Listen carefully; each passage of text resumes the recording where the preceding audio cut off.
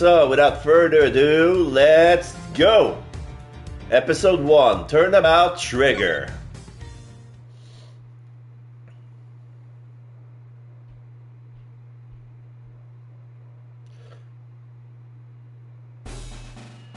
Big sky. Oh, this is better graphics. Here he comes! The presidential plane descends from the western sky, bringing a message of peace. It's making its final approach and lands right on Gourd Lake. There's a phoenix.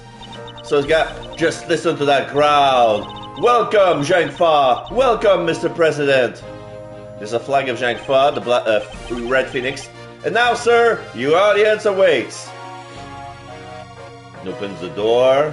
The plane. Here's the president with his 2 bodyguards. Honored friends and allies, I am here today to deliver a message. The odious criminals that dodge are thanks to the prosecutor's office of your great country. There's a gun. You have our most heartfelt gratitude, however, friends. Do not forget, the battle against evil rages on. Here today, I make you this solemn promise. We shall crush the wicked with the righteous hammer of justice. Gunshot. Ah! The person has been shot! Everybody's fleeing. Protection with the suitcase. Call the prosecutor's office! Get Miles Edgeworth here right away! If anyone can solve this, he can! Now we see Edgeworth putting his suit! Miles Edgeworth is back. Alright, March 25th, 2:46 p.m., Gourd Lake Spectator Arena. So is this a week after the events of another game, or is it a week and a year later? This is interesting. Here comes the Miles. Sir! The news must be halfway around the world already. Here's Gumshoe. Oh yeah, the president has been secure inside his own plane. After all, it's not every day an attempt is made on the life of a nation's president. My name is Miles Edgeworth, and I work as a prosecutor. I came as soon as I got the call. The moment the phone rang, I knew it was serious. Mr. Edgeworth! Thank goodness you're here, sir! This is Dick Gumshoe, a detective with the local precinct. He's the one usually assigned to my cases. How is the president, detective? We still don't know, Mr. Edgeworth. The medics just boarded the plane a few minutes ago. I see. I hope he's alright. And I suppose you better show me the scene of the crime instead. Right away, sir. I want to check something. Okay, we have the intro. Okay, so here's a part of the speech that you missed. The odious criminal that dogged my beloved nation are no more, thanks to the prosecutor's office of your great country. You have our most heartfelt gratitude. Do not forget. Okay, the rest is I managed to catch it.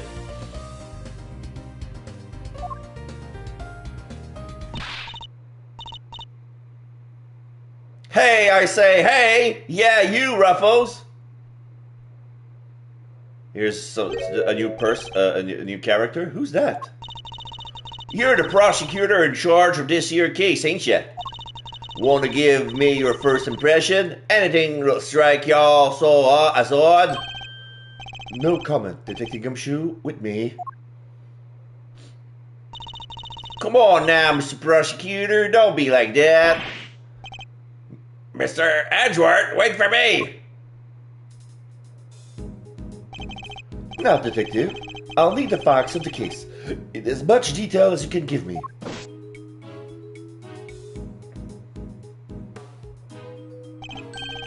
Well, the scene was right here at Gourd Lake, as you already know. A bunch of people were gathered to welcome the president of Zhang Fa.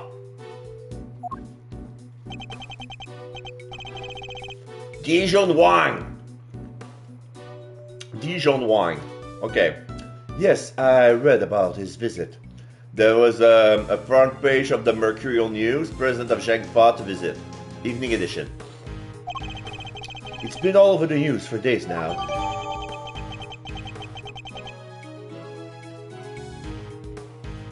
A special report about President Dijon Wang. Newspaper clipping data jotted down in my organizer.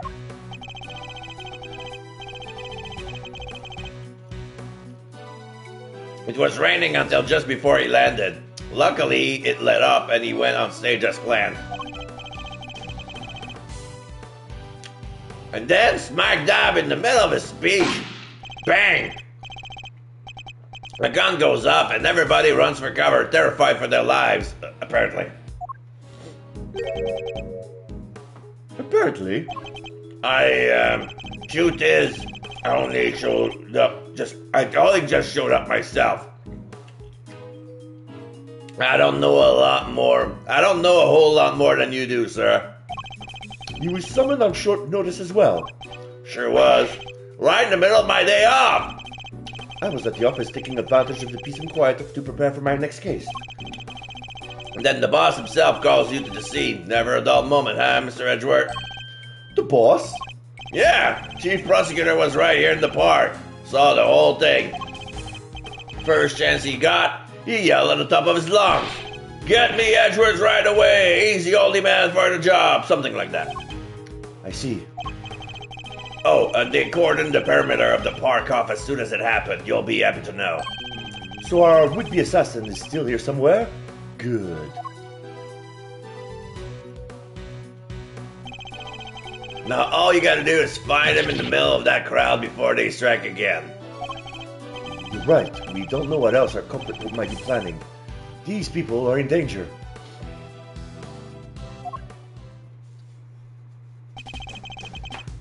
We don't have a moment to lose. Let's begin with the basics.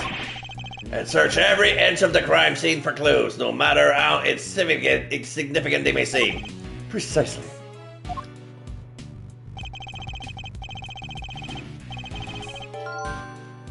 The president was shot at, which means a gun was involved. That's our first clue. President was shot at, security was tied for President Wang's speech, but he was still shot at somehow.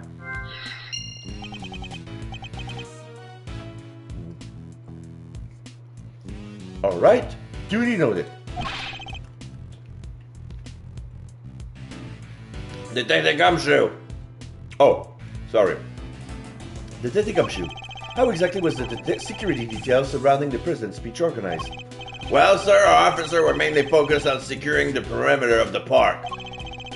The president's people took charge of the rest. He has his own team of bodyguards. See those guys over there? Maybe we should ask them a few questions. If I want to talk with them, I need to walk over there and press X. Can I go down? Sir, the president's bodyguards are over there. I know that, Gumshoe. Ah, so they are. Should walk up to the bodyguard and press X to talk to them. Alright, they're not giving me much choice. Can I examine that popped-up balloon for some reason? Sir, the president's bodyguards are in front of the plane. I know that, Edgeworth.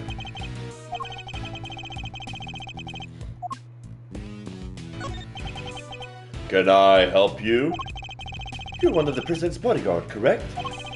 Could you tell me how the security detail was arranged during the speech? Two of our senior operatives were attached to the president. The rest secured the stage. This isn't our first rodeo.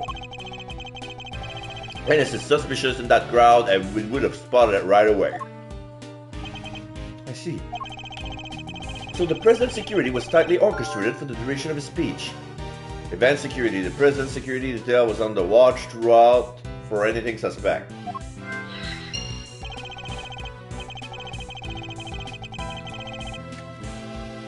Let's investigate further. We should speak with other witnesses and continue to look for over the crime scene. We can't afford to leave any stone unturned. So that's all y'all go about it, huh? Sure is something seeing the pros at work. Can't share a little about what happened to that information once you got a hold of it? Bystanders. This one seems persistent, but I can't afford to get distracted. Hey, Ruffles! I ask you a question, dang it. What happens next? Well, we put all the information together and try to find connection, right, sir? Detective! Ah, don't be so hard on the poor guy. So, connection, you see, and what next? Well, I guess you'd say we connect the dots, connect one piece of information to another.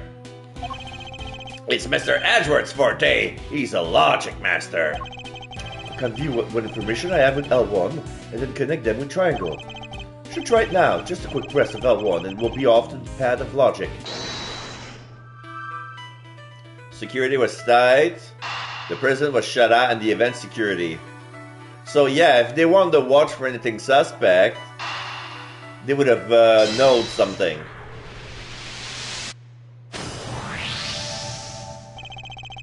Despite the prison's tight security, the perpetrators still managed to carry out their attack. Completely undetected by a contingent of highly trained bodyguard, no less. No mean feat. This would have taken some serious planning. In other words, the assassination attempt was almost certainly premeditated. Of course it was. Mostly all assassination attempts were premeditated, you mean? Yeah, assassination attempt, prison was targeted during a speech, premeditated attack. That's the stuff, Mr. Edgeworth. The old logic never fails, huh? Indeed.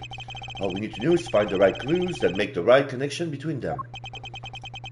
Make the wrong connection, however, and we'll only wind up further from the truth.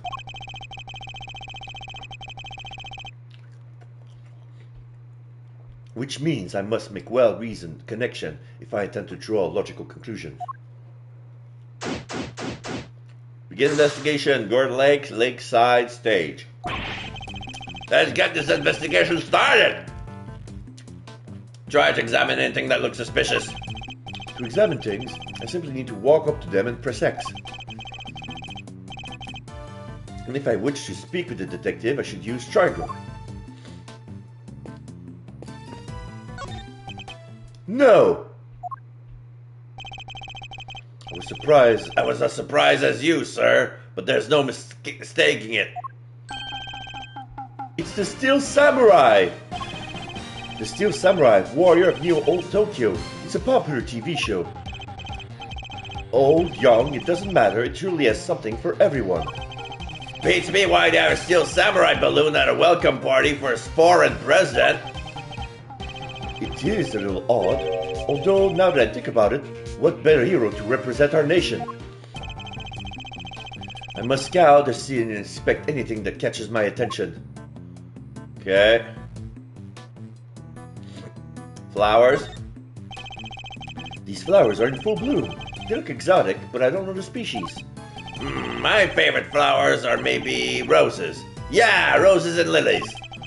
Roses make me think of weddings, the romance. And lilies, well, that's funerals, I guess. Sad, but part of life, you know. It's no coincidence that both types of occasions tend to feature a free buffet, I imagine. Come on, sir, that's not fair.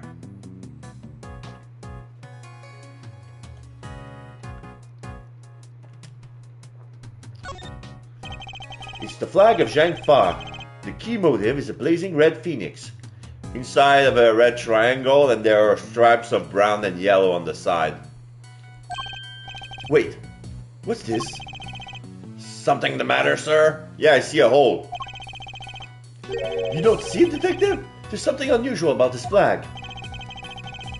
Compare with it the one on the other side of the stage, if you will. Oh, that's a beauty right there. Just look at it flapping in the wind. It's immaculate. Exactly. Which is how a flag should look. And yet, we see quite a different picture. One thing in particular stands out, don't you think? Right, of course. Guy, give up. Come on, spill the beans. You can lead a horse to water. I'll just have to move the cursor from a problematic spot and highlight the difference with triangle. Yeah, there's a hole in it. Take that! Look closely. Do you see the hole? Whoa, look at that! You're right, sir! And note the burn marks around the edges. That's a bullet hole. There's no mistaking it. A bullet hole? So you're saying a bullet went through this flag?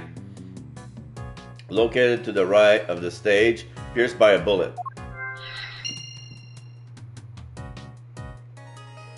Okay. Breaks your heart, don't it? It does. What villainy could have befallen him? Witness said he popped right about when the gun went off. It's like the gun shot the steel samurai?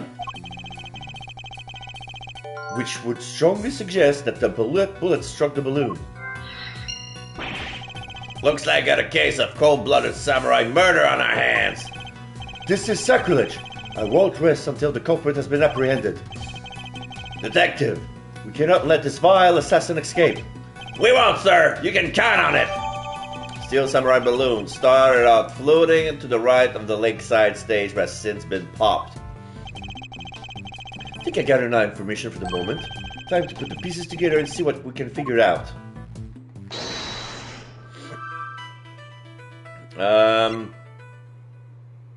Assassination attempt, flag with bullet hole.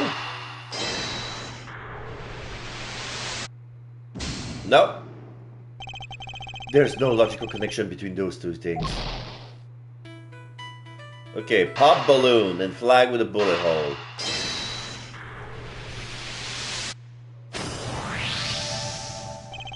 There is a bullet hole in the flag, and it seems highly likely the balloon was popped by a bullet too.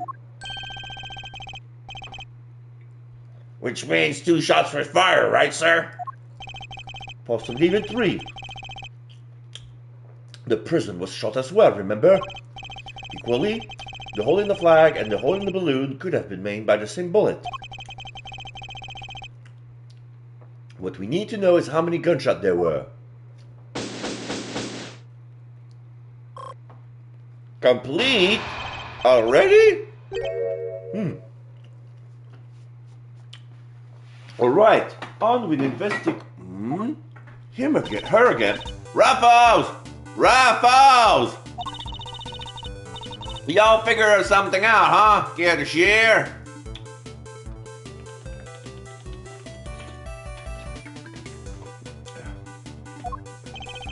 Who exactly is she?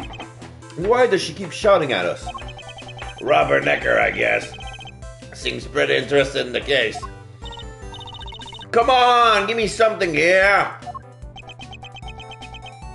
We do need to speak with some witnesses to find out how many gunshots there were.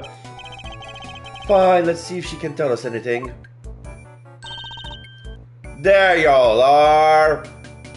And yeah, we can see she has some sort of raincoat that says "Go You." It's seafoam and yellow. She's having a backpack for camping, a bear trap, and a sleeping bag. And she's having headphones on her attached to a tape recorder with a mic. And there's also a kettle attached to the bag. There you are, Tabby Lloyd, at your service. So her name is Tabby Lloyd. Tabloid. Alright, that's a better pawn. I forgot what her name was in Japanese, in the fan version, but I like Tabby Lloyd a lot. I'm looking for the case for, well, just for me right now, but looking into the case. Miss Lloyd, was it? Miss Lloyd, there's something I would like to ask. Well, what can you tell me? Any exclusive details you want to share? How about the perp? What have they made any demands? What about them there, Ruffles? Where does a fella buy a cravat like that? Hold it! Will you be quiet for a moment? I'll be asking the questions here. Dang, and here I thought I could give me something juicy for my piece. I need to know about the shooting. Can you tell me about how many gunshots you heard? Why, I most certainly cannot. I beg your pardon? I can't just be handing out leads for free. That's stuff my livelihood. Oh, come on, don't hold out on us. Hello, Douglas. I'm so glad that you're here. You came in to say hi. I'm so glad that you're here. We're just beginning the game. We're starting Ace Attorney Investigation 2, the Prosecutor Gambit.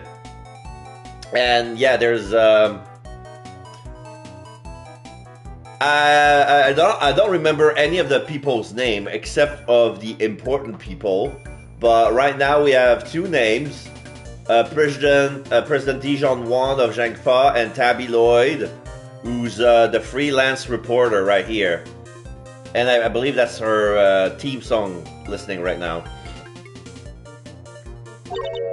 Me? Hold on you? Well, if y'all are gonna be like that, I'll be moving right along. Goodbye. Wait! My birthday's on Monday. Oh, your birthday's soon. Oh, well, I wish you an early happy birthday if I cannot catch you right in time, but that's good to know. Good to know. Wait for what exactly, huh? Huh? If you got nothing for me, then I'm gone. Refresh out of moves here. Out of moves, huh? I wouldn't be so sure. What do you mean, Mr. Edgeworth? Oh, this is gonna be the game mechanic exclusive. The mind chess game. As you know, Detective, I like to play a little chess. And what does one do in chess when an opponent adopts a defensive position? Why, the boards offer any numbers of options. But some are more effective than others. Sorry, sir, but this is all going way over my head. Meow. No matter how impenetrable an opponent's defense may seem, it can always be overcome. Watch and learn, Detective, as I shatter my opponent's resolve with the power of words. When attempting to draw out an entrenched opponent, one must employ certain tactics. Let us picture the board and see if we can anticipate our adversary's next move.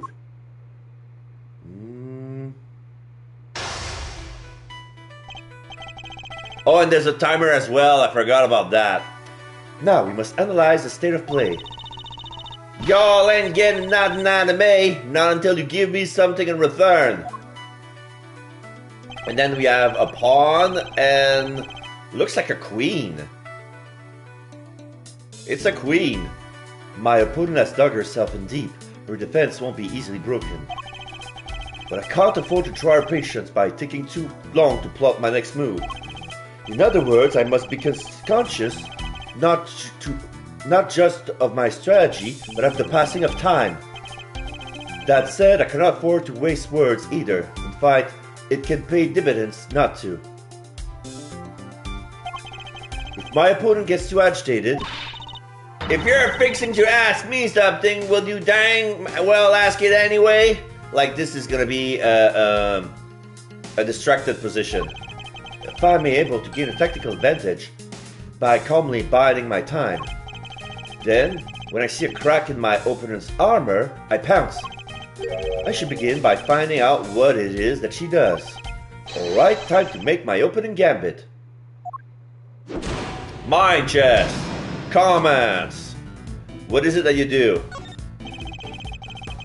Why don't you begin by telling me about what it is that you do?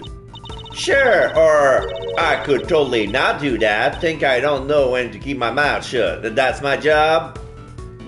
Think I don't know when to keep my mouth shut? My mouth shut, that's my job. Is it now? So you do something you won't or can't tell anybody about? No, shut up! I ain't no lawbreaker, if that's what you're insinuating. Bide my time.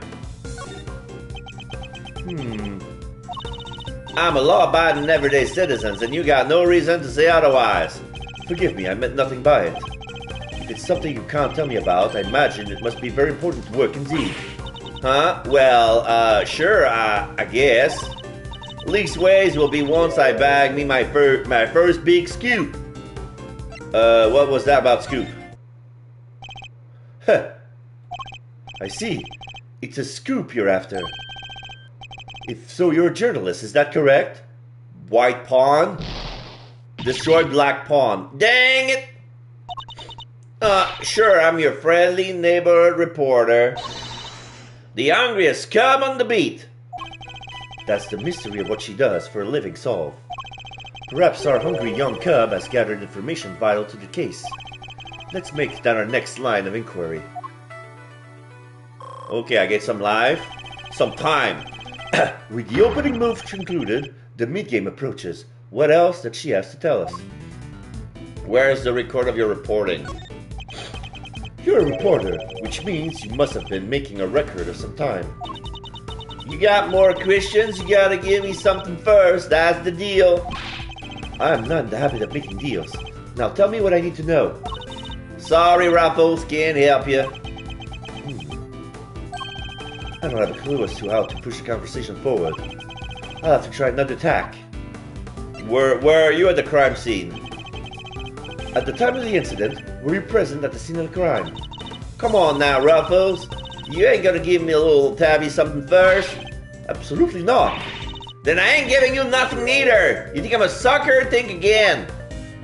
By my time. Because when she's angry like that, it's no good to push. So you have to lower the guard. Come on, this is my career we're talking about here. You gotta give something. Sadly, the more you know, the more you might find yourself in danger. I ain't scared. I'm a pro. That takes more than the sound of a little gunfire to faze me. You heard gunfire, did you? You may be a pro, as you put it, but I'd say you're still a little wet behind the ears. You say you heard gunfire, which proves you were here at the time of the crime. Therefore, you must have seen something. Okay.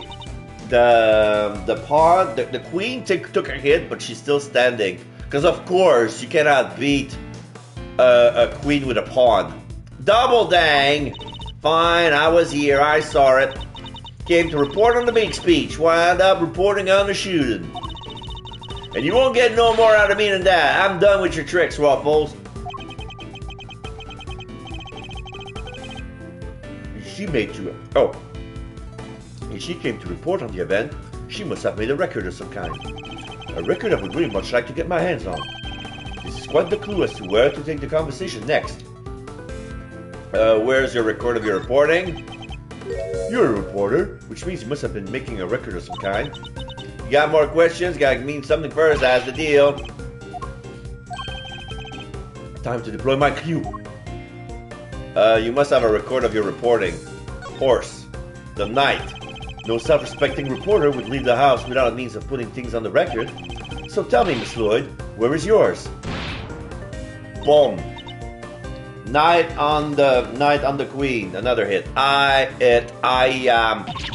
Of course I made a record. I told you I'm a pro. Dang near wore my shoes out running around on this one. Which is why I'm not about to just hand it over to the first person who asks me. I'm not just anyone, young lady. I'm the prosecutor in charge of the case. Don't you, young lady, me, you ain't getting it, no matter how many times you ask. By my time. I'm not gonna say, oh, I'm young lady you as many times as I like. That's not a move. You understand, don't you, Ruffles? It ain't nothing personal. I understand that your job is a difficult one. You do? Well, ain't that sweet? And in such a competitive field, you must sometimes doubt that you'll ever succeed. Nah, I'll go plenty far, I'm sure of it. Yeah. Just as long as I got my trusty tape recorder, I'll always be ready to nab me a scoop. Play me the tape. There's a choice of answers that says, I'm not interested in your tape recorder, yo.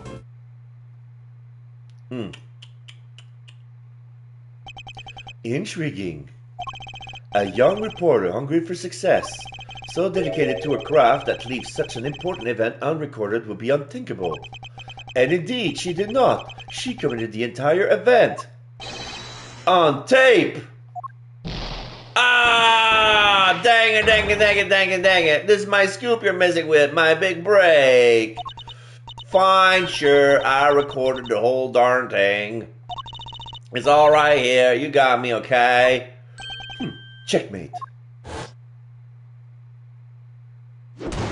Okay, I got a trophy for that. Checkmate. Mine chess complete.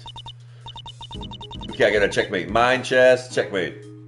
You're something else, Ruffles. She's sweating. I was trying to be strong and silent, but you had me singing like a canary. Never mind that. Now play us the tape. This should finally tell us how many shots were fired. Fine, you can hear it, but I got conditions. You played me like a fiddle, Ruffles. Only the chief ever played me so good. So you gotta agree to be chief number 2. And be mentor to a rising star, aka me. Chief number 2, huh? Kind of like a second parent? That's a big responsibility, sir. And one more thing. I want exclusive reporting rights for the first 24 hours. Come on, you gotta say yes. What kind of mentor would give his star pupil the exclusive, huh? She's a difficult woman to refuse. And I need to hear that recording.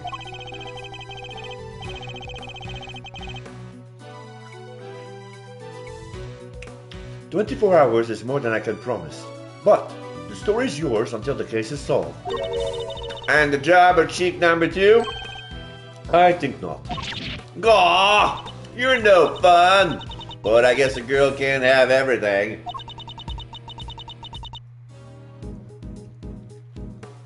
All for the sake of Scoop, huh? Alright, you got yourself a deal. I got exclusive access starting right this second, Ruffles. Good. Then our first order of business is to listen to that tape. Kachak. Honored friends and allies, I am here today to deliver a message. The odious criminals that dogged my beloved nation are no more. Okay, so it's still the president's speech. Fast forward, Kachak. The president's okay, so here's the president passionately addresses the assembled crowd, as if trying to shake off the reports of his declining popularity by sheer force of will. That dares me. Can't beat a little live commentary to set the scene.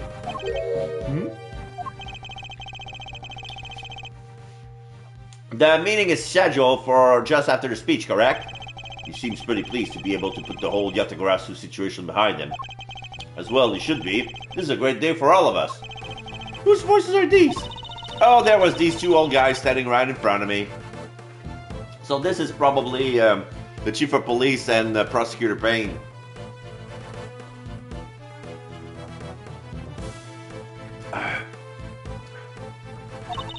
They were whispering away to each other the whole darn time. I know their voices from somewhere. Wait, the part where the gun goes off is right after this.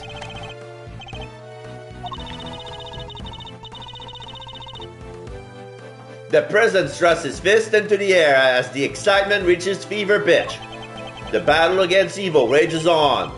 Here, today, I make you this solemn promise. We shall crush the wicked with the righteous hammer of justice. 2 shots. What the... Ah! Miss Lloyd's tape. A recording of the president's speech. 2 gunshot can be clearly heard.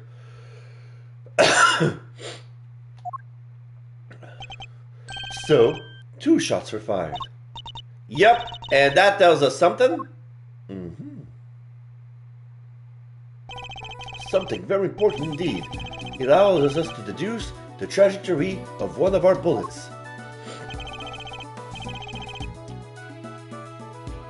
Of the 2 shots fired, one hit the president, which means the other must have passed through both the flag and the balloon in that order. Which, as you can see, allow us to deduce the position of our shooter.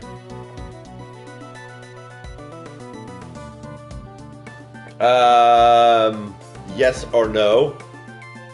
He's gonna be on the left stage. The only possible place from which a bullet could have been fired through the flag and onto the balloon is... here. Take that! Drawing a line between the flag and the balloon gives us the trajectory of one of our bullets and places our shooter on the left-hand side of the spectator area. Bullet trajectory data jotted down in my organizer. You're a genius, Mr. Edgeworth! Detective Gumshoe, I'll need to examine the left side of the spectator area. Roger that, sir. So you need me to clear all those people out of the way, I guess? I do. And what evidence remains to be found may already be deteriorating. So I'll need you to be quick about it. Yes, sir.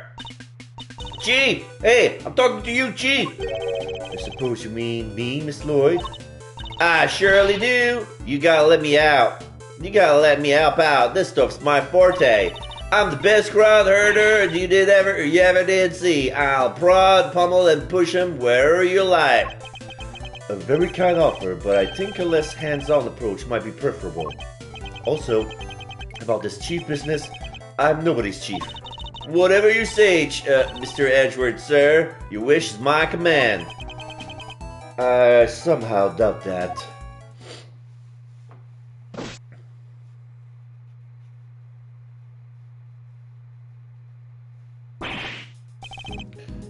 Here you go, sir. It's all ready for you. Miss Lloyd here cleaned everybody out just like that. You should have seen it. Oh, you had seen nothing. The chief, my other chief that is, she sends them running twice as quick. She sounds like quite a formidable character. Perhaps you should go easier on the poor girl.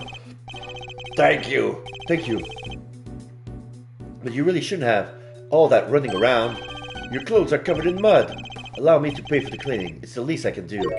Huh? You mean my jacket? Oh, don't you be worrying your pretty little head about that. It's reversible. All you gotta do is switch it around and alakazam, no more dirt. On the outside, perhaps, but you'll still have something of a problem with the inside. We're ready to get back into the investigation whenever you are, sir. The crowd has trampled the entire area. We'll be lucky to find any traces of our shoot at all. Begin investigation. There's a flag, there's Winston Payne on the side. There's a cameraman.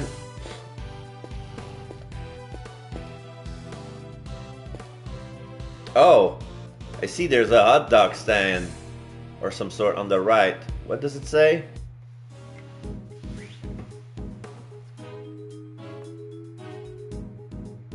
Yeah, they're selling samurai dogs.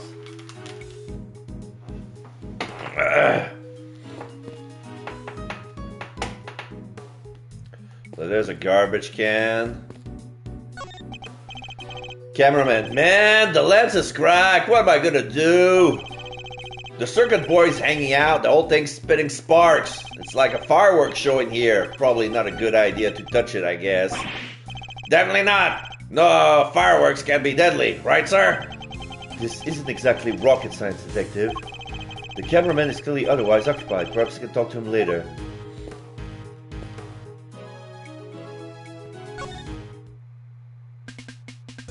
About the incident.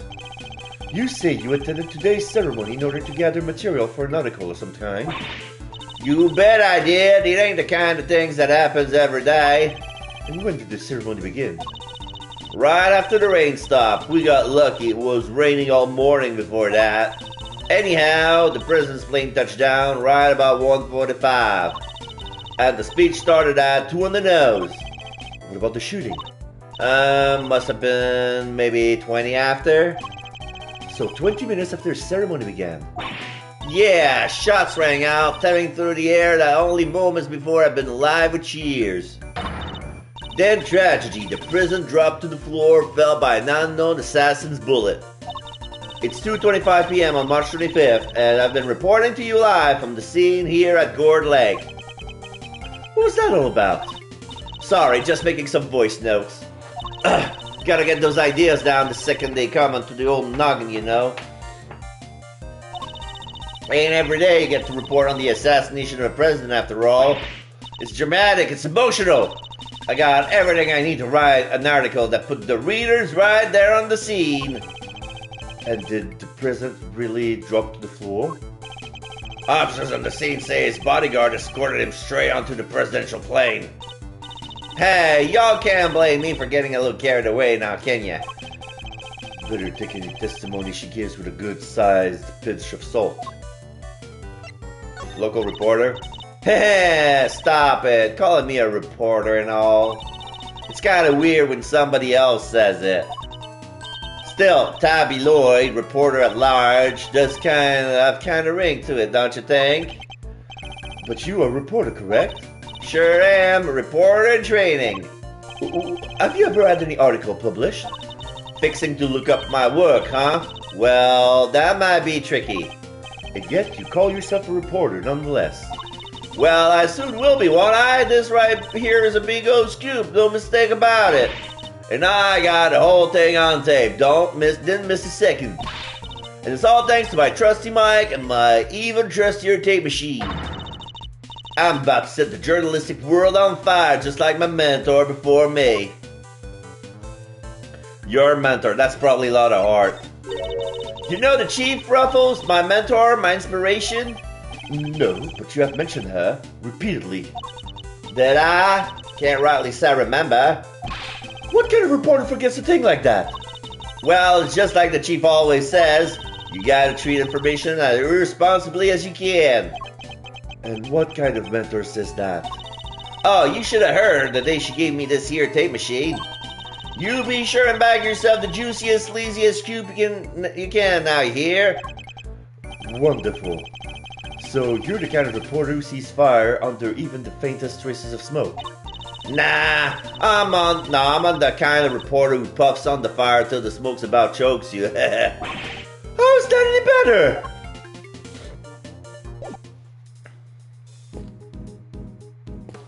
Alright, let's talk to Winston Payne. Oh, there's a sign here.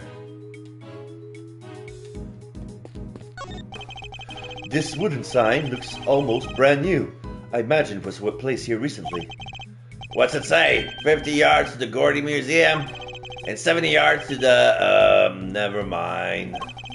What's the matter, detective? Just read it, will you? 70 yards to the boathouse. Feels like a million years since that whole sorry affair unfolded. Fond memories, detective. Yeah, fond memories, sir. Oh! Examining the signpost of the land-hand side of the spectator area in episode 1. Okay, so that was a reference to the... So they gave me a trophy for finding a reference to the Christmas debacle.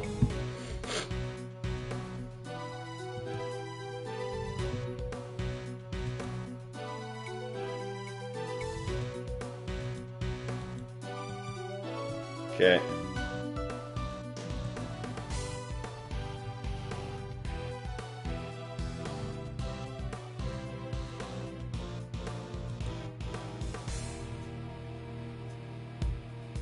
Sorry, I was just checking something. There you go. Okay, let's go talk to, You ain't got to peek through the trash yourself. A prosecutor's life ain't easy, huh? I wanted to talk to the prosecutor, but apparently I selected the trash can. Detective Gumshoe? Right away, sir! The faithful detective scrabbles through the garbage as the prosecutor looks on, his hands unblemished. Let's see now. Come to Papa, little treasure. Is he enjoying himself? Bingo! A popsicle stick! Ah, gotta love the jokes they put on these. Detective! Sorry, sir. Relevant evidence. Relevant evidence. Huh? I think we got something. Good work, detective. Let's take a closer look, shall we? There's a bag. Okay, here's a pun. There's a bag, and on the button, there's a slogan of a pipe. Get it? Bagpipe? By examining a piece of evidence from all angles, we can uncover hidden details. We sure can. Just tell me which way you want it, sir. You can rotate the item with R. The R button. The thumbstick. The R thumbstick. If you want, I can move it closer and further away, too.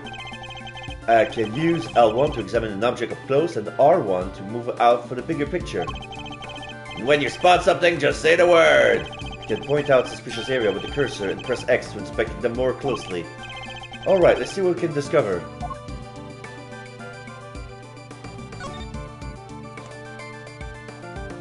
There you go. There's a gun and a plan. This is a document of some kind. President Security Plan, March 24. Lead, Rook, second, Knight. Less cover for lakeside, eyes on this area. Rook reposition in light of Knight's injury. Knight to immediately escort presidents to plane in case of emergency. Stay frosty, we know who might be in the audience. Oh!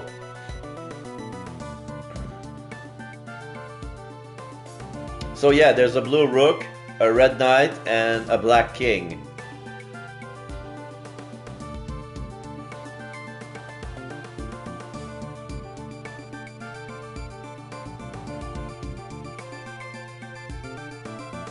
Okay, so they choose the position to make the speech very well, because that way they can minimize. So if they're facing the lake, they can minimize the security, you know. What are we looking here? Presidential security plan? It's a diagram of the president's security arrangement. It shows how the president's bodyguard were positioned. It even has the people's name on it. Rook and Knight.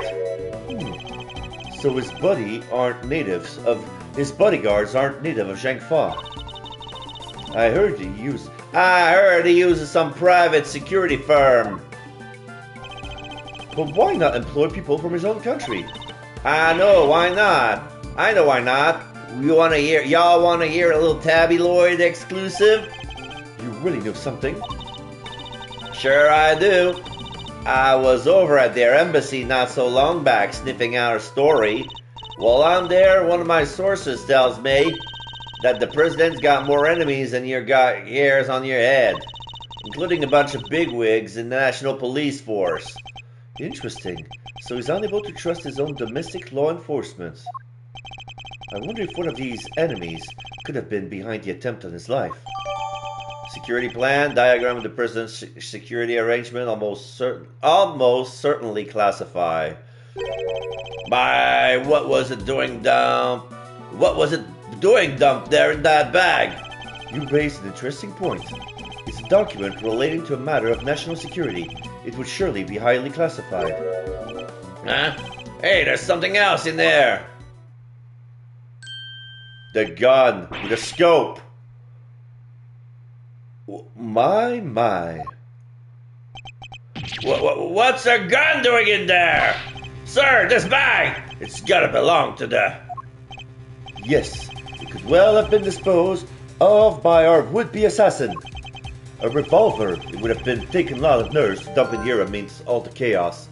Found in a trash can, not easy to acquire in this country. Yeah, this is the type you cannot acquire. Could this be the work of a professional? That would explain the security plan too. I think we need to take a very close look at our latest find.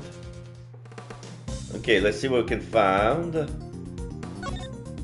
It is a revolver. 2 shots were fired. 2 bullets spent in the cylinder, matching the 2 gunshots heard on the recording. That proves it! This must be the weapon that was used!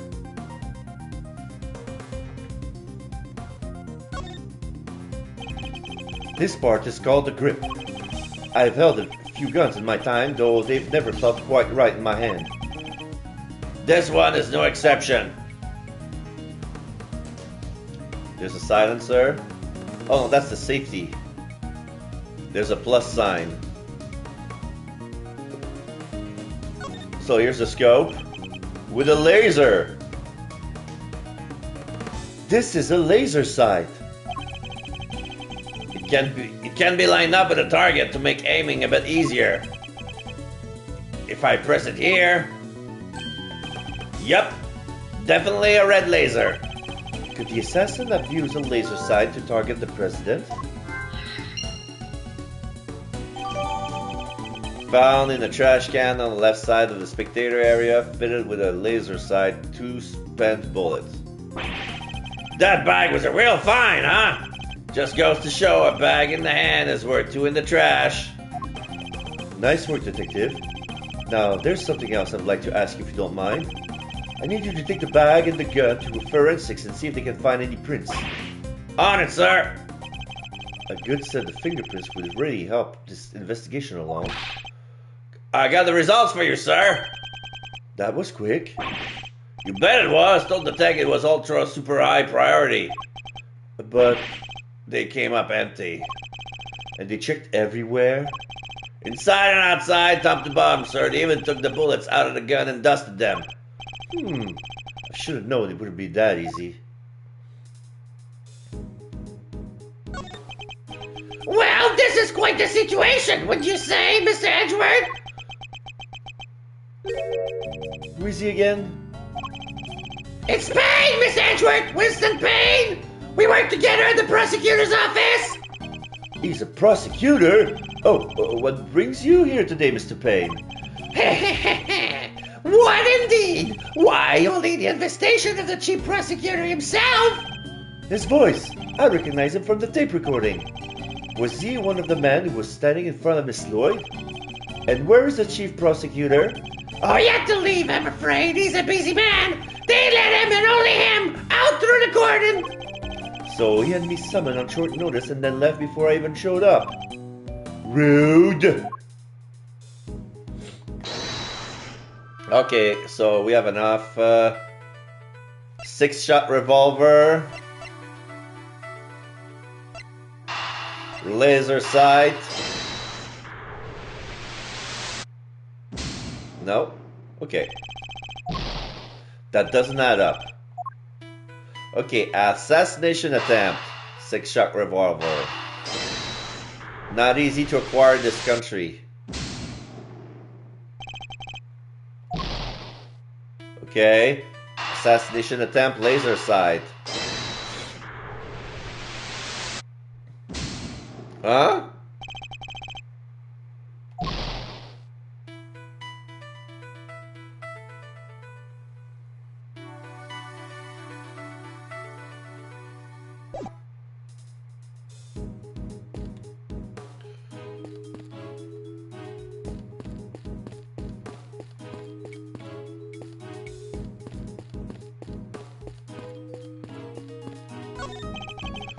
You with one with the news channel?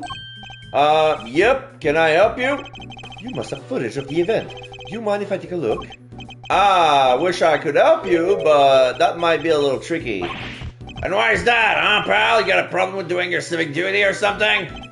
No, it's just that my camera was knocked over in all the panic, and now I can't get it to work. That footage would have helped immensely. God, just our luck. Ha ha ha! Ha ha ha ha! What the? You look like you need a little help, Mr. Edgeworth. I know that voice. Kay!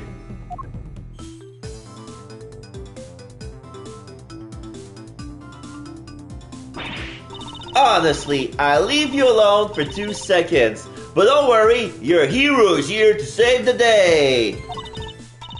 That's right, the one and the only Kay Faraday! Hero? Only you would give yourself a title like that. So, you're not a great thief anymore? Not right now, but it's not like I quit. I'm just on sabbatical.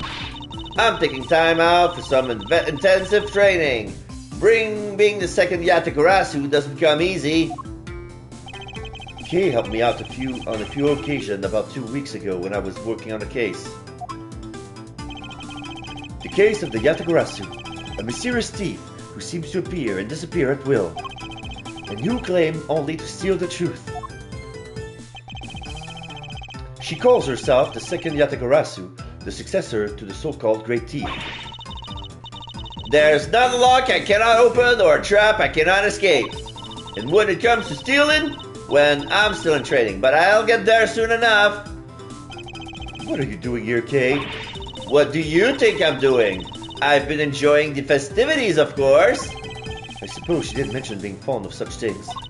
And afterwards, I was thinking of dropping by your office to see you guys, but now I don't have to. Good to see you, kiddo. You're as bright and as breezy as ever. Hey, Gummy, how you been? You're looking pretty full of beans yourself. So, Kay, are you really here to save the day?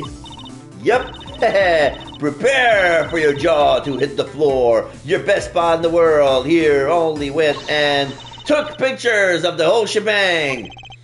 Did you now? Then you better show them to me. Wow, your jaw didn't even drop an inch.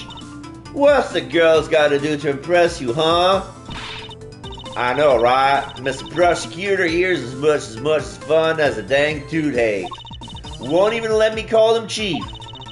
But I'm forgetting my manners. Tabby Lord, A's reporter at your service.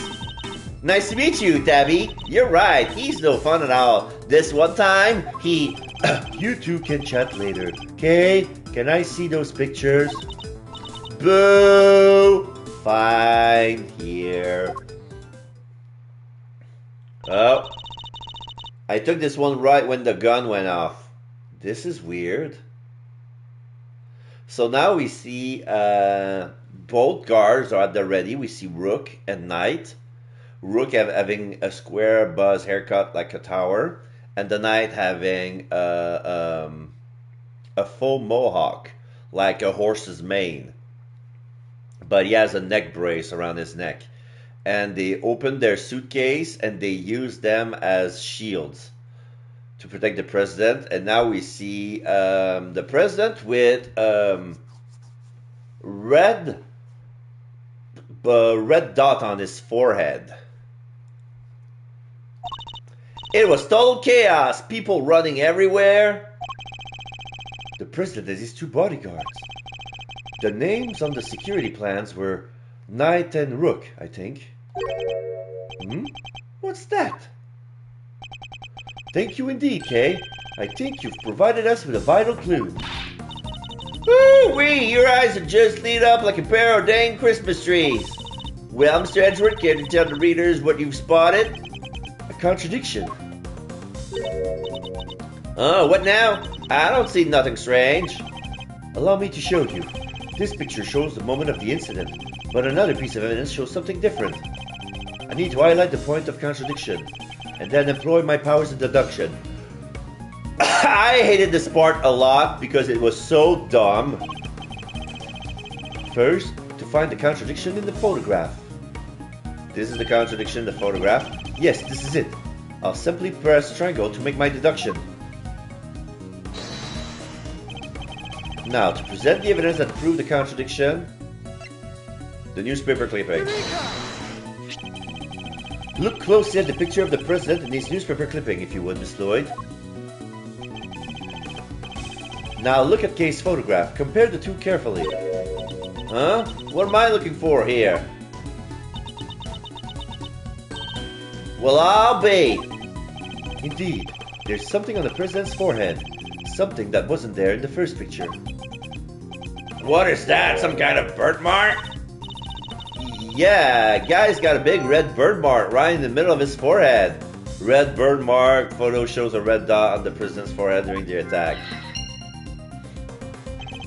I highly doubt the birthmark just sprang up there since the other pictures was taken. Did he get bitten by a bug then, maybe? Yeah, that's it. That right here is a big old bug bite. And here I thought it was something important, the look on your face. You should know that the road to the truth is paved with just such seemingly trivial details. Ooh, again with the face. Alright. Duly noted, Chief. Case photograph. Photograph of the president at the exact moment of the incident occurred. Okay, now I can... So, the red birthmark and the laser sight.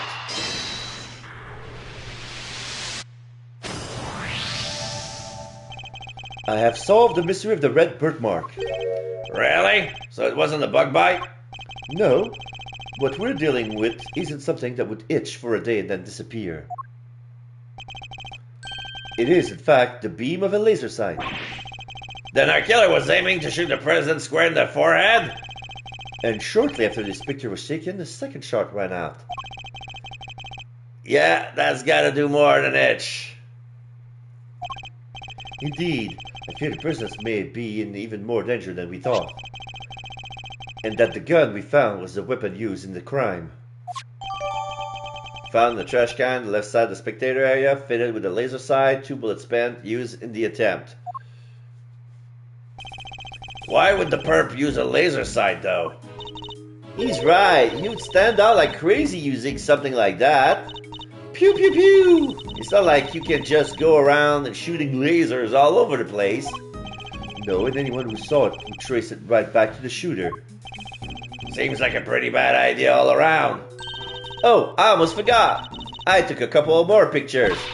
Maybe the laser sight's in one of them. It's a long shot, but it's worth a look at least. Alright, Kay, let's see those other pictures. Yes, sir! Right away, sir! Let's see. First up, here's one I took just before everything started going south. This was mostly a selfie, but yeah. It might be more useful to us if half the frame wasn't taking up with your face. Hehe, hey, can you blame me for wanting to get a selfie with the president? Lucky for you, this was right before the gun went off. And this one I showed you before is from just after the first shot was fired. The second shot came just seconds after this. And then there's... What's this? I can hardly see anything. I see an umbrella on the floor. I got knocked over when everyone started running. Right after the last picture. Guess I must have pressed the shutter by accident. Not sure this one's gonna be much of use, kid. And that's all of them. Case photograph, 3 photographs taken before, during, and after the shooting. Time to take a closer look.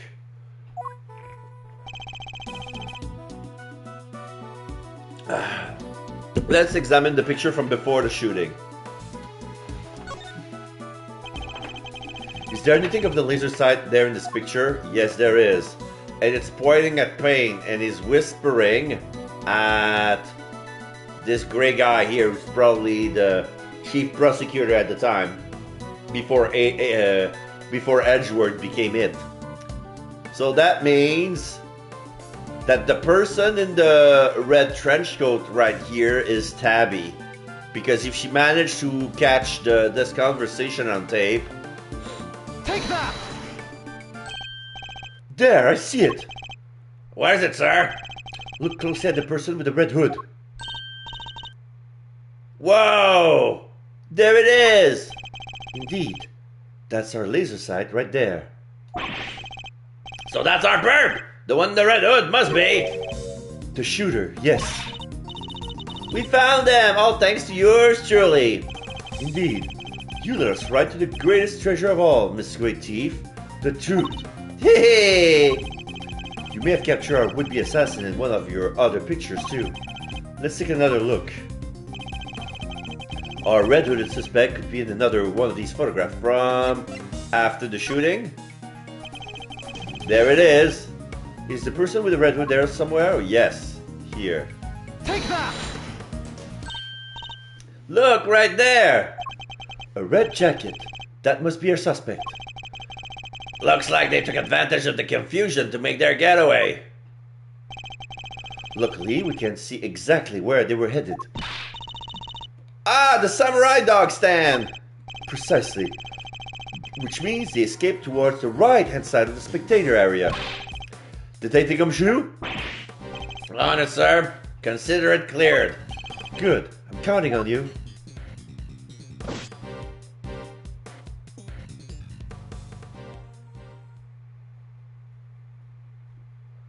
So now we see an image of the red hooded assassin in the rain. We have you now, my little Red Riding Hood. The entire park is cordoned off and we know which way you went. Now it's simply a matter of hunting you down. Ah, here's the umbrella from the picture. Now, let us continue our investigation. There's evidence here somewhere. All we have to do is find it. Okay, so the umbrella is of no relevance. There's a shoe. I can talk to Kay. I can talk to Tabby. The banner advertising the rifle range has fallen over. It must have been knocked down in the crush. It's covered in footprints too. The crowd must have really panicked. Hey, now where can I buy one of these? Why would you wish to? Don't tell me you're thinking of riding gumshoe on it and wearing on your back. What? How did you guess? Are you a mind reader, sir? Is that it? It was a joke, but I should have known that's nothing impossible when it comes to the good detective.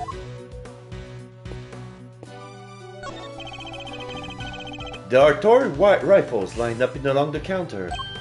Oh, a rifle range. I'm good at these, sir. A regular sharpshooter. I thought you said you hated guns. Oh, I don't hate them. I just don't really like them. Isn't that basically the same thing?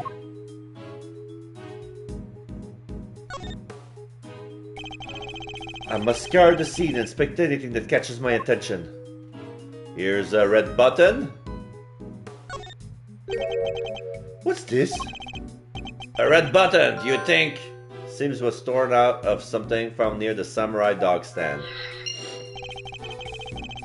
Could he have been dropped by our red-hooded suspect? Yes, it certainly seems likely. Samurai dog now with salsa? Oh. It says samurai dogs now with sakura relish. Just in time for spring. They make relish out of cherry blossom flowers? Huh. Sakura, huh? What did that taste like? Well, sakura is cherry blossom, so I guess maybe cherries? But blossoms are blossoms and cherries are cherries, sir. They're totally different things. Oh my god. But you're right, I suppose. So what does sakura really taste like? This is my kind of mystery.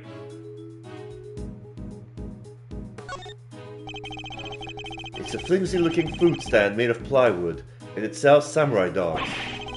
Hey, Mr. Edgeworth, I got $1.50, you know. If, you know.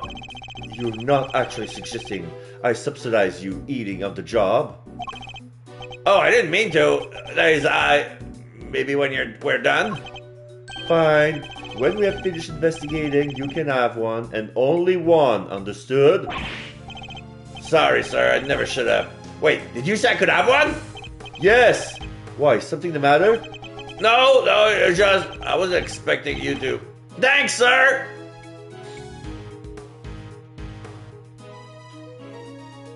Here's a pedals. Oh, there's water puddles here as well. The puddle reflects the clear blue sky. All that remains of the rain. You're a regular poet, sir. Very funny, detective. How would you describe it then? Let's see, a pool of water left behind after a real heavy downpour. Just like I get left behind after a real heavy dose of Mr. Edgeworth's logic. I would say don't give up on your day job, but it seems you don't even have that down, detective.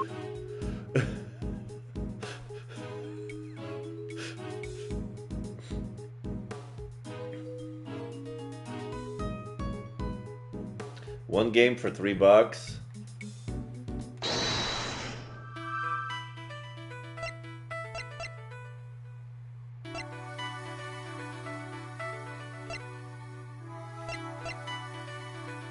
I don't want to because I'm still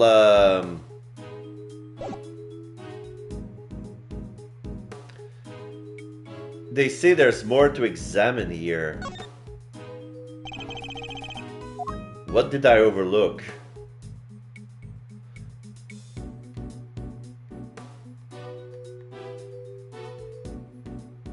I got the button. Oh! There's something red down here. Detective Gumshoe, can you see what it is under the stand, please? There's something down there, alright. Let's see. Well. A red raincoat. This must be the one the suspect was wearing. They must have taken it off and hidden it under there before they made their escape. Red raincoat, seemingly discarded by the person in the red hood, found under the samurai dog stand.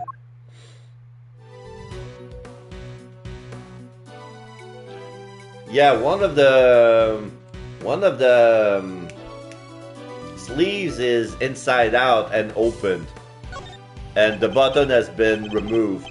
This sleeve, it's inside out. The button is missing too. All right. So this must be the hint that I needed to make this connection.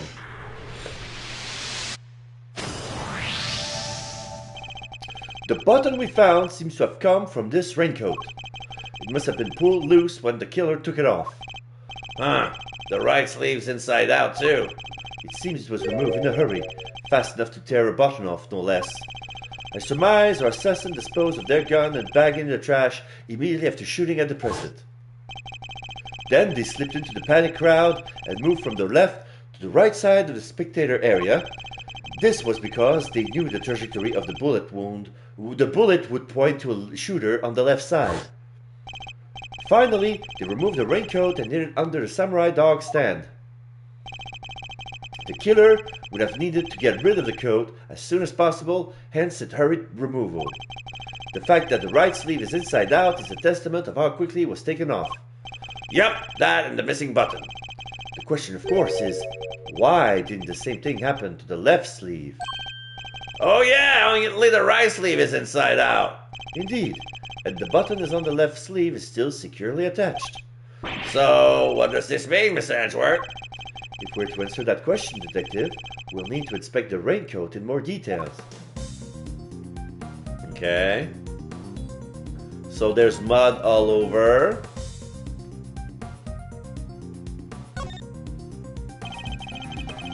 Let's take a closer look at the inside of the raincoat. Detective Gumshoe? Yes, sir! Oh! There's a blood stain inside of the raincoat? This is a blood stain. And considering where it is located, I'd say the blood belongs to our would-be assassin. So we're looking for someone with an injury? Not just any injury, Detective. An injury on their left arm. Huh. How do we know that? It's simple. The right sleeve is inside out, suggesting that the suspect removed the raincoat in a hurry. Conversely, the left sleeve is just as we would expect it to be. Therefore, the suspect's left arm was never in the sleeve in the first place. And once we understand that, everything else falls into place. Yeah. So, that means the killer is right-handed. Now, Detective, there's a blood stain on the left side lining of the raincoat because the suspect's arm was too injured to fit through the sleeve. Precisely. Or at least we could say that there is a good probability that was the case. Raincoat, there's blood on the inside. The person who was wearing it must have an injured left arm. The pieces are starting to fall into place. Investigation complete. Oh, it's a good thing I didn't press what I should have. That would have given me more health. Lose more health. Detective Gumshoe, I need you to go and search the crowd for likely suspects. Yes, sir. Suspicious character with injured left arm coming right up. You're even smarter than you look, Ruffles. Taking all them bitty pieces and put them all together like that, you'll have your man in no time. That's Mr. Edgeworth for you. The park is still cordoned off, so our would-be assassin will be in that crowd somewhere. Don't let me down, Detective Gumshoe.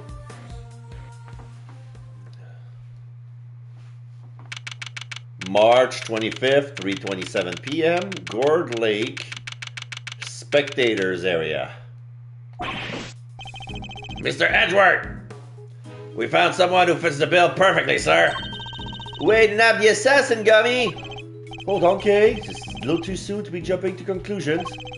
For the moment, they're a person of interest and nothing more. Understood? Okay, no jumping.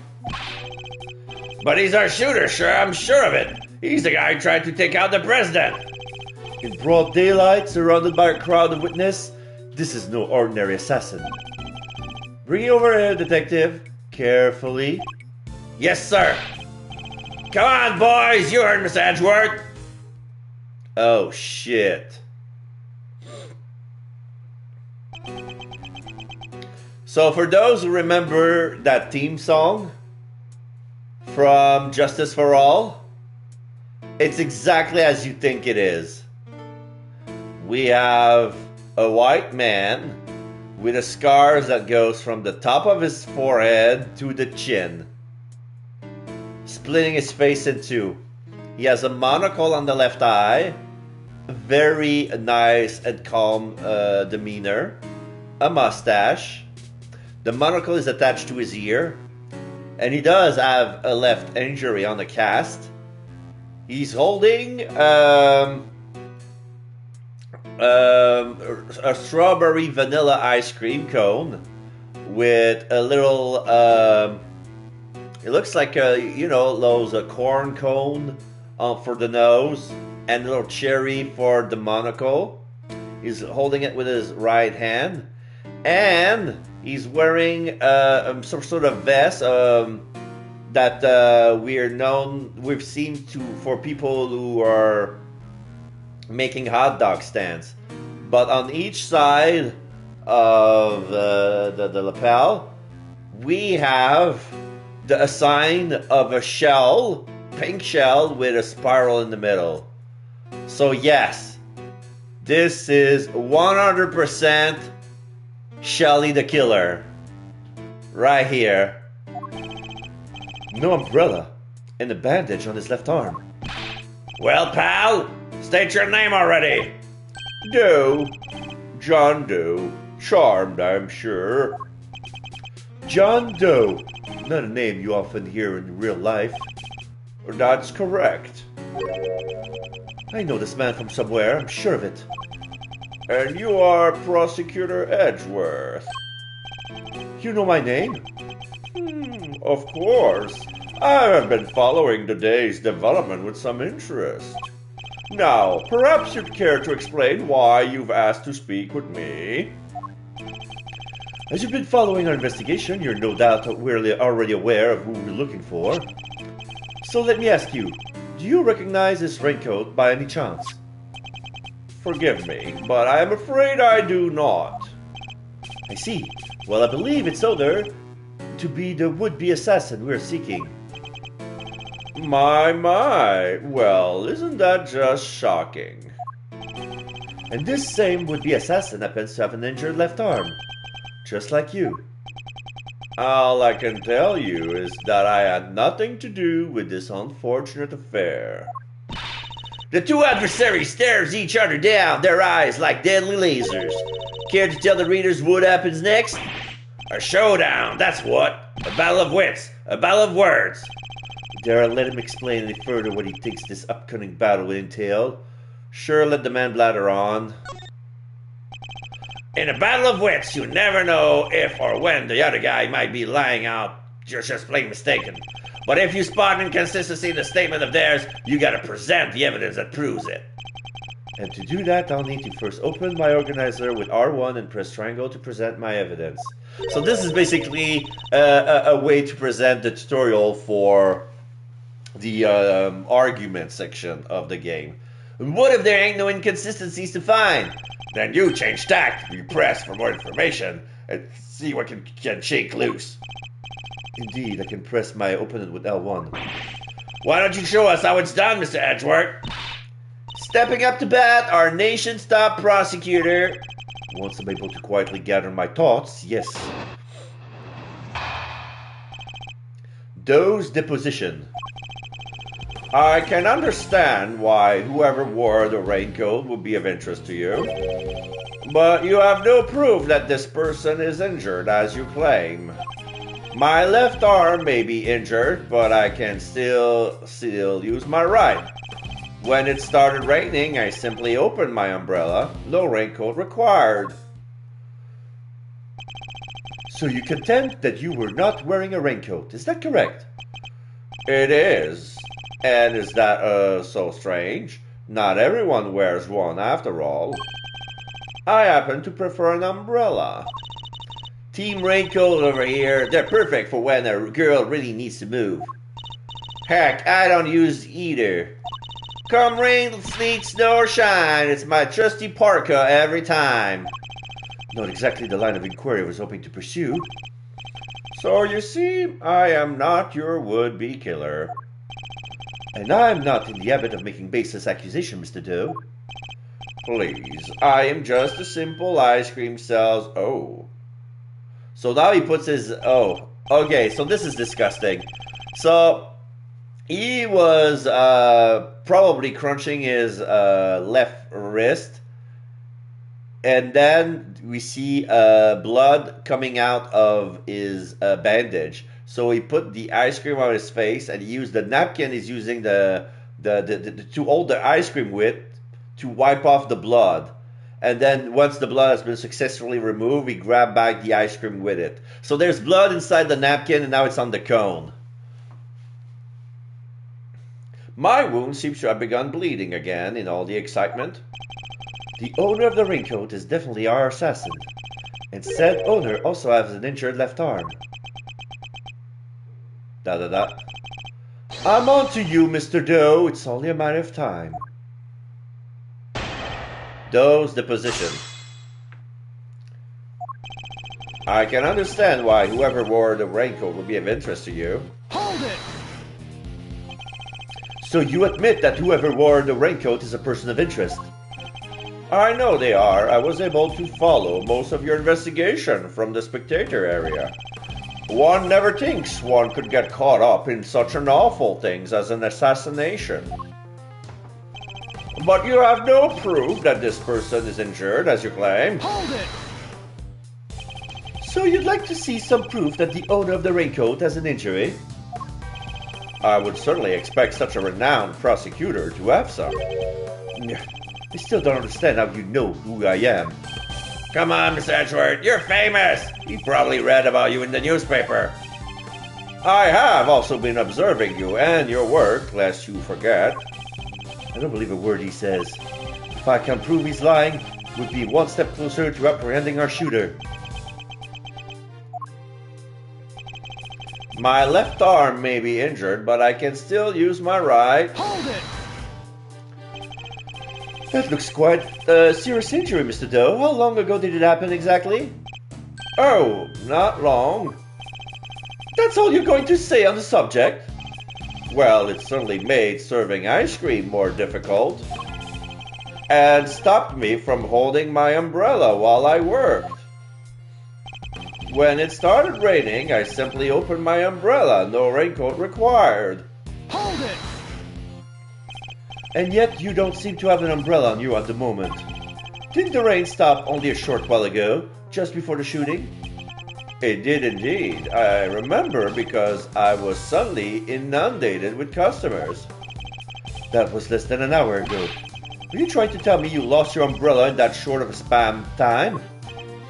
Yes, that is exactly what I'm trying to tell you. After all, it only takes a moment for someone to steal an umbrella, especially in a crowd of that size. That's entirely possible, I suppose. I had my umbrella when it was raining, Mr. Edgeworth. That is a fact. And then he lost the umbrella to the crowd, huh? Guess it's just one of those things. I suppose you're going to tell me that this wound reopening is just one of those things too? Well, it kinda is, no? The assassin's left arm is injured. He's bleeding again, wiping it off. As is Mr. Doe's. Why, he's even bleeding as we speak. You're right, that is pretty suspicious. Nonetheless, we need to find something concrete that will link Mr. Doe to the crime. I should press R1 to open my organizer and look at all the evidence again.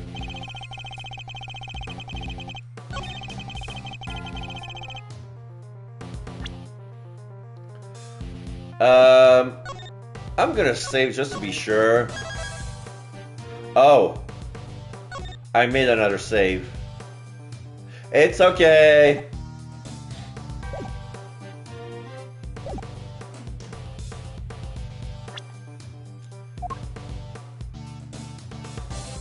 So I guess I'm going to present the raincoat since this is the base of my deduction. Objection! Yeah. You seem like a careful man, Mr. Doe, but not quite careful enough. After all, you left something behind, something of vital importance. I'm afraid you must have me confused with somebody else. The coat does not belong to me. Or do you claim to have some kind of proof to support your accusation? Your arm isn't troubling you too much, I hope. Your wounds seem to be bleeding again. I'll survive, although I can't pretend it's not something of an inconvenience. You'll have my deepest sympathies. Because if it wasn't bleeding quite so badly, you could have perhaps made a clean getaway. What exactly are you insinuating? As we have already established, whoever wore the raincoat is injured. And now I can prove that that person was you. With this decisive piece of evidence.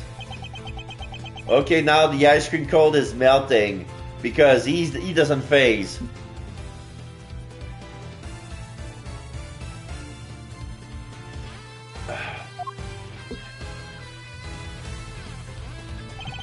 You see, Mr. Doe, there is a small amount of blood on the inside of this raincoat.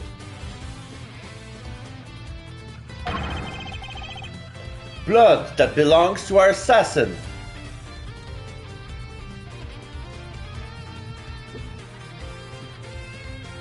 Oops. Oh, he squeezed his ice cream cone very hard and it fell into the sky and he slowly fell down inside his napkin. This is weird. Attempted murder on a foreign leader, causing a diplomatic incident. They'll throw the book at you. You can give us a silent treatment all you like, but we don't need you to talk. A simple blood test will give us the answer we require. All it takes is for us to compare the blood on your bandages with that on the coat, and that will be that. ... We have the evidence. Why don't you make it easier on all of us and come clean? Admit that you were the one who attempted to assassinate the president of Zhengfa. I am not your assassin. You're stubborn, I give you that. But if this were a game of chess, you would already be in checkmate. Now do the honorable thing and admit defeat. ... He doesn't look like a man with no moves left to play. Very well. You have me. I'll admit it. I was wearing the raincoat. He confessed! Say the word, and I'll slap the cups on it right now. But I did not shoot at the president. What? Mr. Edgeworth, the only thing you have proven is that I was wearing a particular raincoat. And as far as I am aware, that is not a crime. Those deposition part 2. I am no assassin. I am a simple ice cream seller. One who happened to be wearing a red raincoat while watching the president speak. It was as surprised as anyone when his bodyguard sprang into action and the shots rang out. That's when the spectators panicked and started running and screaming for their lives. Now, are you finally satisfied that I am telling the truth? As if your stories stink. No. You don't scare me. The evidence is on our side, you know. Look, it's right here, plain as day. The assassin, and they're wearing a red raincoat. Intriguing. But that is not me. Oh, come on! Tell me, Mr. Edgeworth. Do you really think I was the only one in the entire park wearing a red raincoat today? I do, actually. But then, why? Why does he seem so sure of himself? Those deposition part 2. I am no assassin. I am a simple ice cream seller. Hold it! simple ice cream seller, but a knowledgeable one, I assume. On the subject of ice cream, at least. But of course, ask me anything you wish. Okay. I don't know the first thing about ice cream. You know what the most important thing about making ice cream is, of course? Mr. Edgeworth. Why, the most important thing about making ice cream is to approach it with a virtuous heart. What does virtue have to do with anything? Without proper reverence for the craft, I'm afraid all you'll ever make are sweetened crystals of ice. There, I hope that you now see. I am nothing more than an ice cream seller. One who happened to be wearing a red raincoat while watching the president speak. Hold it! Why a raincoat? Why were you not using an umbrella? It is that so strange. It was a rainy morning. Most people were wearing a jacket of some kind. Well, it's a pretty strange choice considering you couldn't get one of your arms into it. Better that than have one of my hands occupied by an umbrella. I had ice cream to serve, after all. Then why go to such lengths to avoid testifying to that effect in the first place? Forgive me, I simply hadn't remembered until now. It's been an eventful day, after all. Eventful? Well, I hardly know what else to call it, Mr. Edgeworth. The president of Zhangfa was shot at. I was as surprised as anyone when his bodyguard sprang into action and the shots rang out. Hold it! So you saw the bodyguards move before you heard the gunshots? Yes, if I recall correctly, they moved first. At least the one on the left did. You're rather observant, Mr. Doe. I am blessed with keen eyes. The names of the bodyguard were written in the top left corner of the security plan. And the one on the left was Rook. That's correct. Bastian Rook, I believe. How do you know his first name? I expect he noticed the light from a laser sight. The man is no amateur. Mr. Doe knows a little too much about the business of being a bodyguard for my liking. I'd say our friend here is no amateur either. I'd like you to append what you just said to our testimony if you don't mind. As you wish. The bodyguard on the left, Bastian Rook, was especially quick to respond. But the thing is, the security plans are classified. Objection! How do you know his first name? As I suspected, you are more than what you claim to be, Mr. Doe. You overestimate me, Mr. Edgeworth. Oh, then tell me how a simple ice cream seller knows one of the presidential bodyguard's name. What? You jest, surely. You were the one who spoke their names aloud. Rook and Knight, was it? Objection! We only know those names thanks to the security plan. But look closely, only their surnames appeared. Exclamation mark. Yet we all clearly heard you say the name Bastian Rook. How did you come to possess such information? Information we ourselves didn't have. Sweating. ... Seems pretty darn suspicious to me. Well, how did you know? Explain yourself. It was merely a slip of the tongue. Another lie. He is the assassin, just like we said.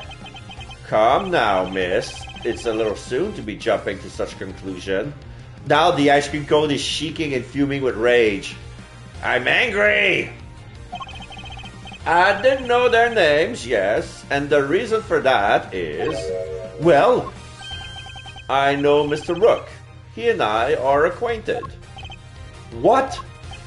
We have something of a connection. And his name is a name I could never forget. You think we're stupid, pal? Stop lying. I am not lying. I am, as I have always been, a simple ice cream seller. And an acquaintance of Bastian Rook, yes. Objection! And I suppose Mr. Rook will confirm that? Should be easy enough for him to remember his good friend, the slippery ice cream seller, correct? Please, you are more than welcome to ask him. Although I think that might be difficult right now. I would imagine he's rather busy ensuring the president's safety. But suppose you are able to speak with him, and he does deny that he and I are acquainted. How will that help how you prove that I was the shooter? Objection! If you weren't the shooter, why take off your raincoat? Because it was no longer raining. In fact, it had grown quite warm. Far better to let my wound breathe, no? Or would you rather that I'd let it fester? Is he actually going to worm his way out of this?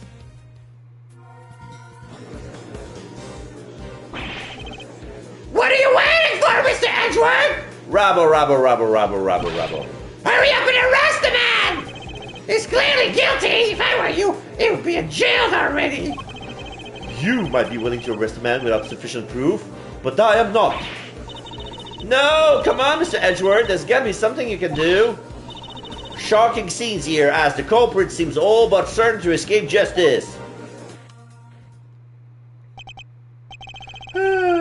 It seems the court of public opinion has spoken. Very well.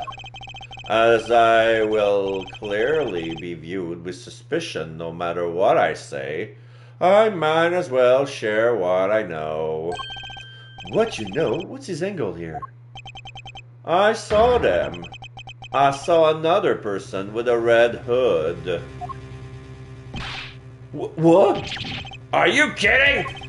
It's the person you captured in your photograph. I first noticed them just before the president's speech began. It was still raining then. Their outfit was the same color as my own, which is what drew my attention. As did the laser beam that was aimed directly at the president's head. He's claiming he was another red-hooded person. There was another red-hooded person? Preposterous. I knew that if anyone saw me dressed similarly to this individual, I could fall under suspicion myself. And so naturally I removed my raincoat. Objection! So not only did you see the assassin, but they were wearing exactly the same thing as you? How very convenient. I had thought you might find it far-fetched, hence my not mentioning it until now. I know you law enforcement people are very skeptical types. You would never have believed me. Especially not if I had said that the shooter was standing right next to a certain prosecutor. Well, I know you don't mean me. I wasn't even summoned until after the shooting. No, not you, Mr. Edgeworth. Your colleague over there. Me? Huh? Yes, the photograph will prove it, I am sure. You see? Right here, in front of the person with the red hood. That's me, yes, but what exactly are you saying? What's his endgame here? As I mentioned, I have been following your investigation with some interest, Mr. Edgeworth. And while pondering the details, I noticed something strange. Strange? What exactly? Come now, a man of your talent should be more than capable of spotting a contradiction such as this. I'm afraid I don't follow. The picture shows the chief prosecutor, Mr. Payne, and the shooter. But there's nothing weird about that, is there? Think carefully. The picture was taken right in the middle of the president's speech. One of the other pieces of evidence you gather is inconsistent with what we see here. What is Mr. Dole talking about? Which piece of evidence is inconsistent with what's in the picture? Tabby Lloyd. Tabby Lloyd should be in the picture. Take that! Ah, of course! The tape! It contradicts the photograph. Ah, so you have noticed at last. What's he going on about, Mr. Edgeworth? Someone's missing. Someone who should be here. Huh? But who? Who indeed? The person who is missing from this photograph is Tabby Lloyd, age 20, a journalist who attended the president's speech hoping to snap up a scoop. Take that! Huh? Miss Lloyd? And she has a reversible parka. The inside is red. How'd you figure that? Mr. Payne's voice can clearly be heard on Miss Lloyd's tape. Considering that he was conducting a private conversation with the chief prosecutor. Oh, there was these two old guys standing right in front of me. They were whispering away to each other the whole darn time. She must have been very close indeed to capture it on tape. You're right, but she's not in the picture. Precisely. Well, Mr. Edgeworth, do you still believe you have been hounding the right person? Yeah. Miss Lloyd, would you mind answering a few questions? Whoa! Y'all are fixing to put me under the microscope now? Alright, sure, knock yourself out. I got nothing to hide. Miss Lloyd's testimony. It ain't like I was standing still the whole time. No, I was running all over, roving reporter style, and that was a big old crowd. Guess the picture must have been taken while I was in one spot and the tapes from where I was in another. So quit giving me the evil eye, ain't nothing but a misunderstanding. There's no doubt about the voices on the tape. That was Mr. Payne and the chief prosecutor. I'm certain of it. Tabby wouldn't lie to us. I know she wouldn't. But if she did, that would mean that she's our perp. Will y'all quit messing with me as if I could have done a thing like that, little old me? I might be inclined to believe you if your testimony did contain a glaring inconsistency. It does? I thought it was pretty good. Seems I have no choice but to present her with the evidence to expose the contradiction.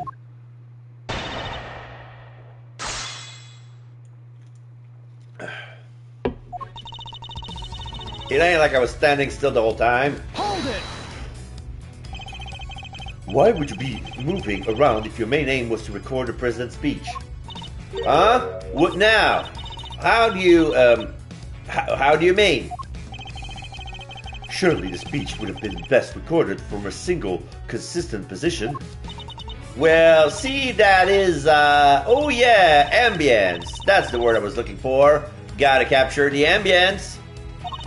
Can't put that electric atmosphere down in print if I don't have a bunch of it on tape for inspiration. Surely all you achieved was to fill the tape with unwanted background noise. Y'all questioning my methods now. I don't do standing still, alright? Nah, I was running all over roving reporter style, and that was a big old crowd. Hold it! You were running all over. Where exactly? Here, there, and everywhere, I guess. What, y'all don't know what all over means? You think I remember exactly where I was and went in a crowd like that? What y'all want from me? I'd like you to at least tell us whether you were to the left or the right of the stage.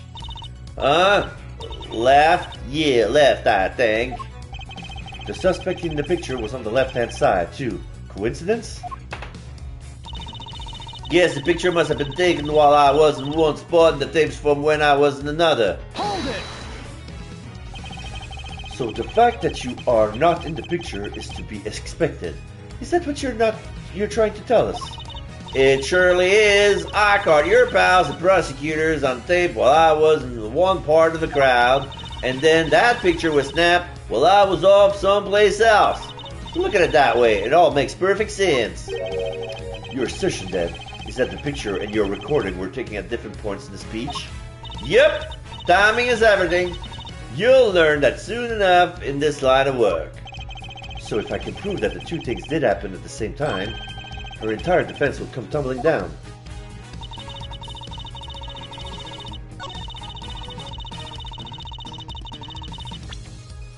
I'm gonna prove the tape.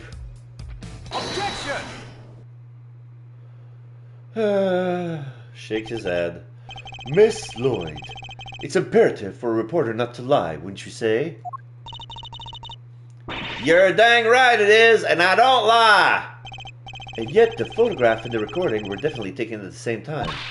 What? You can't prove that! Oh, but I can. The evidence is right here in these pictures. This one in particular shows something that lines up precisely with when you were making your recording. Oh, the fist in the air. What part of the picture indicates that it must have been taken at the same time as Miss Lord recording? Yeah, the fist in the air. Take that! See here? The president has his fist raised.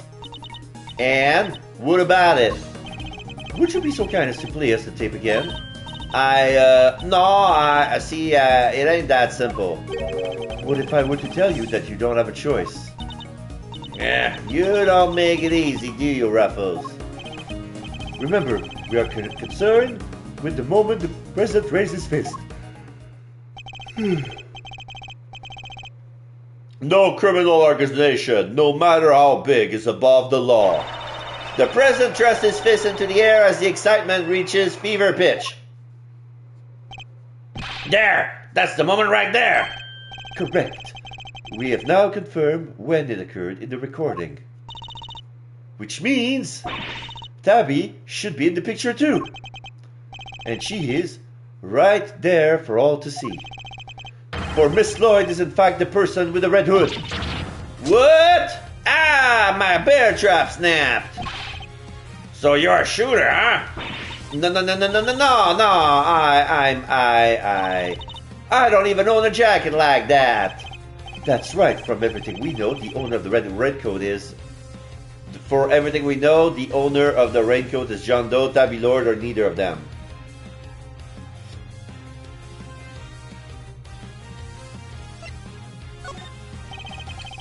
The person in the red hood was you, Miss Lloyd, and therefore the owner of the red coat must be you. You are the only person it could belong to. Perhaps she could show us her injury to prove it. Huh? What do you mean?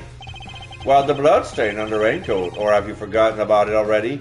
Oh, they're talking about that raincoat. Oh, I fucked. Of course, the right sleeve button has been torn off, and there's a blood stain just inside on the left side. That's right. From everything we know, the owner of the red coat is John Doe. We have already proven that the red coat belongs to Mr. Doe. You, Miss Lloyd, were wearing something else. Something that also happened to have a red hood. So, there were two people with red hoods all along? Indeed. Mr. Doe's last statement was true. Wait, but we only found one red coat. Where's the other one? Our ice cream seller never mentioned a raincoat. Only a red hood. So tell us about your jacket again, Miss Lloyd. Huh? This whole thing? Well, the best thing about it, like I said, if you get mud and such on it, it's reversible, see? So you just turn it inside out and... Ah, my bear strap got snapped on all again. Just as I thought. The inside of her hood is red. That's right, and when the incident occurred, that's the side of the hood that was visible. What's going on here? What were you really up to, huh, pal? Wait, I never even wore it that way around. Perhaps if you would allow us to examine it, we would confirm that for ourselves. And y'all gonna confirm that how, exactly? It was raining right up until the president's speech, correct? That much has been established already. And as you yourself said... Heck, I don't use neither. Come rain, sleet, snow, or shine, it's my trusty parka every time. If you haven't reversed your parka since the rain, then the inside should be dry. Wait a second now, I got this big old backpack on, see, so I can't take off my jacket, yeah. Maybe I could show you all some other time. You think an excuse that week is gonna wash this with Mr. Edgeworth? Well, what are you waiting for? If you're innocent, take it off and show us. It wasn't me, I swear. I never shot the dang president. I could never. If that's true, Miss Lloyd, then your best option is to cooperate and tell us the truth. Is there a particular reason why you choose to wear a parka with a red hood here today? I'm sorry, Ruffles. There's something I never told you, something I couldn't. But I'll come clean, I promise. Just easy on me now, you hear? Somebody says hold it. Who said that?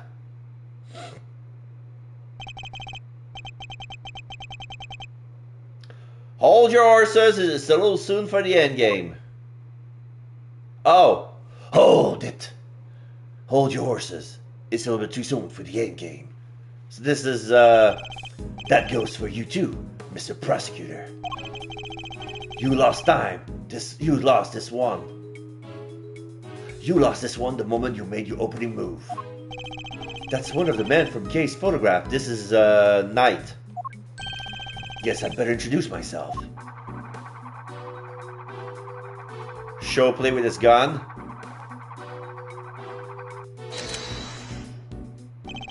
The name's Bronco Knight. I'm the president's personal bodyguard. And second in command of his security detail. Eek! Point that thing somewhere else, someplace else, pal. What the heck's going on with you? Sorry, can't help myself. It's just too much fun being this good. Playing with the gun. You're not a member of the law enforcement, so how did you get a gun? This old girl's on loan from Zhang-Fa, temporarily issued to us presidential bodyguards. Anyway, never mind that. I got 2 tidbits of news for you. You want the good or the bad first? Choice is yours. I'm indifferent, whichever you prefer. Really? You gave out the first move advantage just like that? Whatever. You're lost. Guess I'll push off the first pawn then. And now he's pretending to play chess in his mind, moving pieces left and right. So you play a little chess, I take it. A fellow fan, are you, Mr. Red Suit? The name's Edgeworth, and you could say I dabble. Duly noted, Mr. Edgeworth. Alright, I'll start with the good news. The president's okay. Didn't suffer so much as a scratch. He didn't? That's a relief. Particularly the young lady here. That means there is no longer a murder charge on the table. That is good news, huh, Tabby? Yeah, 'cause I'll never. Now for the bad news. The only reason the president's alive is because we bodyguards did our job. One of us did, anyhow, our boss. Put himself in the line of fire. You're referring to your colleague, Mr. Rook? Yeah, it's game over for him. Oh, so Tobias Rook was dead.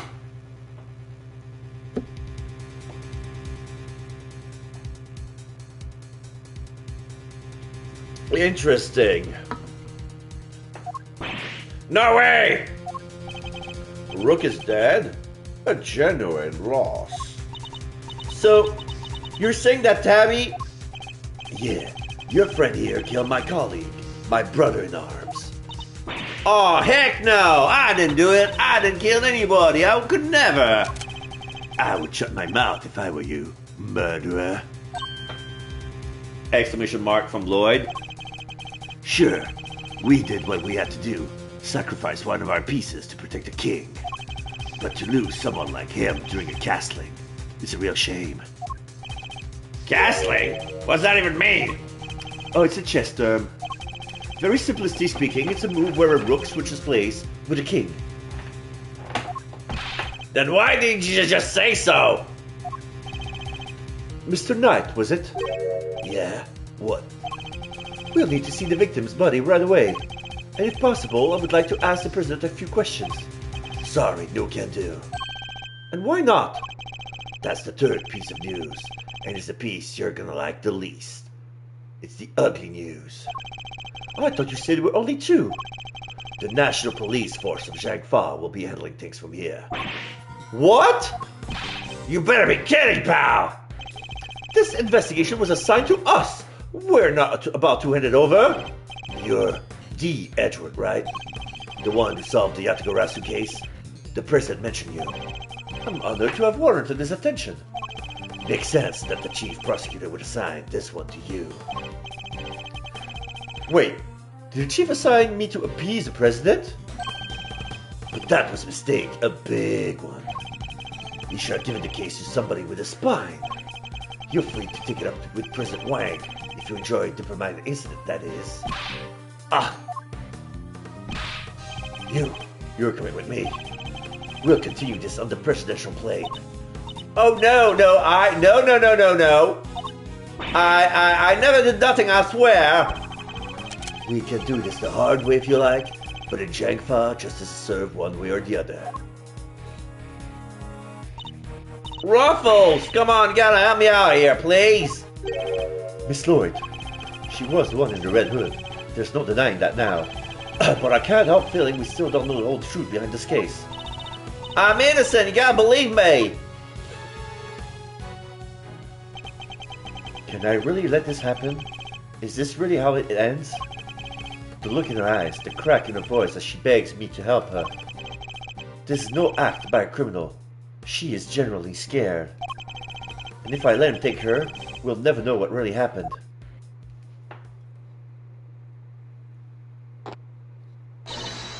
Eek! What? Huh? What the? Get your filthy hands off of... Oh. Quiet now. Is that really any way to greet me? So here's John Doe grabbed the knife from nowhere and he's holding Knight hostage with his blade by the neck brace. Your neck has barely begun to heal and you have already forgotten who I am? I'm disappointed. What is you? Ah, so you do remember. What do you think you're doing, pal? Put the knife down and give up! You got some nerve pulling a stunt like this in front of a bunch of police officers! Don't even think about it. You don't stand a chance against this guy. Who are you really, Mr. Doe? Let's just say that I'm no simple ice cream seller. Guy's a pro, a hitman. His name is... Shelly the Killer. The Killer! There's not a legal professional in the country who doesn't know that name. An assassin capable of taking down any target, any place, any time.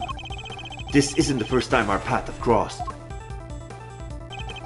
It's been too long, Mr. Edgeworth.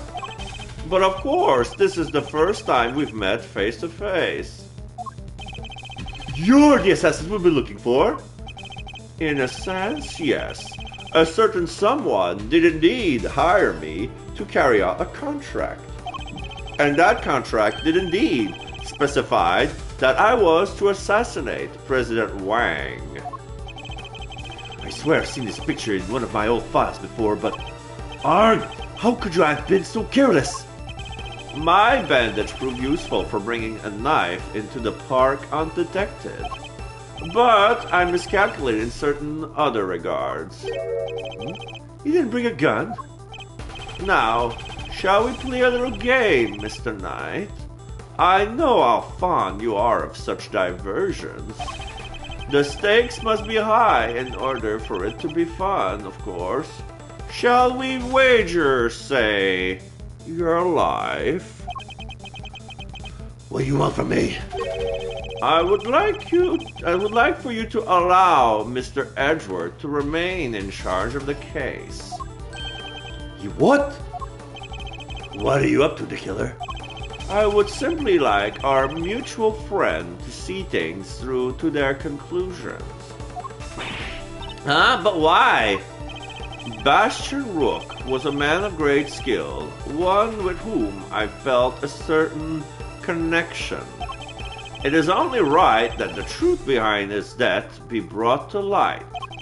With Mr. Rook's departure, the case is now yours to investigate, is it not, Mr. Knight? I'm simply asking you to transfer that authority to Mr. Edgeworth. It's not something worth losing your life over, surely. You're just using the investigation as an excuse to get close to the president. And don't you dare call me Shirley! The name is Bronco. Am I really? I suppose it is true that in order for the investigation to proceed, we will need to enter the presidential plane. You think I'm gonna let you near him? I'm his chief bodyguard. Are you? And here I thought you were only second in command. Rook's not around. That means I'm number one. I wonder if you have what it takes to step into such capable shoes. You... Of course I do. I'm the leader now. Me! If that is indeed the case, then I would ask that you make a choice worthy of a leader. Will you needlessly throw away your life? Or will you allow the investigation to continue? Is he really doing this to gain access to the president? Does he even need to? What is he plotting? You have no objection, I trust, Mr. Ellsworth. Come, let us continue the investigation. ...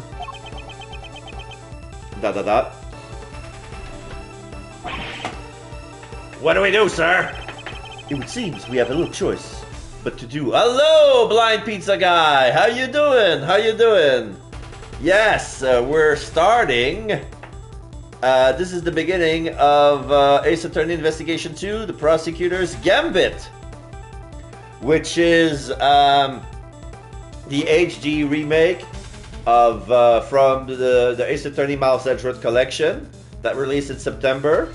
And now we have an official translation for this game instead of having fan translated. Some names have been kept, some names have been changed. So I'm quite glad that you are here to witness this.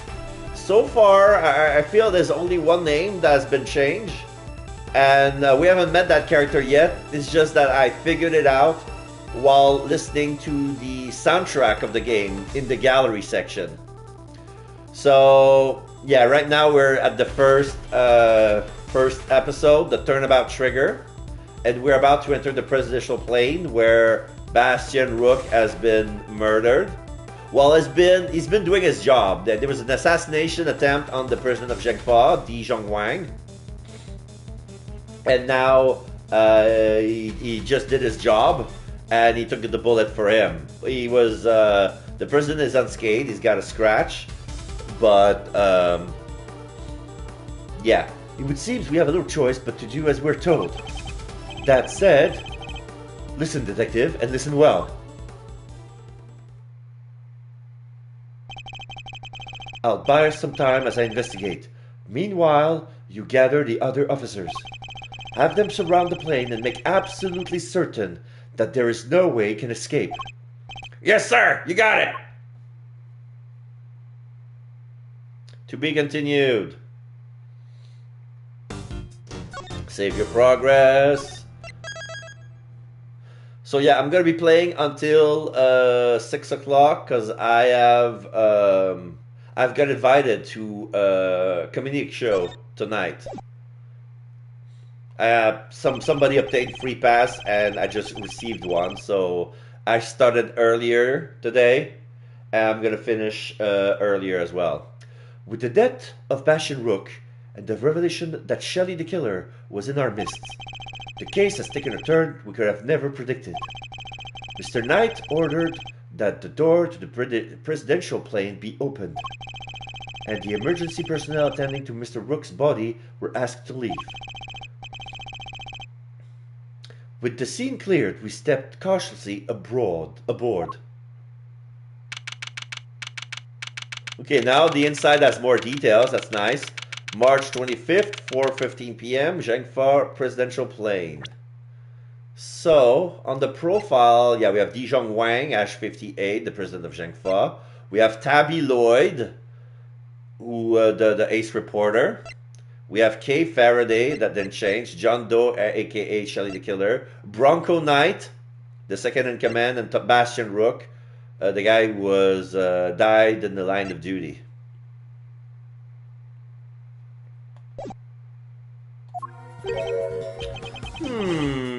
No president in sight. Now, where could he be? Who knows? Ah, so he's hiding behind the bulkhead door over there, is he? As courageous in the face of danger as ever. Ha, sorry to disappoint, but did you seriously expect him to be standing there waiting to meet his assassin? As we have already established, my interest lies only in the successful conclusion of this investigation. I just finished practicing for Sunday's performance. I'm very excited to be doing... Ah, yeah! There's gonna be a performance for you on Sunday? That's neat. Now, Mr. Edgeworth, if you would be so kind as to examine the body. Alright. My only option right now is to play along. The rest is up to you, Detective Gumshoe. So, the attempted assassination of the president has become the murder of a bodyguard. You look like you could use a little help there, Mr. Edgeworth. Not that I need it, but yes. That's what I thought. Then there's nothing else for it. Okay, Faraday, great thief extraordinaire. We'll just have to take it from here. Oh, really? You mean you're going to solve the case for me? Nope. I thought not. But I will provide vital assistance. Now let's get to scouring this crime scene from top to bottom. It will take Detective Gumshoe a while to assemble our backup, so I'll need to draw this part of the investigation out for as long as possible. Zhang Fa, Perdition Plane, begin investigation.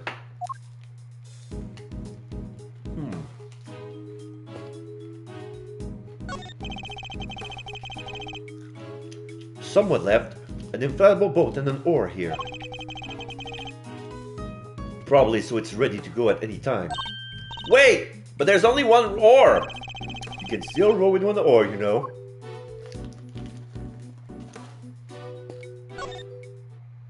Oh. So I'm talking to Tabby. I wanted to expect what's behind her, but that's fine. I play in the praise band. I don't know if I got a chance to tell you or not. Well, I remember you telling me that you were participating in something, but I don't have much details as to what. What kind of band it is, what kind of music you'll be playing.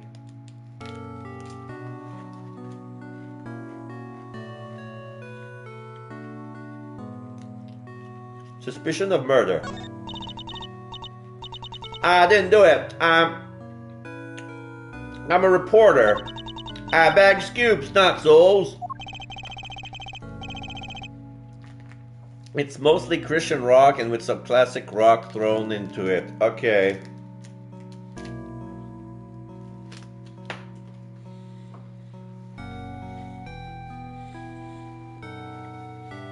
But then, why lie about your jacket and the laser sight? That was, I knew y'all will think it was fishy. Is that really all it was? Please, you gotta believe me. I could never do something like this. I'd like to tell you everything will be alright, but just try not to worry too much. I'm an auxiliary percussionist, which means I have to get all kinds of instruments instead of just one thing. Okay, I think I know what an auxiliary percussionist is. Because usually there's one person on the drums, but if the guy is on the drum, he cannot do all the other percussion, so that's gonna be you, right?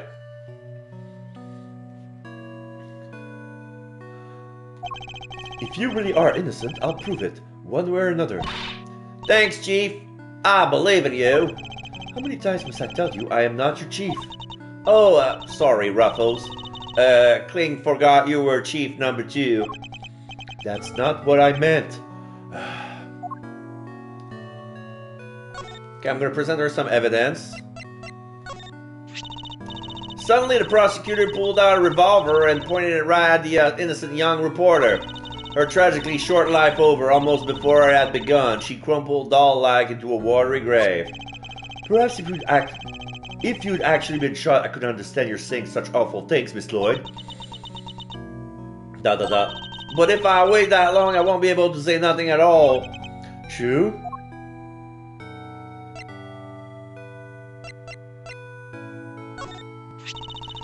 Sure, I was the one who made that recording, but I know, you don't need to say anything more. At the end of the day, I'm just a lousy reporter who can't speak for herself, let alone the people. That's not true. Even if you can't, the evidence can speak on your behalf. The truth is always hidden within the evidence, and it will always reveal itself in the end. Thanks, Ruffles. I'll be stealing that line if you don't mind. Sure. If you'll cheer her up, I suppose I can let it slide.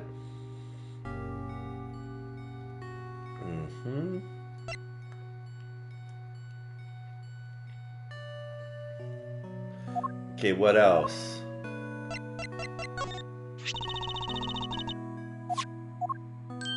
Same thing. You're doing the Congo drugs, the djembe, the tambourine shakers, sleigh bells. You probably, you name it, I probably play it. Cowbells! We need more cowbells!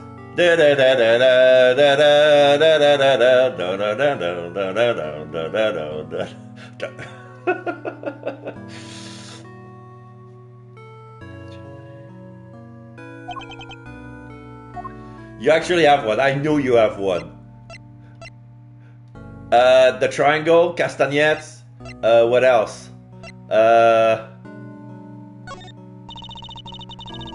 The prosecutor's manner is impenetrable and then cross-examined with subject without mercy.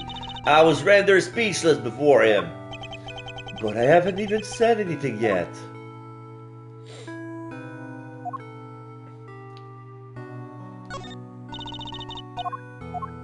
Okay. Okay, I'll come back with her later.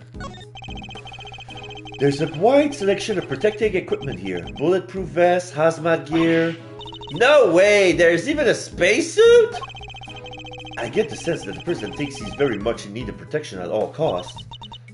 But what if he was in a gunfight and there was poison gas everywhere? You love castagnettes? I played the triangle numerous times. I've so much used fun gazoo slide whistles. Yeah, of course. The side gazoo, the gazoo and the side slide whistle is neat as well.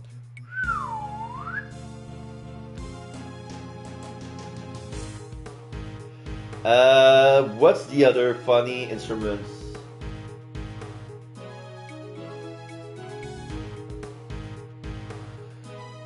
What if he was in a gunfight and there was poison gas everywhere and he was in space? What would he do then, huh?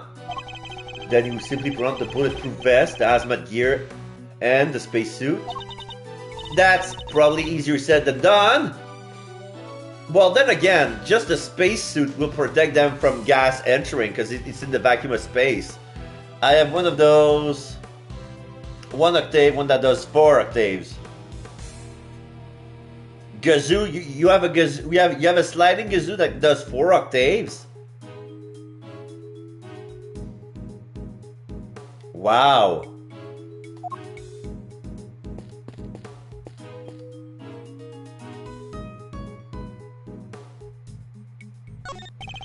The president is on the other side of this door. And what a door it is! Bet I could get the better of it though. Get the better of it? Doors aren't there to be beaten. But look how heavy it is. Look at that lock. I'm just sitting here begging me. It's just sitting there begging me to try. Calm down, Kay, and think. Why might this door be locked? For me to open it, of course! Precisely, for you to open it, of course. Da-da-da. Da-da-da. Wait, what is the right answer anyway? It's a bank of monitors displaying camera feeds from, in, and around the plane. I must scour the scene and inspect anything that catches my attention. Yeah, one of the camera is broken. We have one side of the tail of the plane. It's a slide whistle. It can go all the way from low A4 42 4000.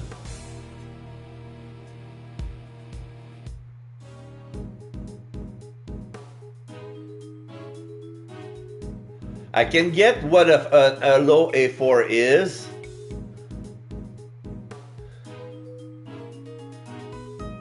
And And there's a bull. There's us right now. There's the cockpit. There's one side of the plane, the other side of the plane. There's one front of the plane.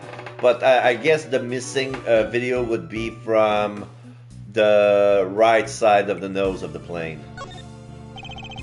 These monitors are displaying the cockpit and parts of the plane's exterior. But I don't see anything out of the ordinary. What on earth is this? Oh, that is the president's favorite plushie. It's a memento of something. Anyways, don't touch it. But if that's the case, why has it been left up there like nobody cares about it? Yeah, that is pretty weird. It certainly wouldn't be the first place I would think to display a beloved item. Wait, are those shards of glass underneath it? I thought something seemed strange about it, but this cubbyhole, but now I'm sure of it. Basically 4000 is the top of the range, but that means it's a very high pitch, a note that can truly get your attention. Ah, okay. There was almost certainly another monitor here. So there used to be a monitor, but that was broken. Screens showing footage from in and around the aircraft. One monitor is missing, and the other one is displaying statics. And this is us. This monitor is displaying a feed of this very room. They didn't go cheap when they bought these, huh? Very high res. Oh, I'm afraid I can't quite tell myself, but I can't even see the little crow's feet around your eyes. Oh, my bad. They're just the usual deeply etched lines, you know. Oh, they're just the usual deeply etched line, you know, on your forehead. If you've quite finished.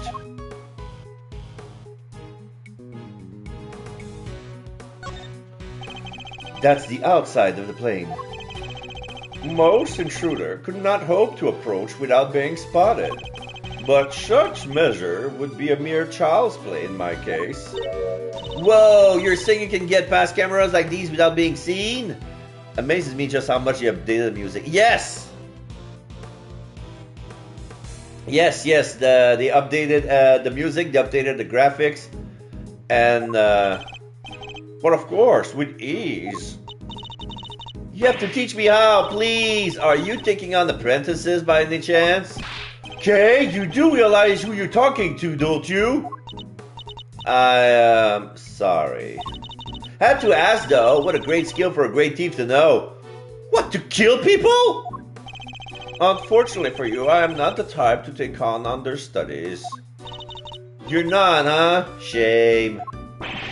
Shame? In what way exactly? Okay, let's see the logic box. There's two items left, but they don't connect with each other. So I'm not gonna touch it. So there's the desk. I must guard the scene and pick anything that catches my attention. Okay, so there's a bulletproof vest with the bullet sticking on it. That looks heavy. So this is what the presidents wear, huh? Must be made of something super special. Yes, to protect him from bullets. What? So it's not just for show? Of course not. This is a bulletproof vest. Found on the desk. Has a bullet lodged in it. Is it the president's? Oh, so that's what one of those looks like. Why didn't you just say so? Now I feel silly. Okay, let's compare the bullet with the 6-shot revolver. See if it match. No? That doesn't add up. Okay. Okay, let's try assassination attempt with the bulletproof vest.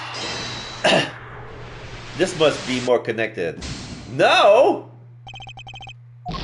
No logical connection? No logical connection between an assassination attempt and a bulletproof vest. The attack was premeditated, so that means the president was expecting to be shot. Documents of some kind. We could always steal a glance. Oh, that's the security plan for March 19. Okay. The position has been switched. Also covered in case amphibious assault.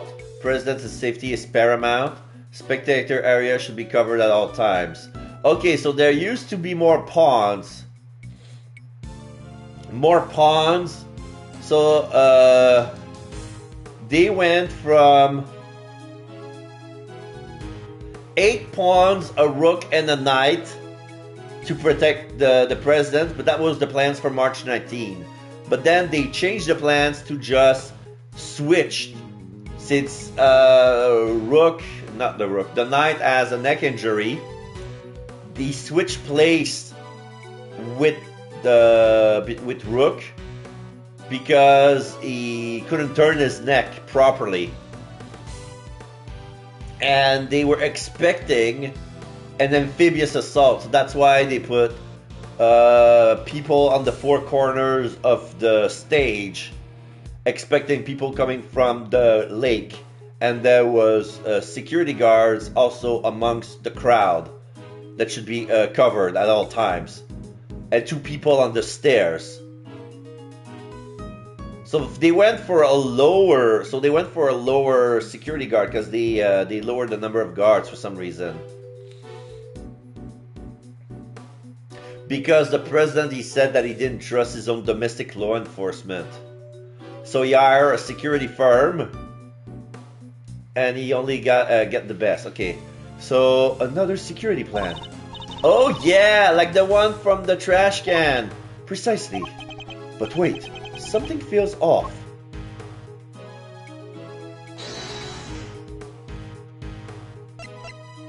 Eureka! The 2 plans are different. Was the security detail reorganized at some point? Huh? Oh, you're right. Yeah, here there are no pawns whatsoever. Save for us. We made some last minute changes yesterday. President's orders. Why the urgency? Because of what happened the day before. The killer tried to take him down. Ah. He infiltrated the security detail, posed as one of us. Yeah, there were 8 pawns, and the killer managed to take the place of one of the pawns, so he got closer to the president. So that's why they said, okay, next time, less people, and optimizing the position. Rook figured it out first, but not before the guy got within striking distance of the president. If our leader hasn't stepped in just then, we'd all have been out of a job. Oh, I see. And now we see a picture. Oh, yeah. So okay, I see now. So we see all the pawns. Everybody is bald.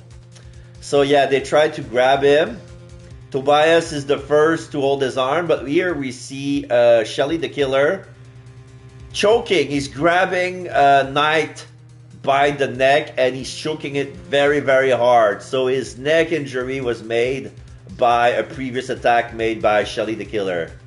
Because usually Shelly never fails, but apparently what happens is, like, if he fails, he's gonna try again until he succeeds. So at the end, he always gets his man, even though it's never on the first time. Interesting. But he made it, and our friends here wound up with a serious twisted arm. Oh, okay, so that's how he got his arm injured. His left arm were injured because it got twisted by Rook. So so Shelly was injured by Rook, and Knight was injured by Shelly. Rook put a bullet in it for a good measure too. Wow! He shot his arm after an arm lock. For good measure. Shit! And where were you while this was happening? I was being choked. Yes, there was a big fight. There were 7 people on him. You were the first one I overpowered, were you not? Oh, that's embarrassing. Shut up, kid! Ah, now I get it. So yeah, Knight is a specialist of firearms, but when it comes to close range, he was pretty weak. Your neck has barely begun to heal and you're already forgotten who I am? I'm disappointed. It's you. Busted up my neck so bad I can't even look to my right. I was somewhat astonished you have sustained an injury at all. A testament to Mr. Rook's skill. He was truly a master of his craft. Unlike a certain other someone I could mention. Just as good as he ever was. You were a pawn to his queen, my young friend. What the heck do you know? So that's why you remember Mr. Rook's name. You admire his skill as a bodyguard. Indeed. While I was serving on the team, I learned the names of all the operatives. But his in particular stayed with me. It joined the very short list of those who have ever successfully wounded me. So that's the connection he was talking about. And that's why he changed up the security plan. Yeah, since Knight couldn't turn his head to the right, he cannot look towards the lake. So if they move it to the right of the stage, he could he could survey the stairs, the entrance, and the crowd at the same time. Had to be sure there weren't any more assassins in the ranks. The president didn't want anybody on stage he didn't trust, and he only trusts 2 people. Me and Rook. Security plan data updated in my organizer. Security diagrams of the prison security arrangements, which were changed only yesterday. Yes, they were changed on the 24th. For some reason, that was leaked as well. How does that explain your change of position? Oh yeah, he switched it over to the right-hand side. I told you I can't turn my neck to the right. Could only cover the president's left side. So I wound up moving to the right side of the stage. Knight's position, Knight can't turn his head to the right, so he was moved to the right side of the stage.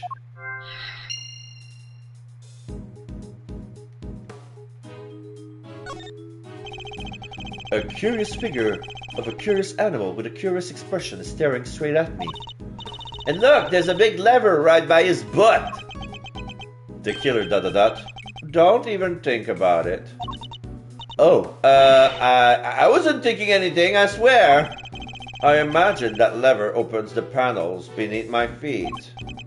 Ah, I see, so he's standing on a trapdoor. I strongly advise you not to pull it. Do so, and you will regret it. You know, I'm okay with that, taking some advice. Especially when it's from a professional killer. So, here's a bulletproof vest. What are those? These personal safety alarms are very colorful. Looks like they get a lot of use as well. I like the president. He seems like a thoughtful guy. Buying these for his kids, maybe his wife too. Why would they all be here if that was the case? No, these are for his own personal use. Objection, Your Honor! It is simply not possible for one person to use this many personal alarms. Why, you ask? Because he is human and therefore possesses only 2 hands. 20 hands would be enough to count the numbers of objection I have to that objection.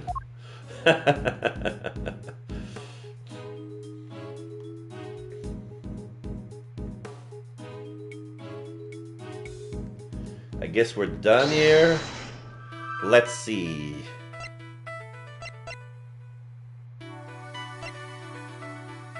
The knight's position.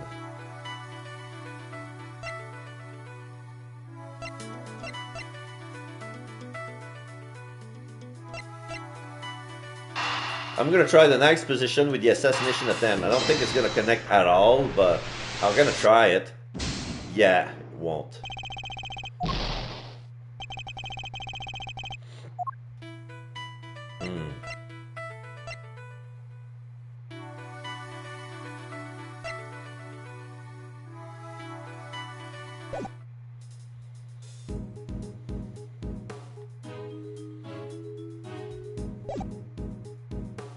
Yeah, I can see the trap door. So yeah, not only Shelly would fall, Knight and the body would fall. So yeah, if we press the lever, we're gonna tamper with the crime scene. 2 gas masks, in case of a poison gas attack, I suppose. The person certainly seems to think there's a risk of assassination at all times. Wow, gas mask! I've never seen one before. I've heard plenty about them, of course. Oh? From a fellow thief, I presume? No, from the Jamming Ninja. You know, my favorite kids' TV show. Princess Murasaki was getting married, but Toxic Ninja Wolfsbane showed up to lay down some sick burns. And time to tune out. Might save myself a brain cell or two. So there's a canary in a cage. And a riot shield. A riot shield. Next to it, a canary in a cage. Aw, she's so sweet. I want one. Did you ever see a cuter partner in crime? Did you ever see a cuter partner in crime? Partner in crime? Well, yeah, she could help me with lockpicking. Stuff like that. A great thief has no greater ally than nature, Mr. Edgeworth. Sadly, such birds are most commonly used for detecting poisonous gases. Wait, this one isn't actually for that, is it? Wow. The guy has a canary in the cage in case there's a leak. Wow. It's a solid circular life preserver designed to be used in case of an emergency underwater. Or rather, the sea to be more precise. Oh, the sea! I love the sea! We should go sometimes! Sorry, but you have to make that particular trip without me. Aw, don't be like that. Come on, it'll be fun. We can have lobster rolls, ice cream, all the good stuff. The old adage of the canary always has to be the one to die. Yeah. I mean, they were using coal mines for that such effect. Something tells me that the sea isn't the main attraction for you, is it?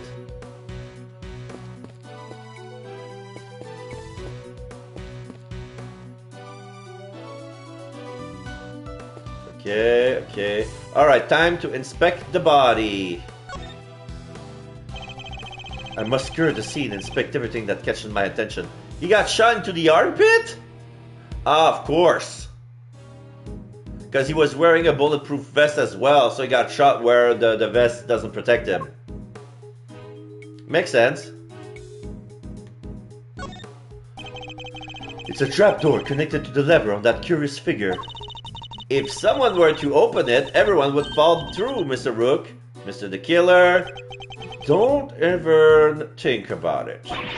I wasn't. I mean, I wouldn't dream of thinking up ways to take you down. Might I suggest you keep your monologues internal? Eep. So here's the gunshot wound. The bullet seems to have entered just under his armpit and went clean through his body. The bullet passed through the victim. Where did it end up? So yeah, it didn't stain the body because it was a high caliber gun. He was hit in an area his bulletproof vest didn't cover. Like it was on purpose or something, huh? The cause of death would appear to be loss of blood. Attempts were made to stanch it, but to no avail. Crime scene note: the victim bled to death from a gunshot wound to the torso. The bullet passed clean through his body. The medics would have been brought in to try and save him. Sadly, it was too little too late. Okay, so let's try the bulletproof vest and the bullet through the body. Because this is probably... there's something that doesn't make sense.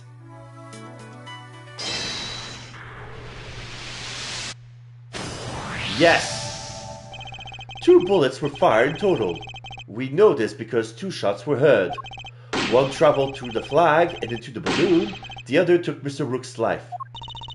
But there's a bullet in the president's vest too, right? How is that possible? How indeed? The numbers don't add up. However, there is one possible explanation. There is?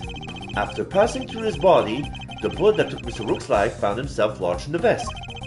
In other words, 2 of our bullets were in fact 1. No way! He's right.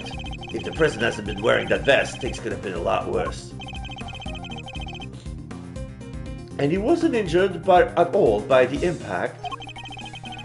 Even when obstructed by a vest, a bullet can inflict serious damage. Sure, I've known guys who've got broken bones that way. But the president's okay, he's made of strong stuff. Sounds like he didn't even need a vest. Let's not get carried away here. I want bullets' ballistics markings analyzed. Remind me what those are again? Guns leave a unique pattern of grooves on every bullet they fire. By examining these grooves, we can use them to identify which gun it came from. Think of them as fingerprints of a sort. You can tell all that from a bullet? Then what are we waiting for? Analyze away! Might be easier said than done. That bullet hit solid armor. The impact would have completely flattened it. You'd be lucky if there's anything left for forensics to find. What? But I was all set for some analyzing. Bulletproof vest stopped the bullet that passed through the victim. The bullet itself was crushed flat by the impact. And here's the suitcase. It's a bulletproof attaché case. Bodyguards use them to shield their clients from gunfire. There were some in case photographed too. It looks like Rook and Knight each had one. Bulletproof attaché case designed to provide protection from gunfire. Knight and Rook were each issued one. Oh hey! That's the photo I snatched! True, because bulletproof vests, the reason why they are so heavy is because they're designed to absorb the impact of the bullet and prevent it from actually hurting the victim. Yes!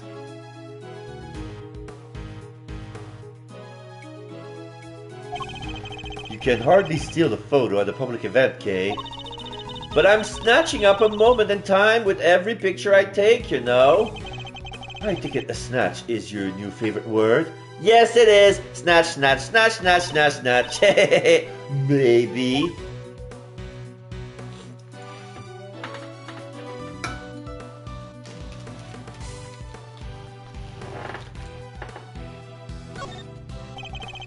It's the victim, Mr. Bastion Rook, bodyguard of the prisoner of Shangfa.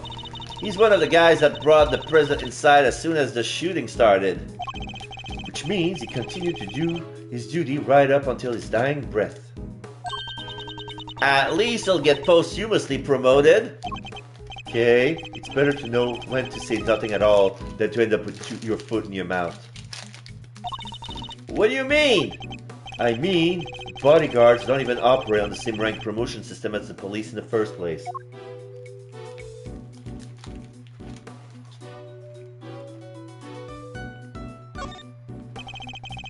So the victim was also carrying a revolver. Looks like he was trying to use it. He probably drew it on instinct when he felt threatened. We should check to see if he managed to fire any rounds off. All there. No other signs of the weapon having been used. Was this one on loan from Zhengfa too? Yep, sure was. We're already issued with the same model gun. 6 revolver shot on loan from Zhengfa had not been fired. So they're all issued with the same model gun. Interesting.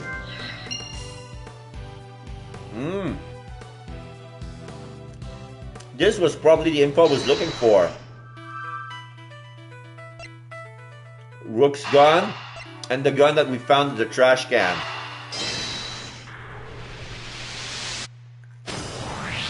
Yep. The 2 guns are exactly the same. Meaning, it's likely that the one we found is also from Zhengfa. Found in the trash can on the left side of the spectator area, 2 spent bullets, same model as the victims. The bodyguards all got their guns from the Zhengfa authorities, right? Yes. Are they like super rare or anything? No, I don't believe so.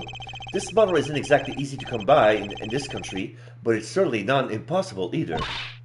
Boo! And here I thought there might be valuable treasures. Yes, it is something of a shame. Whoa! I just mentioned treasure and you actually responded for once. I only meant to point out that if the guns were rarer, it would be much easier to trace them. Which would have meant treasures of the evidence variety, I suppose. Ha! See? Everything's a treasure hunt one way or another, including this investigation. You could say that. Alright then, it's treasure hunting time! On with the investigation! She certainly seems a lot more enthusiastic all of a sudden. That's quite enough investigating for now. What is taking so long, Detective Gumshoe? Well, Mr. Edgeworth, have you solved the case? No, not yet. Is that so? Then perhaps interviewing another key witness might help you to do so. Another witness? You don't mean the most important witness of all, the man on the other side of that door. He really intends to have me question the president. Now, if you would be so kind as to summon him, Mr. Edgeworth. Stop right there, the killer. You're nuts if you think I'll let it anywhere near you. Well, Mr. President, I am sure you are watching us through your security feed, aren't you? In which case, I politely request that you show yourself.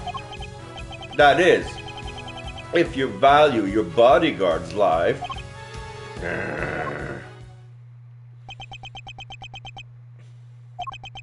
Dot dot dot. 3 dot dot dots later. The killer? Well then, if nothing else, we now know what kind of a man you really are. Mr. President! Stop! You can't do this! Let's all just come down, right? Come on, Detective. Where the blazes are you? Lights off. Eek! The lights. What's happening? Listen well, Mr. Edgeworth. I would advise you to stay very still. It seems I will not be granted my audience with the president after all. Even with Mr. Knight's life at my bargaining chip. No, stop! Ah! Eek! Jay! You won't get away with this, the killer! I have seen enough, and now I know the truth. Where are you? Where did you go? Ah! I leave the rest in your capable hands, Mr. Edgeworth. He's gonna leave. Dot dot dot. Where? Mr. Edgeworth! Detective Gumshoe? Sir! Mr. Edgeworth, sir! He fainted. Oh, okay. So, for some reason, Shelly the killer managed to turn off the lights. When he passed right by Mr. Edgeworth in the dark, he knocked him unconscious. And before Edgeworth fainted, he saw Shelly the killer leave through the front door. So basically, he solved he solved the case, and instead of giving us any hints, he left saying, "Okay, I've seen everything that I need to see. I must go now. Bye." So of course he wouldn't stay far too long because, you know, he's a wanted man. March 25th, 4:45 p.m. Zhengfa presidential plane. Must have been knocked unconscious. Sorry. Sir, you're okay. He's got some people to assassinate. Well, he only works on contract, so unless he had another thing going on at the same time. But right now he's focusing on the president. So since nothing was budging, like it's like okay, I'm gonna get him another time.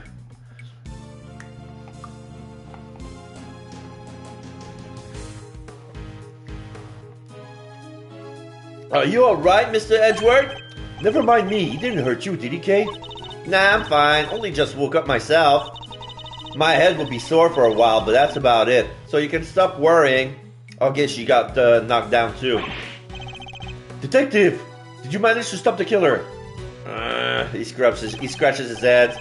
Well, see, Miss Lloyd became running out of the plane and it reminded of Hitman, which is a nice reference in this. She told us he had flown the coop. We were too late. I'm sorry, sir. Bodyguard over there told us something too. Seems there's an inflatable boat missing from by the window. Yes! Yes! The inflatable boat and the oar is missing, so he escaped by the lake. The killer must have stolen it and rowed himself across the lake. What about the cordon around the park? I'd called everybody back in to stake out the plane, including the guy stationed across the water. No! So he's completely slipped through our fingers? Not the best look for the department, but yeah. Hey, Edgeworth. Mr. Knight, you're alive. Yeah, no thanks to that murderer. Oh, that reminds me. I found this lying on the ground next to you, Mr. Edgeworth. A calling card, marked with a seashell. Oh shit, he left us a message. Guess he wanted to leave a message. Calling card left by the assassin Shelley Killer when he made his escape, adorned with his distinctive seashell emblem. The killer usually leaves these next to the bodies of his victims. If it's a rigid inflatable boat like I'm thinking, it's probably had a motor, so he had to get across the lake pretty quickly. No, he didn't have a motor. So the inflatable boat looks like one of those... It looked like a sleeping bag when it's rolled up and there's a cord. You yank it and it auto-inflates. And the reason why there's an oar is precisely because there's no motor attached to it. But you're not dead, sir. So let's see, does it say anything? Oh, there's no, there's nothing written on that calling card. What I could have been. Maybe that's the message. I can't stop thinking about his parting words. I have seen enough, and now I know the truth. I leave the rest in your capable hands, Mr. Edgeworth. And now I know the truth. The truth about what? Roger that. All cleared out here, sir. Over. What's going on? That was the president. He's coming out. Now? Well, yeah, Shelley is gone. It's all clear, so now he has 2 pawns officers with him. He's got a lion face. Yeah, his design of his face is better drawn as well. He's very well muscled. He's stretching out his purple suit, orange necktie, a red. He doesn't have red hair, but he's ginger hair and mane, shaved mustache. He has some sort of pointy ears, kind of like we see in hobbits or orcs, not like elves. And he has a lot of wrinkle on his forehead, always a resting angry face. So he's the president of Shengfa, Mr. Dijong Wang. Wang, ... And you are? They're kind of sharp and spiky. The tip. A bit, yeah.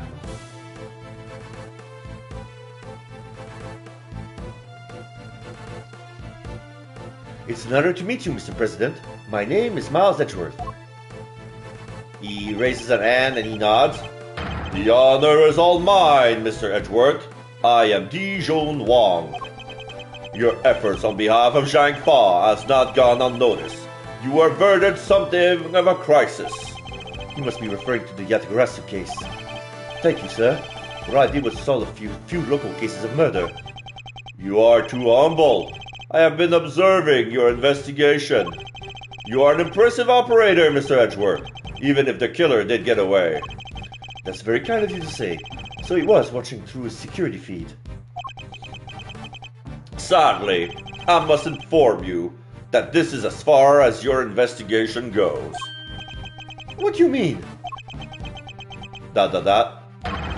Hear me, foolish prosecutor, for I shall say this only once. Knight has appraised me of the state of affairs, and from this point forward, the case will be handled by Zhang Fa's police force, the finest in the world. Even with the killer on the picture, they're still looking to get me thrown out the case? What do you think you're doing, pal? Nobody talks to Mr. Edgeworth like that. If it hadn't been for him, the killer would have... Detective! Forgive him, Mr. President, but I must confess to being somewhat confused. I fail to see how or why this case falls within Zhang Fa's jurisdiction. You fail to see. Enough, puny prosecutor. You seek explanation from our head of state. I said no. 1,000 times no. I will not explain myself to you. Now hand over the evidence you have gathered and remove yourselves from display. I would do as he says if I were you, Edgeworth. This can't really be the end of the line, can it?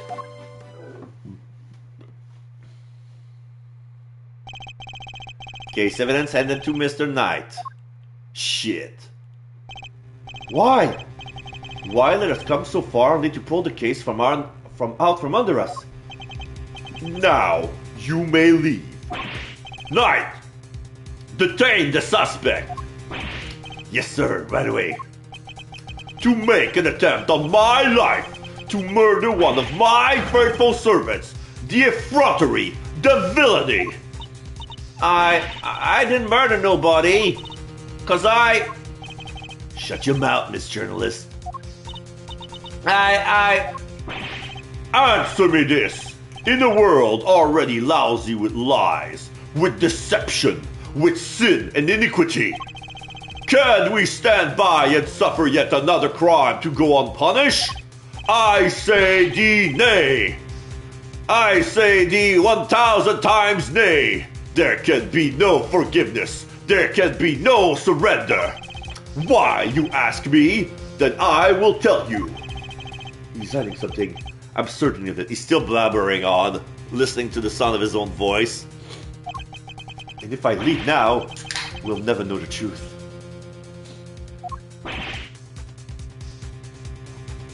Mr. Edgeworth, sir! Mr. Edgeworth, there's gotta be something we can do. Yes, they took everything except for my badge. ...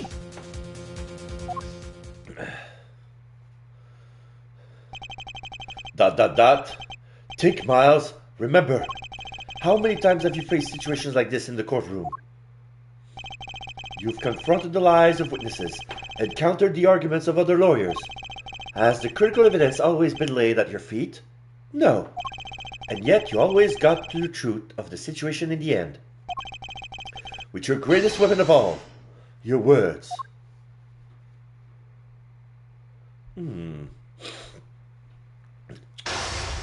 Mind chess.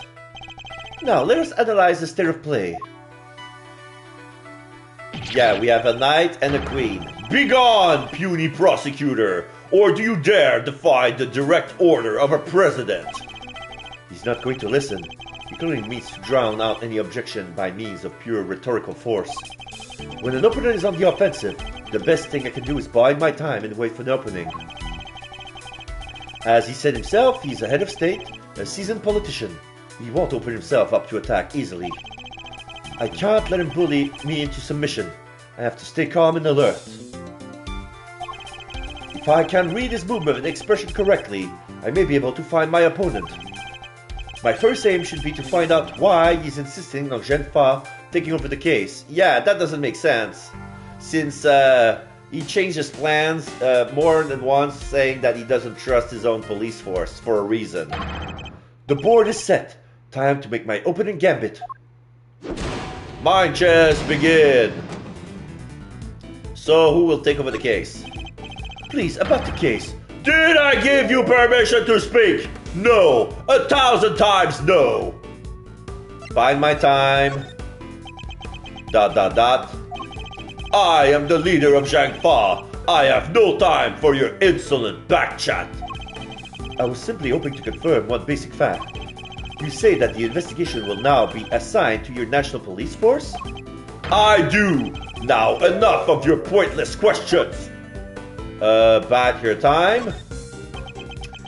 Huh! Good boy!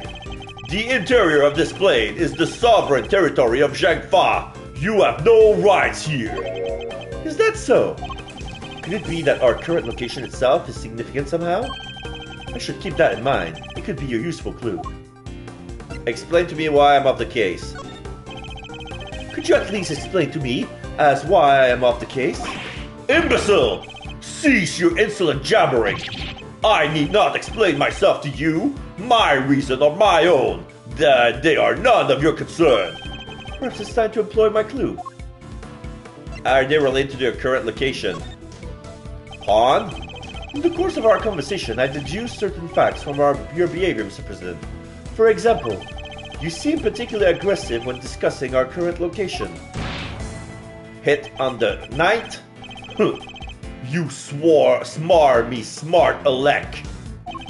As you said yourself, the presidential plane is the sovereign territory of Shengfa. And from that, we can infer that you believe the rules of extraterritoriality apply inside here. Is that correct? He sweats. Enough! Cease your objectionable whining.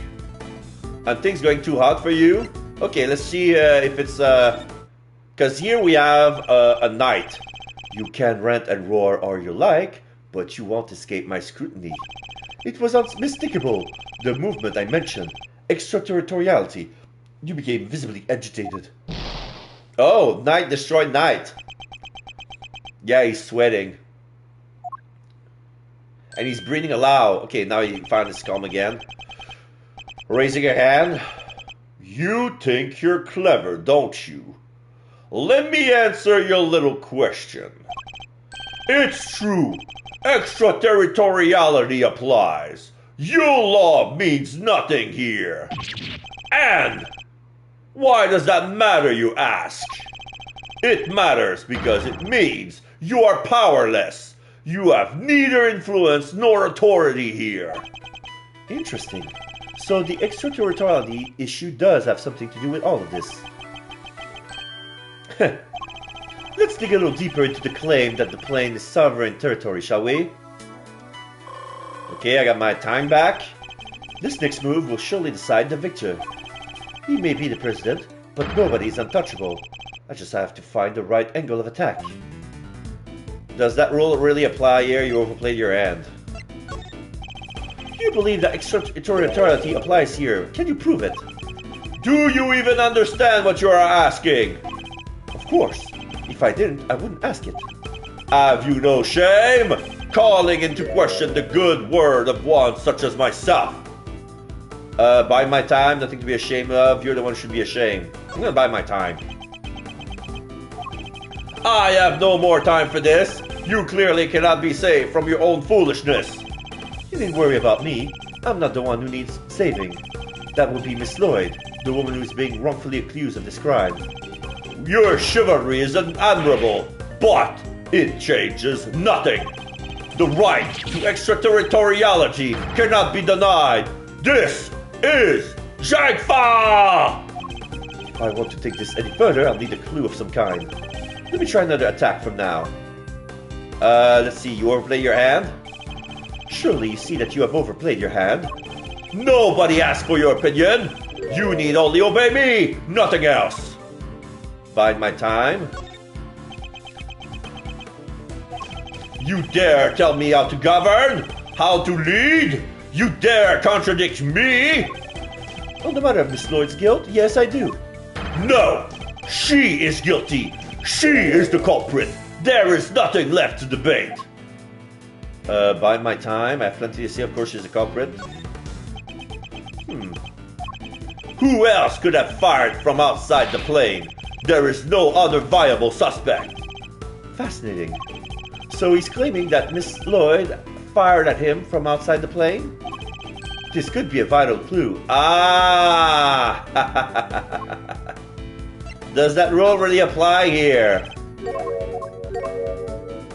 Bide my time and then use the clue.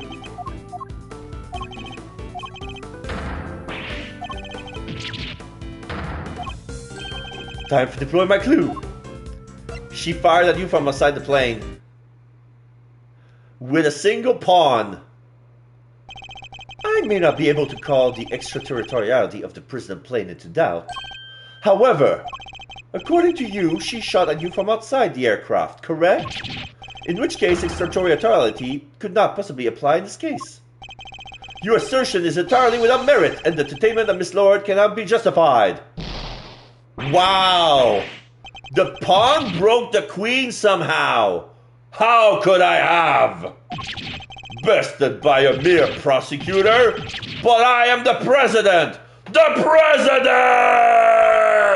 president! Checkmate. I got my life back. My chess, checkmate.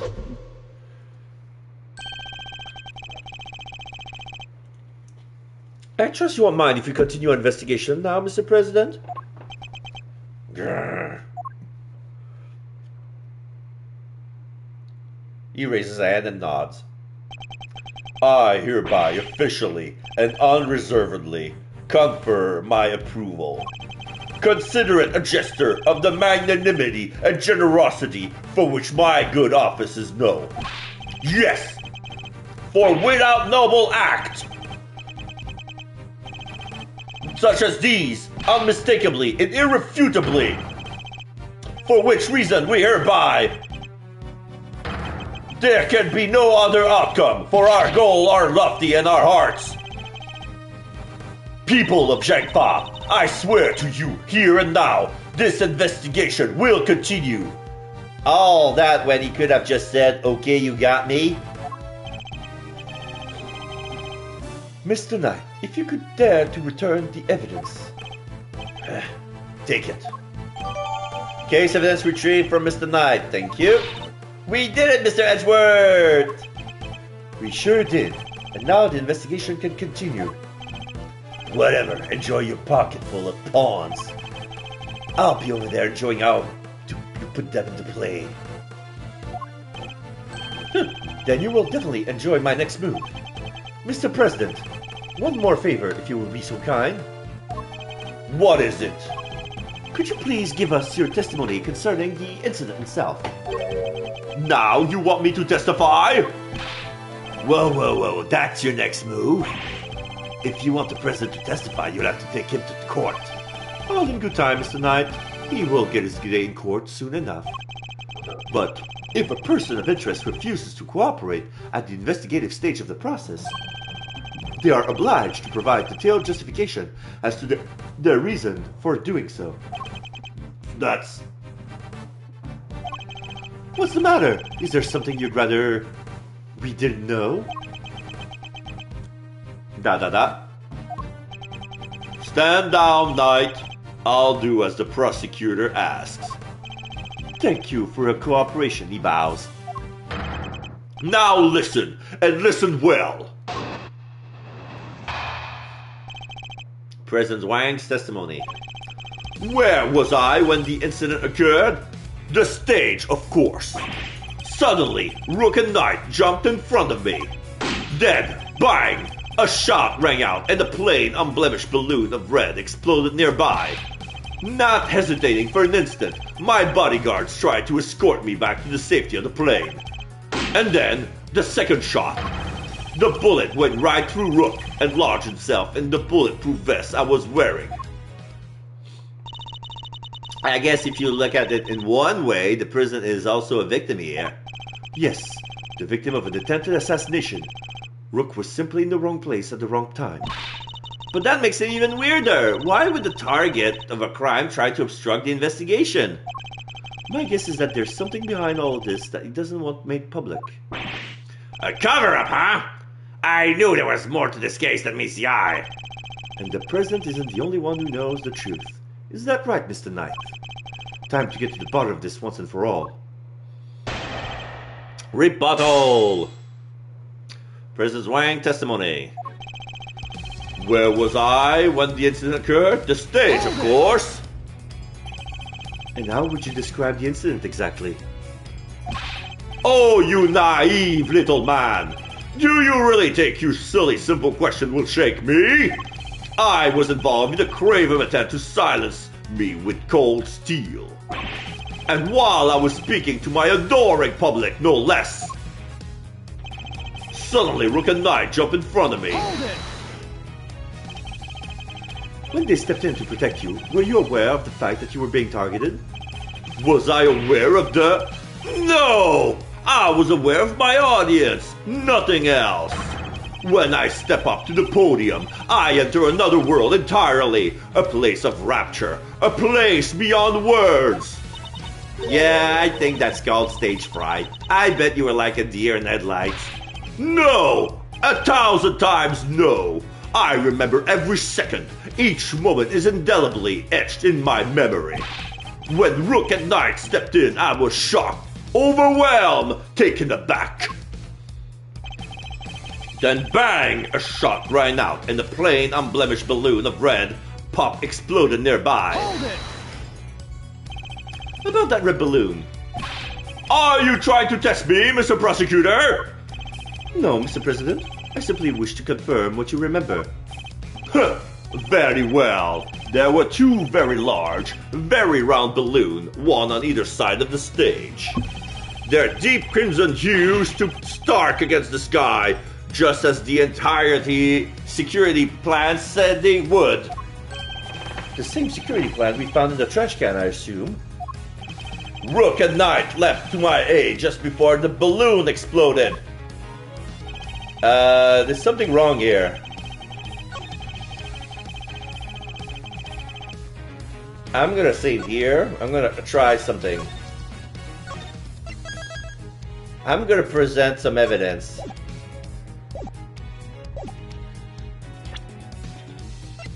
The Steel Samurai balloon. Objection! Yep, that was it. You say it was a plain red balloon that burst. But I strongly beg to differ. What? Take a look at this. I think you would agree that it's hardly plain, wouldn't you? No! He's puffing his cheek for some reason like he's holding a laugh. What? Who is that? Mr. President, meet the Steel Samurai. I would have hoped you might recognize him. Especially if you were hoping to ingratiate yourself with the people of this country. Yeah, you need to watch the Jamming Ninja too. He's amazing. So you see, the balloon that was struck by the bullet was anything but plain. It was, in fact, of the Steel Samurai.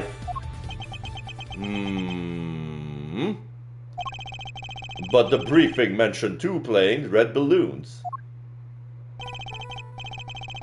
And here they are, right on the security plan. Oh, okay, so that's what those circles are. So there's a balloon on the left, and there's supposed to be a balloon on the right. But they replaced the balloon on the right with a steel...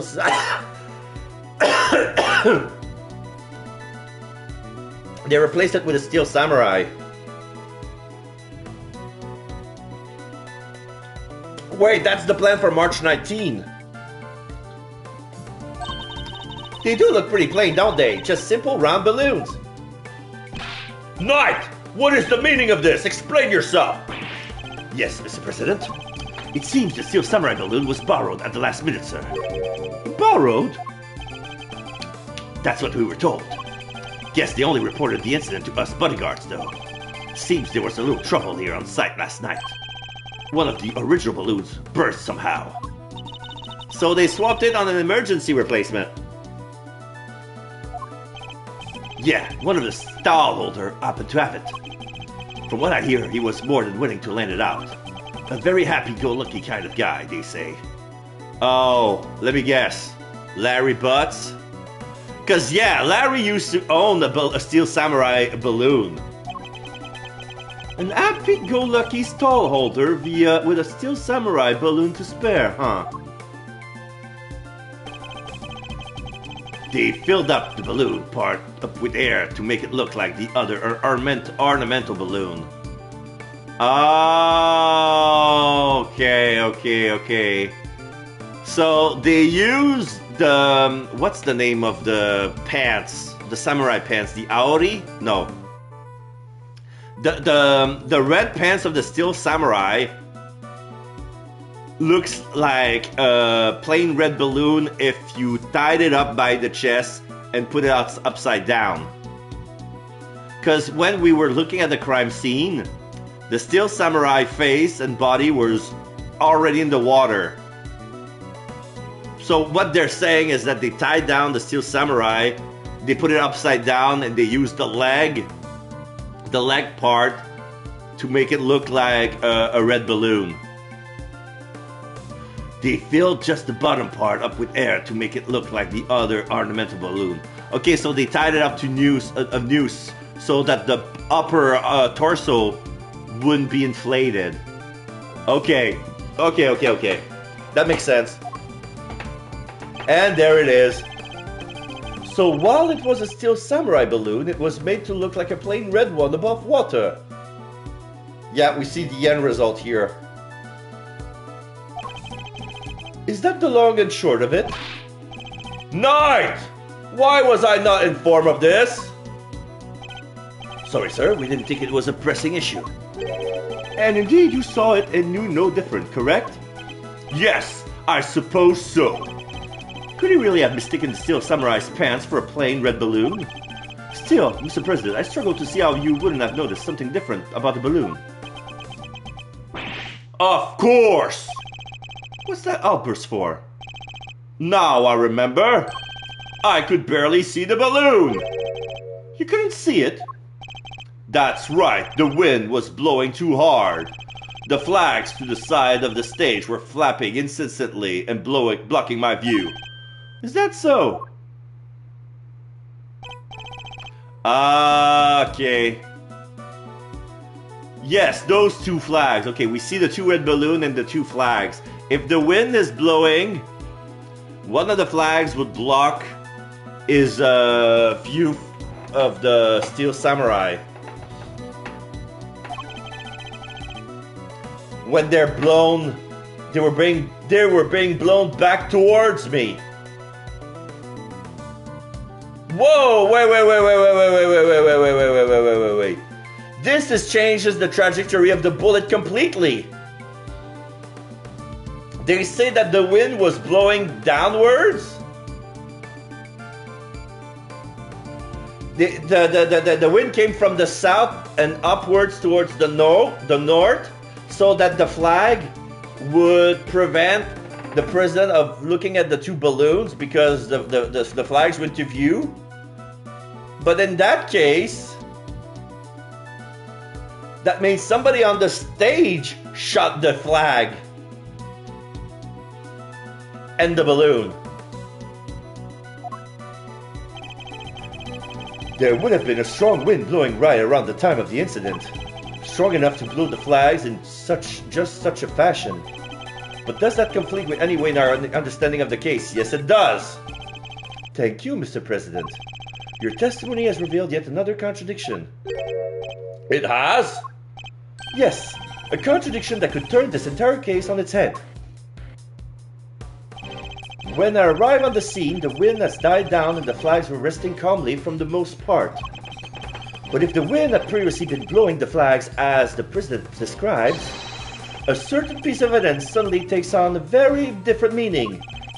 Which piece of evidence contradicts the state or condition of the stage of the time of the incident? That would be the trajectory, the bullet trajectory. Take that! Earlier, we deduced that the bullet that struck the Steel Samurai balloon and the bullet that passed through the flag were one and the same.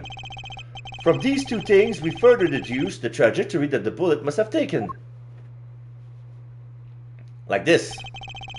And we concluded that our shooter must have fired from the left side of the spectator area. But if the flags were blowing as the president describes, our conclusion become quite different. No way! If the flags were pointed in the other direction. Exactly. Our trajectory changes completely. Why? Exclamation mark. And if we trace that trajectory back to a source, we can ascertain who really fired that shot. Wait, but Mr. Edgeworth, that would mean... Yes, I know. We may not yet understand the reason why, but it can only have been one person who did it. Who does the bullet new trajectory implicates as the one that fired the shot? This would be Bronco Knight. Because from the angle of Bastion Rook, it would miss the flag. It would hit the balloon but miss the flag. Only Bronco Knight has a clear shot. Take that! The other being the president, but if it was the president who shot it, he would have shot Knight. Because the Knight was in the way. The person who fired that shot was none other than you, Mr. Knight. What? The pat the balloon back to the flag leads directly to the spot where you were standing. Bullet trajectory extrapolation from bullet trajectory suggests that Knight fired the shot that popped the balloon. But the guy's one of the president's bodyguards. Why the heck would he go around shooting balloons? This is absurd! What exactly are you trying to imply? That Mr. Knight, a man who has saved my life countless times, is my would-be assassin? Seriously, Edgeworth, we've put up with a lot from you, but this? We're President Wang's bodyguard. We're the pieces put on the board to protect the king. I'll handle this, Knight. Sorry, sir. Mr. Edgeworth, the wind was indeed blowing quite fiercely around the time of my speech. But the wind can pick up and die away in an instant, can it not? Therefore, I need proof. Proof that it was blowing hard enough to lift the flag during that crucial moment. The first shot was fired right around the time the president raises his fist. I have a piece of evidence that shows just that. Perhaps it can also show us what was happening with the flag then too. Let's see case photograph. I cannot see the flags.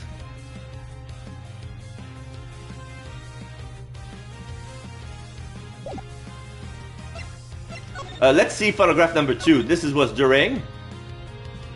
Oh, the flag was, yeah, the flag was fluttering during the shootout. So yeah, we see the yellow and brown stripes. Okay, so it's case photograph. Take that! Your proof is in this picture right here.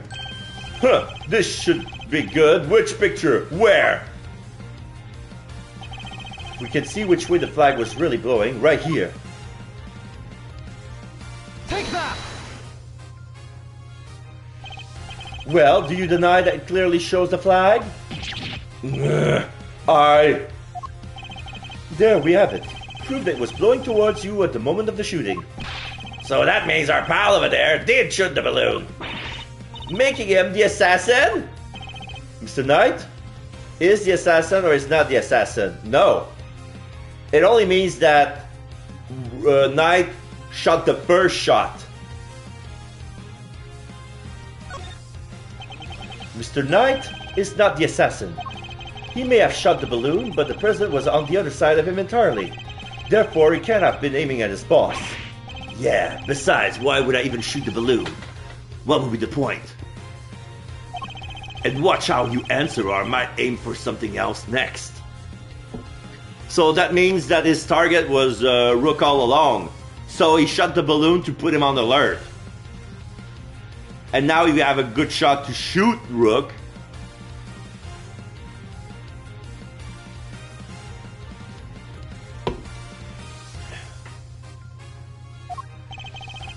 There was a point, I'm sure of it.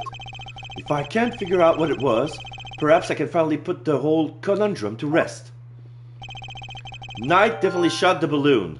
Okay, so that goes in the logic box.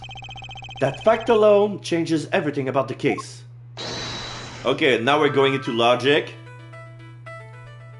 Knight's position and Knight shot the balloon.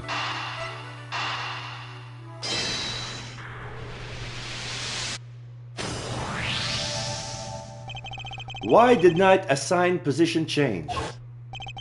I told you, I can't turn my neck to the right. Could only cover the president's left side. So I wound up moving to the right side of the stage. But is that the only reason? Let's suppose that the plan hasn't changed. That Knight had remained posted on the left. Given that he was unable to turn his head to the right.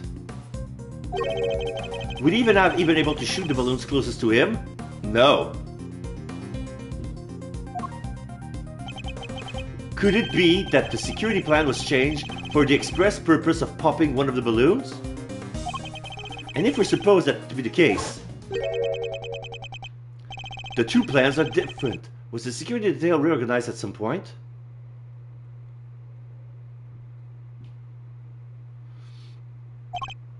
Yeah, we made some last-minute changes yesterday. President's order. That's right, the president was the one who ordered the change. Changed on president's order so Knight could pop the balloon? No. Assassination attempt, change of plans.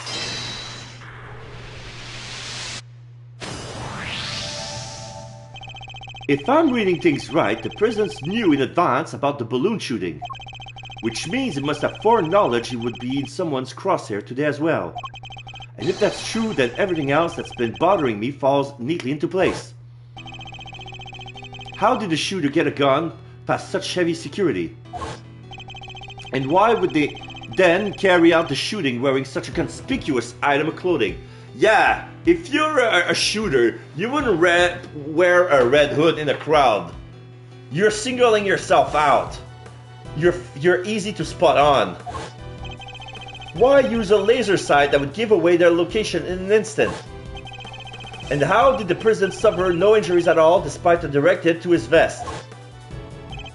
These are the questions that Knight and the president don't want us to consider. There is only one possible reason for Mr. Knight to have fired his gun. To create the illusion of an assassination attempt. What? Huh? Exclamation mark. Idiot. You do understand what you're saying, right? Oh, I understand all too well. I understand everything now. Most of all, I understand why you were so keen to take this investigation off my hands, Mr. President. You wanted your real plans to remain hidden. How dare you speak to me that way? Is this some sort of sick joke? Oh, it's no joke, I assure you. It's simply the truth, as revealed by the careful application of logic and reasoning, nothing more. The first shot was fired by Mr. Knight with the specific intention of hitting that balloon. The sound of gunfire and the bursting of the balloon were guaranteed to cause a panic. And then, he fired again. He did? Yes, he fired 2 bullets, both of which were aimed at the balloon. As for why he did so, it's because the second shot was designed to create the impression that the president has been hit. So then, what's the deal with the one in the vest? I'm willing to bet that bullet was planted there long before the shooting ever occurred. Yeah, because there's no hole in his suit. His suit is fine. So if there's a bullet on the vest, there should be a bullet hole in the suit. Because he wasn't wearing the bulletproof vest on top of his clothes, it was underneath. So yeah, the bulletproof vest is a fabricated piece of evidence. So Mr. Heroic President didn't take a bullet after all? Hold it! That's not true, I was shot, I tell you! We'll be able to verify that for ourselves once we take a closer look at the bullet. At the very least, we can expect to find traces of Mr. Rook's blood on it, correct? But you said it yourself, you found the shooter in the photograph. The person with the red hood. Objection! I thought I made myself clear. The trajectory points to only one possible shooter, Mr. Knight. Then where does Stabby fit into all this? This was simply one part of their plan. In order to place the suspicion elsewhere, they set out about creating a fake assassin. The highly suspicious person with the red hood. I have yet to ascertain exactly how complicit Miss Lloyd was in the whole scheme, but I can say with some confidence that none of the shots was fired by her. You know what? I think I get it now. I don't think they wanted to put the blame on Tabby, but they wanted to put the blame on Shelly the killer. Because he was wearing a red hood as well. So when he saw that the whole thing was made to put the blame on the red hooded person, he thought that, okay, they saw right through my plan because I attacked them once and they got smart. So he removes himself out of the red hood really quick. I suspect her only job was to point a laser sight at the president. That's right! Then I was... Oh, she was in on it. Tasked with turning your jacket inside out the moment the crowd flew into a panic, yes. Thus making the mysterious red-hooded shooter disappear in the blink of an eye. Then, when the gun and the security plan were later found in the trash can, it would all appear to have been the work of an assassin so skilled they could vanish into thin air. But then the case would have gone cold! Exactly what our friends here were hoping for. Makes sense now why they wanted you off the case. Indeed, because the entire affair was a cheap ruse perpetrated by the president himself.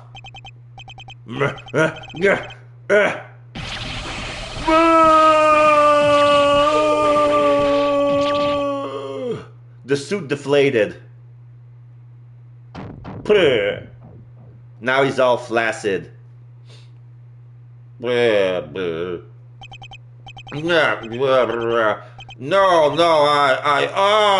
He tried to put his face straight to make it look like a lion, but his cheeks falls down like Droopy the dog. The presidential mask has well and truly slipped. Admit it, the entire assassination was a lie, wasn't it? If that stupid chief prosecutor is insisting on assigning you, how could I let this happen? Objection! That's Knight. That's enough, Edgeworth. Mr. Knight. Sorry, but I'm speaking with the president right now. He unloaded his bullet. Yeah, well, I'm doing my job as a knight and protecting my king.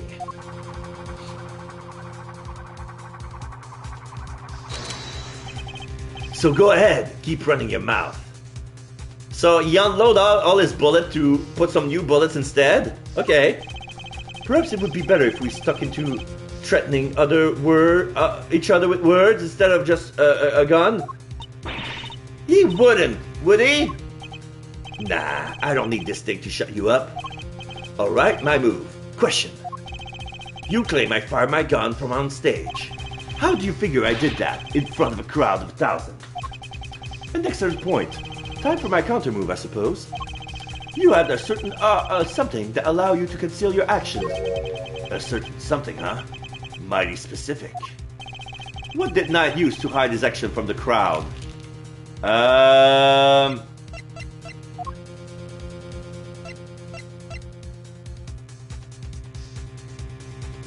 The attaché case? Yeah, I could hide a gun from behind the case. I'm gonna try the attaché case. Take that! My attaché case? Yes, take a look at Kay's photograph. Your right hand is completely obscured by the case. Ah, yes it is. And he's looking at the balloon. Yeah, he just fired at the balloon. At the very moment this picture was taken, you were firing your gun. And in such a way that you wouldn't be detected. Objection! You don't like to let the facts get in the way of a good theory, do you, Edgeworth? Shame you don't seem to have noticed. Notice what? That theories are all you have. Conjectures, nothing more. The flag was billowing in the wind at precisely the right moment. I hid my gun with my attaché case. We changed the security plan because I couldn't turn my head. It's all just speculation. Circumstantial evidence at best. You can't prove any of it. If you at least had the bullet that burst the balloon, you might have a scrap of credibility. Imagine, you could have run forensics to see if it matched my gun. But no, that bullet is at the bottom of the lake. You gotta go dredge it up? I hate to see it, but he's right. I don't have anything concrete. I thought not.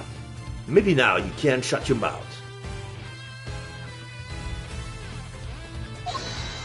Hold it!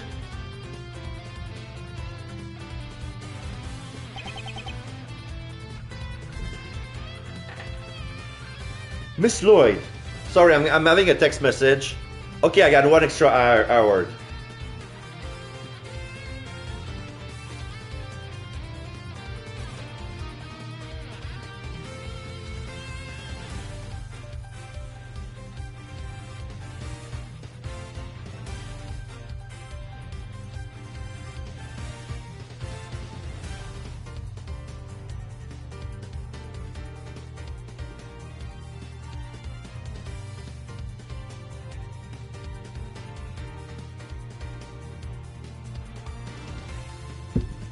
Miss Lloyd.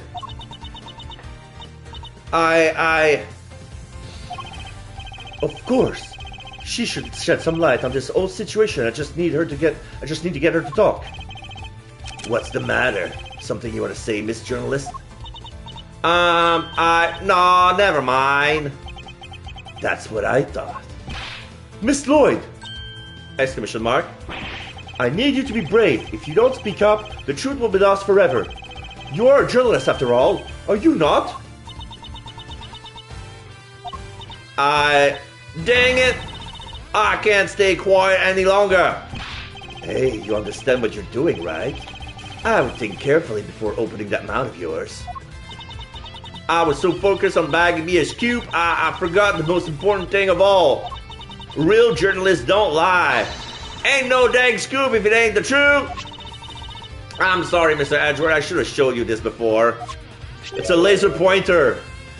What is this? It's the laser pointer I use on the president. But that's all I done. I never shot nobody. You stupid. I thought I told you. You squealed and you go down as an accomplice.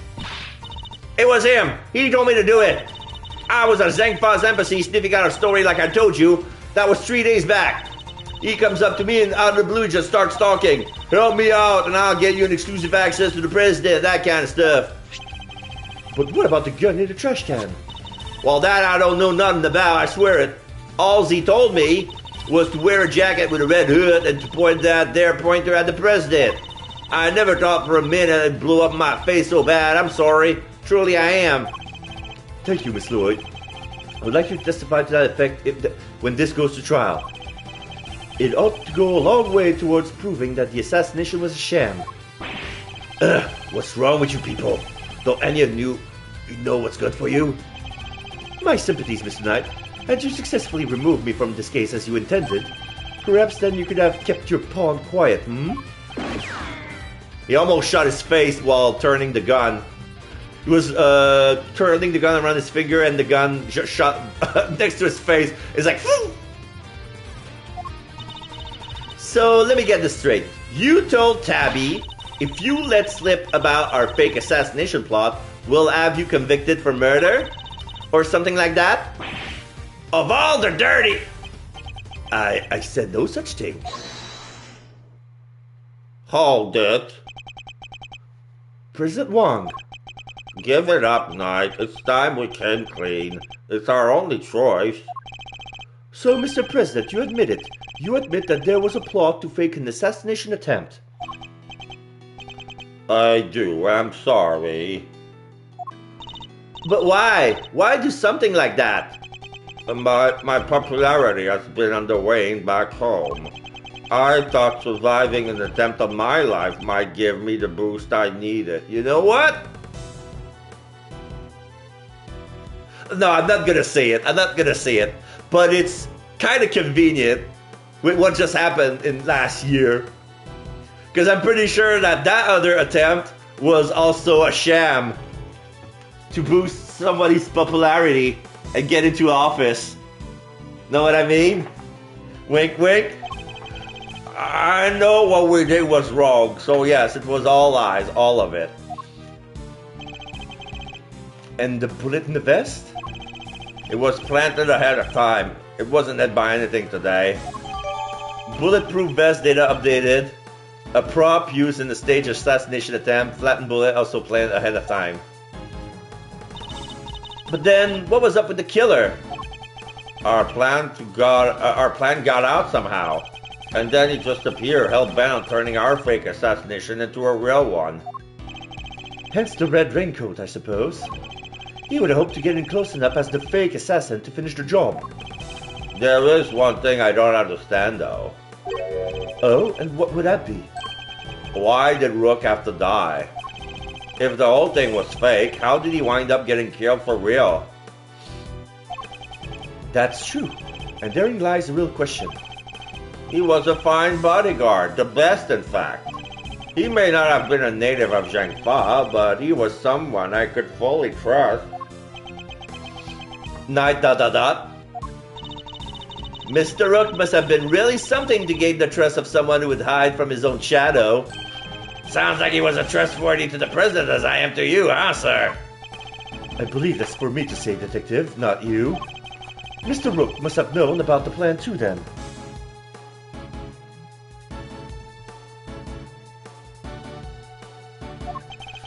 He wasn't aware of any specific details, so not really.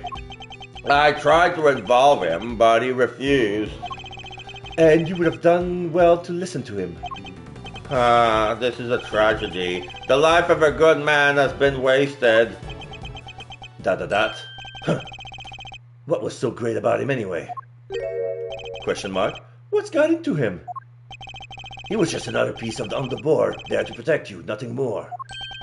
Mr. Knight, how could you? Who was it that actually went along with your plan, huh, Mr. President? While that pious coward backed down when you needed him to step up the most.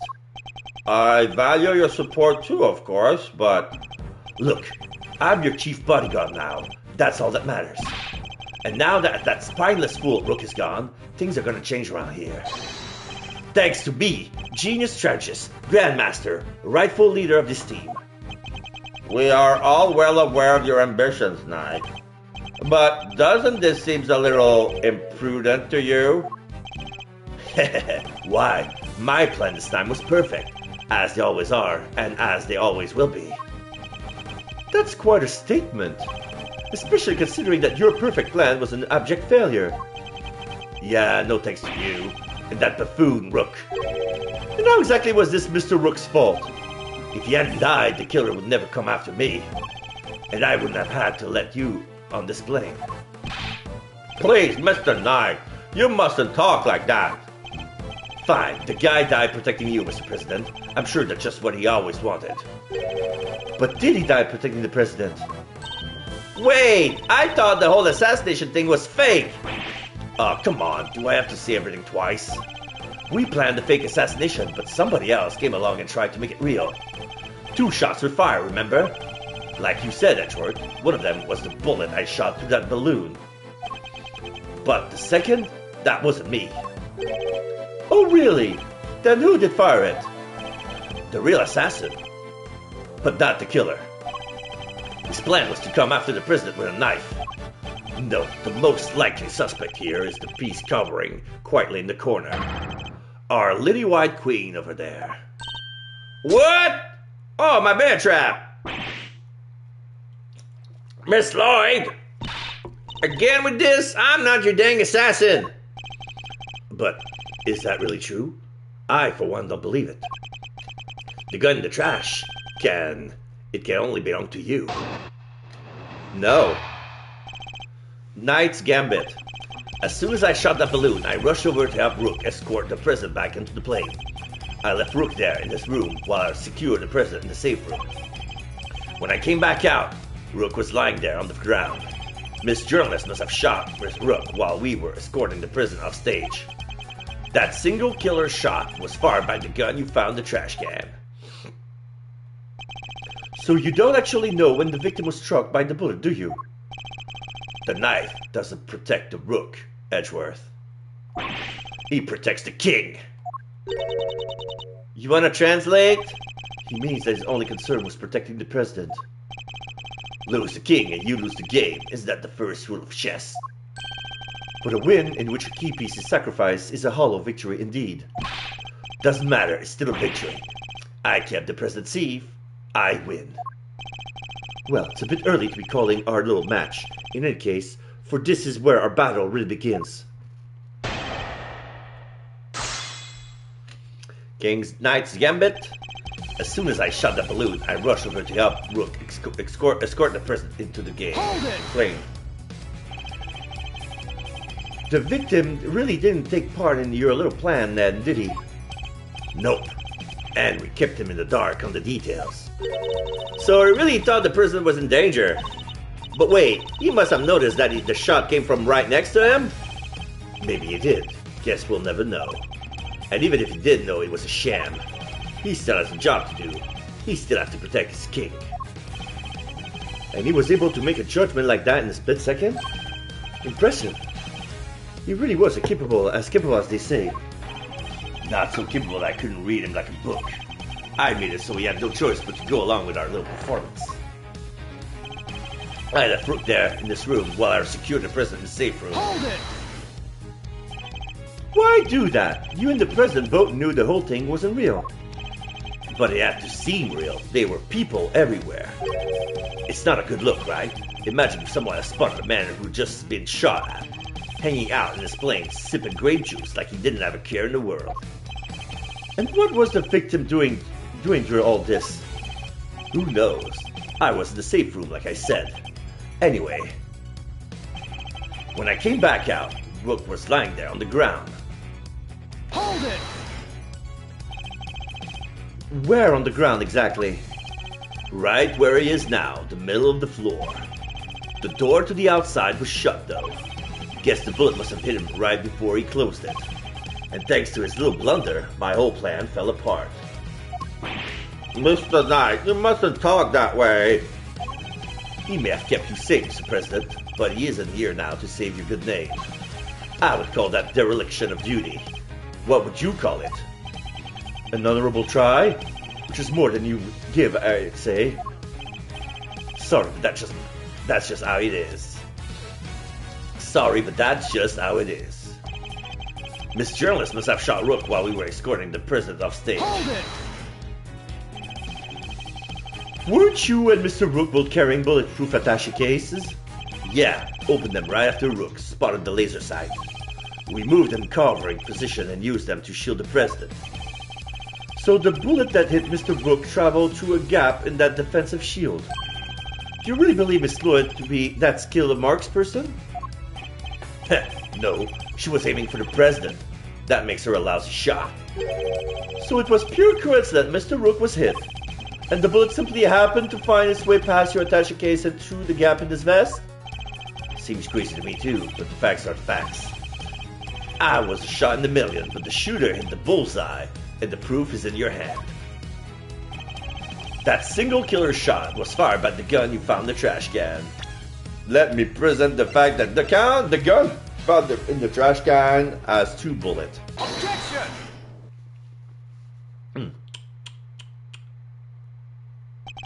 So you contend that it was you who shot the balloon and Miss Lloyd who shot Mr. Rook.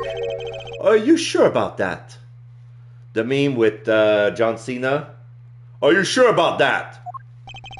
Sure, I'm sure. Well, what you propose would indeed match up with the total number of shots heard. The gun from the trash can itself has also been fired twice. Now, why would the supposed number of shots heard from this gun differ from the number of spent rounds? It's simple, because it was planted by the real perpetrator of the crime. Somebody faked the evidence. Yes, and if you think about it, their reason for doing so is obvious. to ensure that whoever found the gun would conclude that the shooter had been in the spectator area.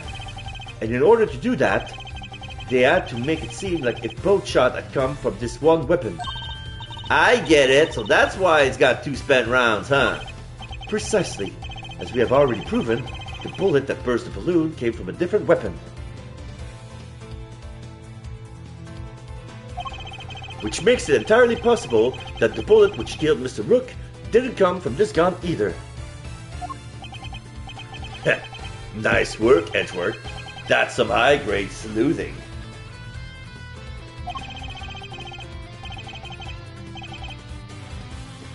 But why don't you get to the point?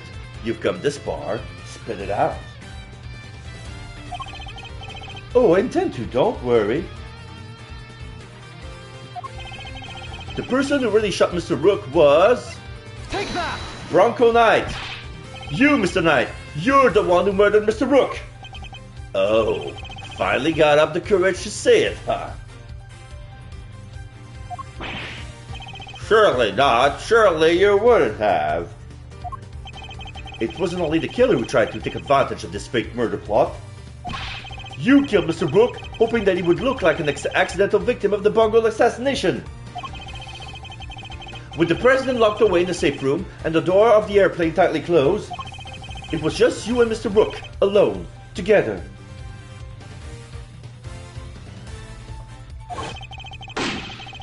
And that was when the third bullet was fired right into your colleague's body.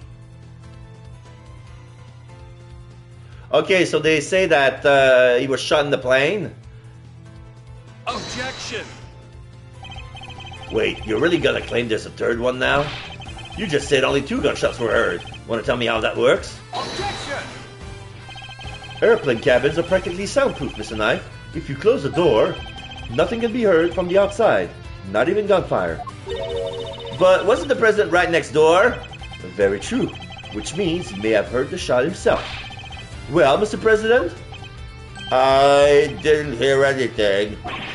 But you can't observe this room through your security feed, can you not? The camera in this room isn't normally on. I have to manually switch it on when I enter the safe room. And that's what you did this time too, right? Well, that is... What's got into him? Mr. President, this is vitally important.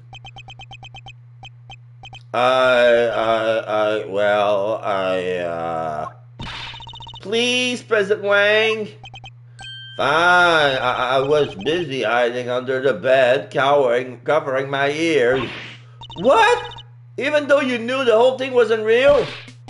Yes, because I hate the sound of guns. Just the slightest hint of that awful noise and oh, it's just too much. Unbelievable. Okay, Edgeworth, I kinda get you. I don't like the sound of guns either. Lloyd, oof! That there's Saturn in a pot of overcooked crawfish.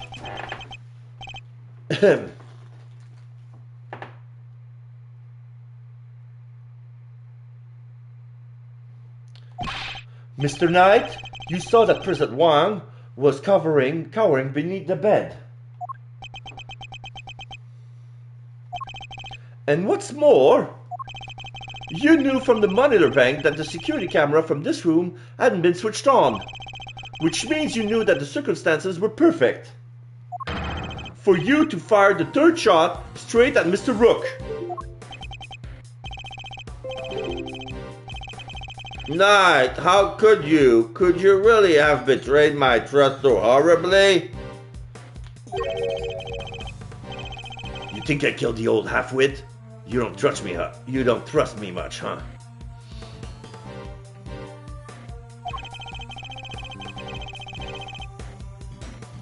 This is the thanks I get for putting my life on the line for you today after day. I want to believe you, but I don't get it. I just don't get it. What is there to doubt here? What, you don't believe that the girl over there could have done it? No, because this gun isn't the murder weapon. We know this from the number of bullets fired. Yeah? Well, how do you know there wasn't a spent bullet from the start? What? Someone could have fired a bullet from that gun yesterday or the day before. Then today, another bullet. Today, the bullet that hit Rook. That's pure speculation, pal, and you know it. Maybe, but can you prove it's not true? Not with any certainty, no. You're nothing without conclusive proof, so come on. A single piece of evidence straight through my heart. I dare you. Well, what are you waiting for? There must be something, mustn't there, Mr. Edgeworth? If we can't prove it, tabbies. Please, Ruffles. I messed up, I know I did. I should have never have done what I did, not even for a scoop. But murder? Nah, that ain't me. Ain't a murderous bone in my body. Conclusive proof. If only I could prove that Knight's gun is the murder weapon. Wait! Perhaps I can. If you at least had the bullet that burst the balloon, you might have a scrap of credibility. Imagine, you could have run forensics to see if it matched my gun. If we had the bullet that killed Mr. Rook, forensics could tell us which gun it was fired from. No proof, no case. End of conversation. Objection! Hold it right there! What now? You're not about to claim you do have proof. Of course I do. This ought to be good. Alright, bring it on. Show me this proof of yours. The bullet that killed Mr. Rook is the key to ending our little game. Very well, my conclusive evidence is right here and not in my position. Not currently in my position. Alright then, thanks for playing, folks, but that's game over. However, it is here in this room. What? As we know, the bullet that killed Mr. Rook passed through his body. But where did it end his journey? Perhaps we should cast our minds back to an earlier conversation. After passing through his body, the bullet that took Mr. Rook's life and found itself lodged in the vest. He's right. If the president had been wearing that vest, things could have been a lot worse. But now, of course, we know that the so-called assassination attempt was a complete fabrication. The vest was prepared in advance, made to look as if it had been hit by a bullet. Which begs the question, where is the real bullet? I like it. A twist. This is good stuff, Edgeworth. Come on then. Don't keep us in suspense. Does any of the evidence point to where the bullet that killed Mr. Rook might have ended up? Yes, the security monitors. Take that! There's something very clearly missing from this room. Yeah, a prosecutor with some common sense. Take a look at the bank of security monitors. Oh. I see you caught on, Mr. President. Splendid. There are screens here showing views from all around this airplane, inside and out. The only external angle not covered is the right-hand side of the aircraft. And that's because one of the monitors is missing.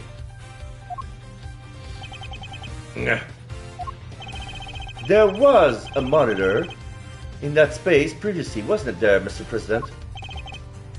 There was. I have no idea what my plushie is doing there now, though. It appears that someone's vain attempt to hide what is obviously lacking. But where did it go and why? The why is easy enough to answer because it was struck by a bullet. For it were to believe that the bullet in the vest was the real deal, then anything that hinted at the existence of another bullet has to be removed. So, where did the missing monitor go? Where indeed? I believe that it must be hidden somewhere on this plane. After all, there wouldn't have been time to dispose of it outside the aircraft. Detective Gumshoe, conduct the search if you would. Right away, sir! Mr. President, extraterritoriality, remember? I have no objection to the search. Please go ahead. If it will help us discover the truth behind what happened to Rook, I will not stand in your way. What are you? I don't believe this! Rook this, Rook that. Don't you ever think about anybody else. The search has been authorized, Detective, if you wouldn't mind. Sir, I found the monitor. There it is, an unplugged TV with broken glasses. Excellent work. Now go ahead and extract the bullet. Let's see if I put my hand in there and just... Come on, come on. I didn't even prick my hand in the broken glass. And I got it! You do not remove a bullet through a broken glass with bare hands. At least with a pair of gloves and tweezers. Well, would you look at that? Blood! This is the bullet that killed Mr. Rook. There's no doubt about it. Bloody bullet found inside the security monitor. It seems to be the bullet that killed Rook. It's a bit squish, but I'm pretty sure there's some grooves that we can find for ballistic markings. And there you have it, Mr. Knight. The single piece of evidence you requested, straight through your heart. Even you now must admit, if this bullet didn't come from the spectator area gun, then Miss Lloyd cannot be Mr. Rook's killer. Da da da. What? No piety comeback? Detective, have forensic analyzed the bullet for striation and compare them to the gun we found. Yes, sir! We'll get the evidence you need. You can count on it.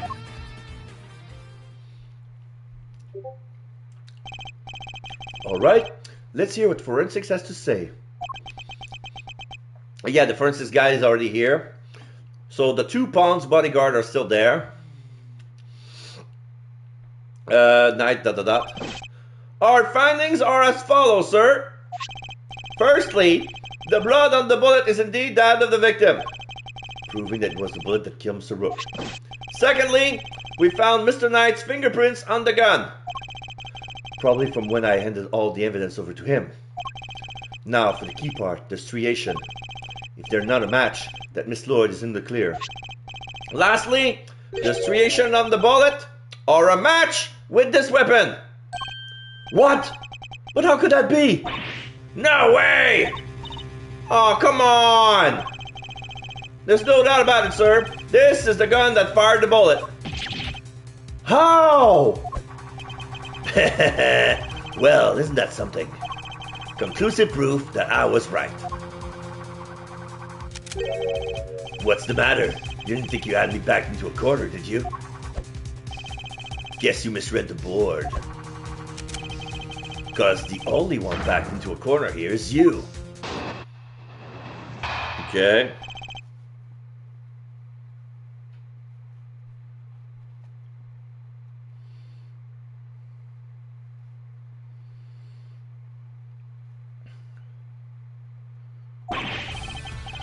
There's no denying it. Forensics proved that the gun and the bullet are a match.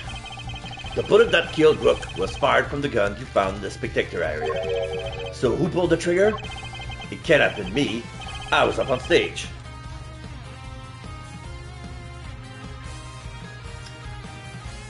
Which leaves your little friend. The hack killed Rook. She's the murderer, and you just proved it.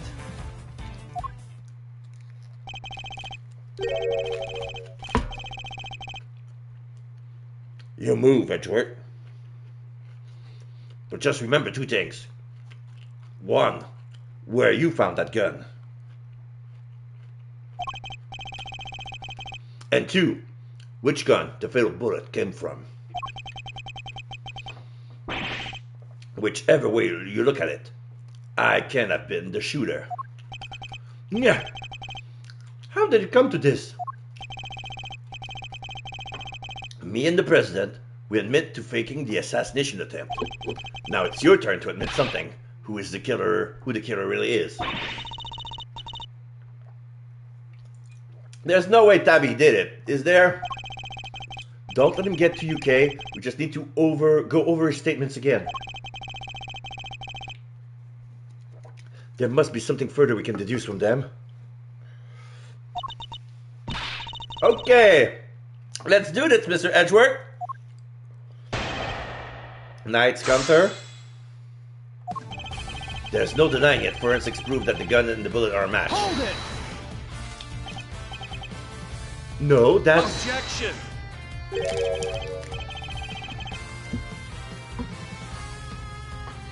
What was it you said?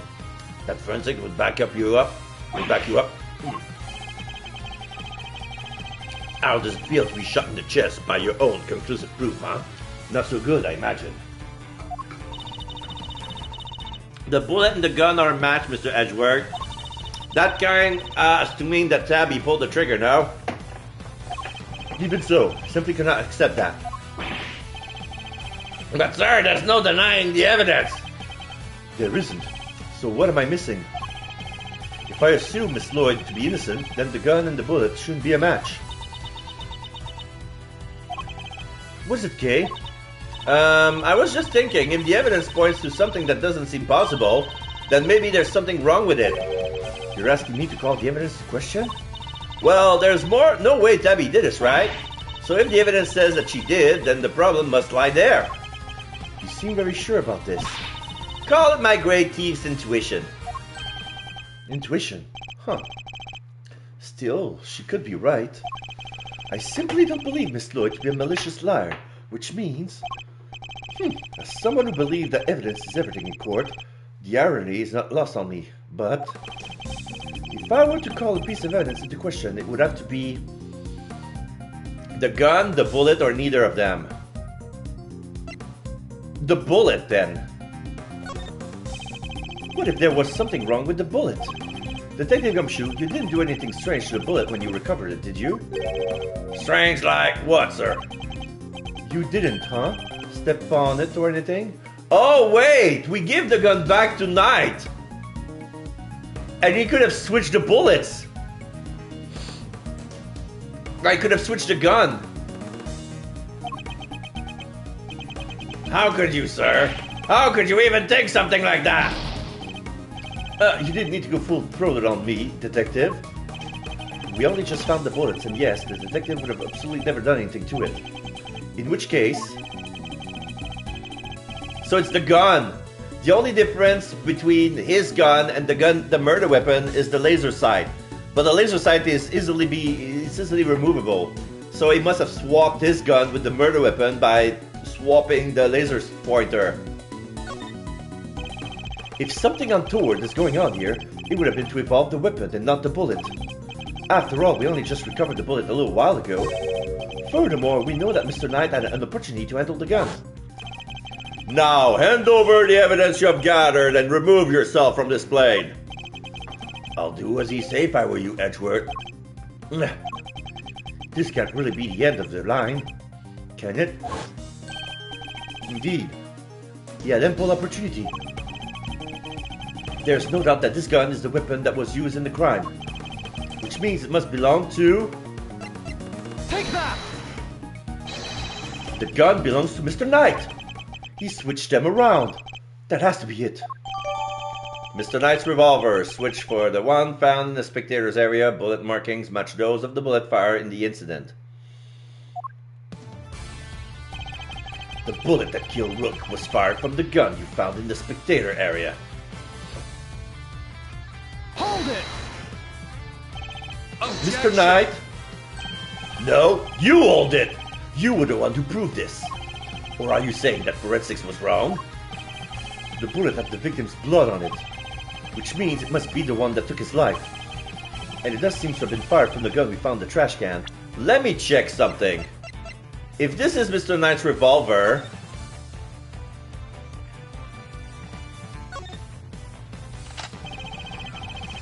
two bullets spanned in the cylinder, matching the two gun her... okay.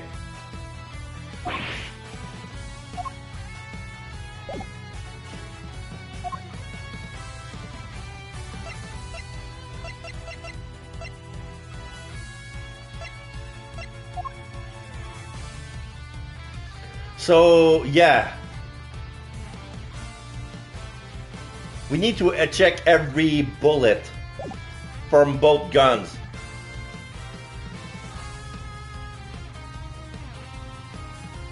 It does seem to have been fired from the gun we found in the trash can. Don't you just love this? Your face, Edgeworth. What a picture.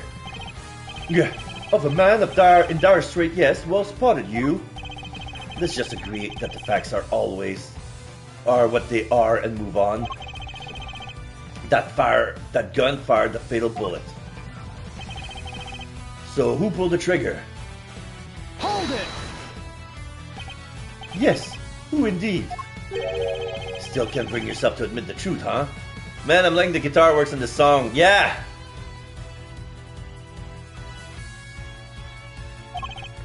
I get it. I was in your shoes a few minutes ago. Burned me up on the inside, you know. Made me really want to shoot someone. Exclamation mark. Sorry, it's not a laughing matter, I know. But we both know we really did shoot someone, don't we? It can't have been me. I was up on stage, which leaves your little friend. Hold it! What proof is there that Miss Lloyd fired that gun? What proof? How about the forensics you ordered? They didn't find her prints though, did they? Yeah, the only prints they found were yours, pal! Objection!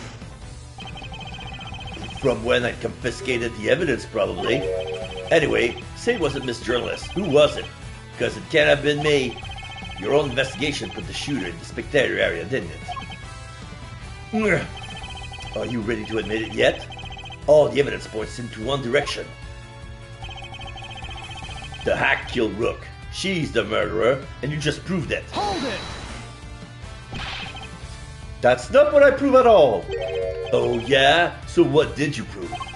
Still trying to make this about how I fired the first shot? Sure, you proved that, and I admitted it.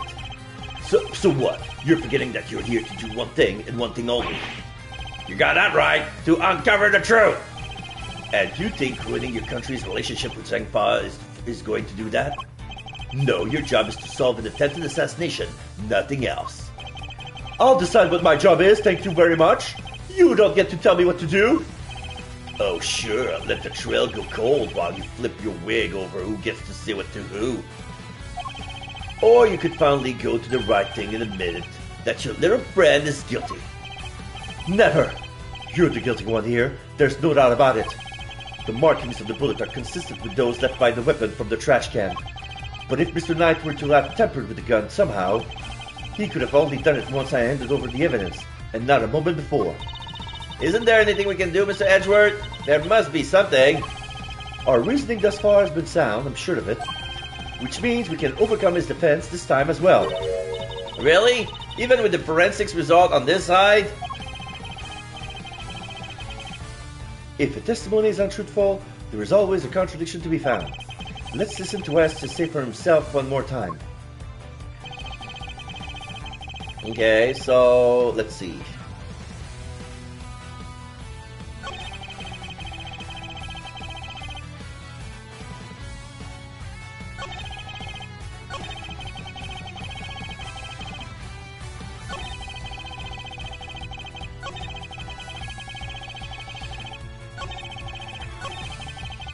Alright, I'm gonna save here, because I haven't saved in a while, even though that thing auto-saves continuously.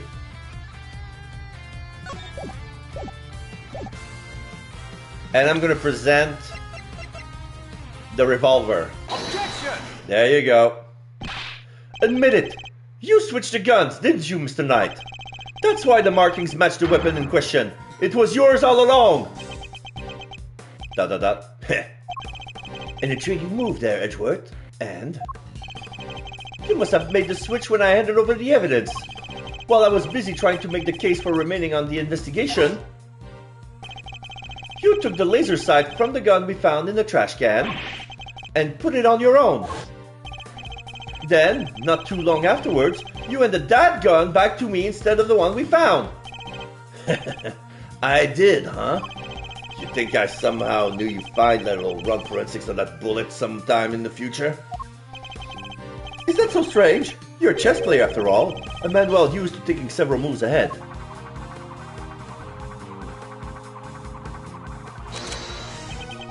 I'm flattered, but much as it pains me to admit it, you're overestimating my abilities. Besides, do you even have any proof that I made the switch? Knight's Counter Part 2. The gun is the same model as mine. Weird, sure, but it's just a coincidence. And look, there's a laser sight attached. Also, take a look at the cylinder. 2 spent bullets, just what we expected to see. So what proof do you have that I switched the original gun out for mine, huh? None, that's what. You say I'm overestimating your abilities, you surprise me. What can I say? I'm a modest guy. More modest than you, that's for sure. Everywhere except at the chessboard, that is. Well, I don't see a chessboard here, do you? Shame. Still, guess that gives you a nice excuse. I didn't mess up, I just didn't have the right evidence. I don't think I'll be the one making excuses. Rather, I didn't mess up, they just got lucky with the evidence, will be your excuse, I imagine.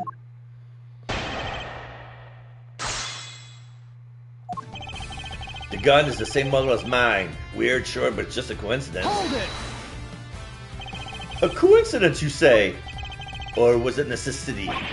It can't be both, pal! Sure it can. We bodyguards need to protect the president. And the girls need to use the gun, so she probably doesn't know a whole lot about them. It's not so far-fetched to her to pick something she's heard about, It's not so far-fetched for her to pick something she's heard of that we also happen to use. Okay, but why a revolver? Why is that your go-to gun? It's probably something to do with its ease of use. No spent casing to chase down, for example. Exactly. The perfect tool for a job where you can't afford to fail, or don't know what you're doing. Still, coincidence, necessity, it doesn't make a whole lot of difference either way. And look, there's a laser sight attached. Hold it! Because you swapped it on there. Put up or shut up, Edgeworth. Where's your evidence? Well, that is... Don't go making accusation you can't back up. Or did your daddy never teach you that? As it stands, the facts are in my favor here. Also, take a look at the cylinder. 2 spent bullets. Just what we expected to see. Hold it! No. I've been meaning to ask, actually. What about your own weapon? How many spent bullets are in this cylinder? This old girl there? Well, now.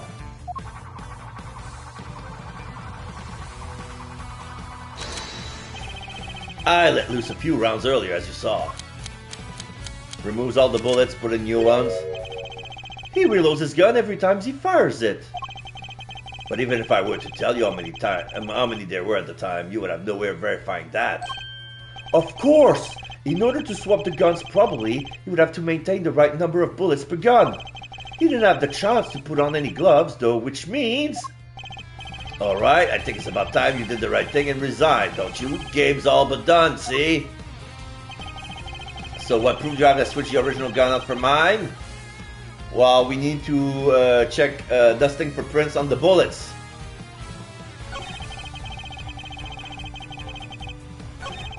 So, let's see. What evidence can we use?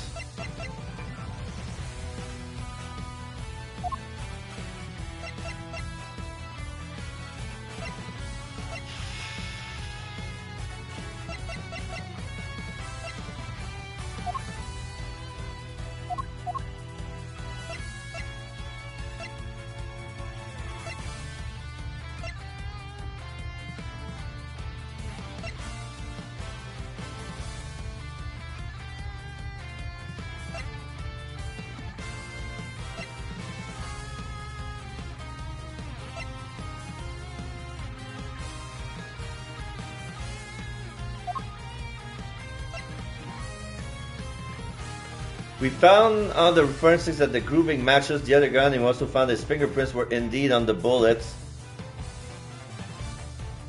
He was changing cartridges, so I would think he would either be one of those. Yeah, I'm trying to find a piece of evidence that proved that it tampered with the bullets. And I can't find anything.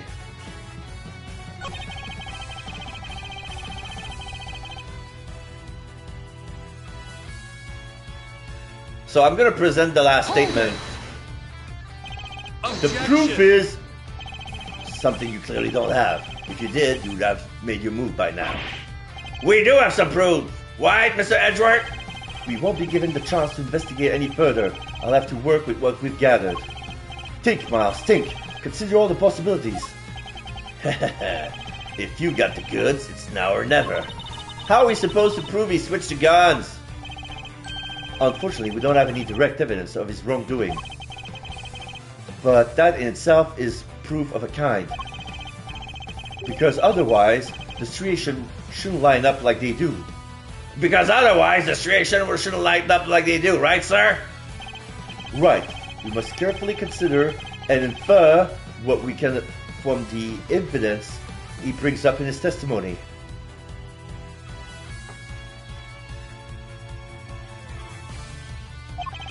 The truth is in there somewhere.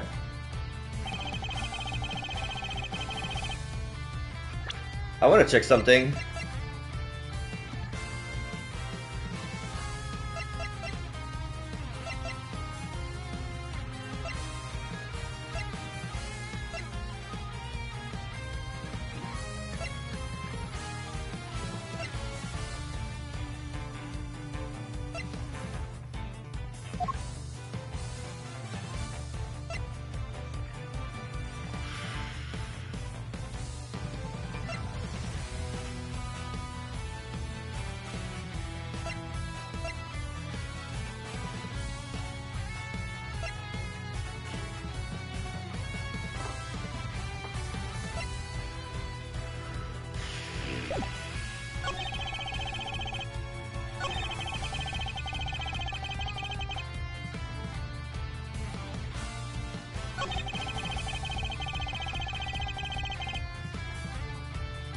Okay, I'm gonna present the gun here. See if it works. Objection! Okay. I have your proof. Right here. That's your proof? I think you've been working too hard, Edgeworth. Not the gun itself, the evidence it carries. Evidence that will prove once and for all that it does in fact belong to you. I'm looking forward to this. Go ahead, make your move. What's about to come into play? The rook? The bishop? Not a pawn, surely. The evidence the gun will provide takes the form of fingerprints, bullet markings, or blood.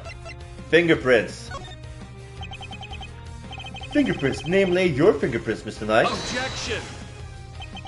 My prints? Ha! Of course my prints are on the gun. You handed it right to me when you gave up the evidence. How could they not be on there? Objection! What if I told you there are prints on the part of the gun that you shouldn't have touched at any point? What? Where? You can't prove that. Oh, but I can. There is a place where your fingerprints could never have been left if things happen as you say. Allow me to present the final piece of evidence that will bring our game to its rightful conclusion.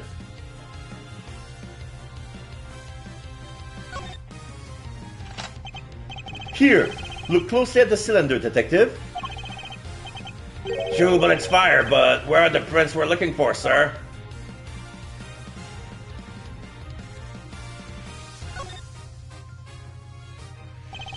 You did indeed switch the gun when I handed you the evidence.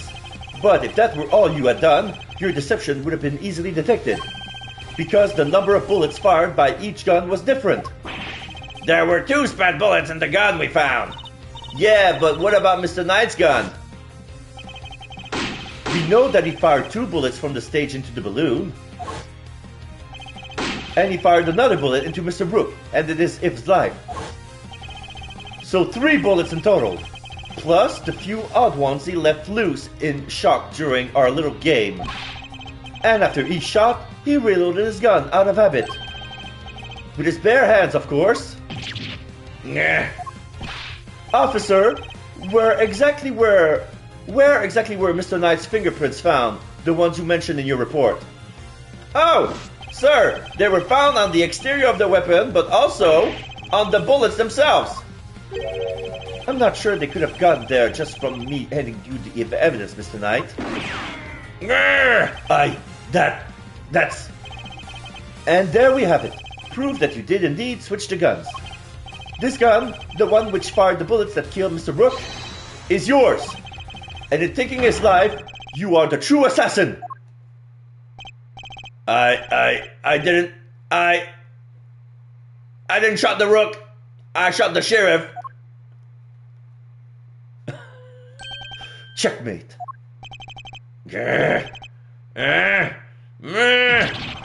No! He's biting his teeth, spinning his gun like crazy, juggling. A lot of things falling his out. A blue badger, a tinker, a Yugo piggy bank, a box of samurai dogs, the gun, and something else too. I was I was going to be the new chief of security. That blasted Rook, if it hadn't been of him, I would have been in charge by now. I would have been in control of the whole team. My plan was perfect. The fake assassination was supposed to be flawless.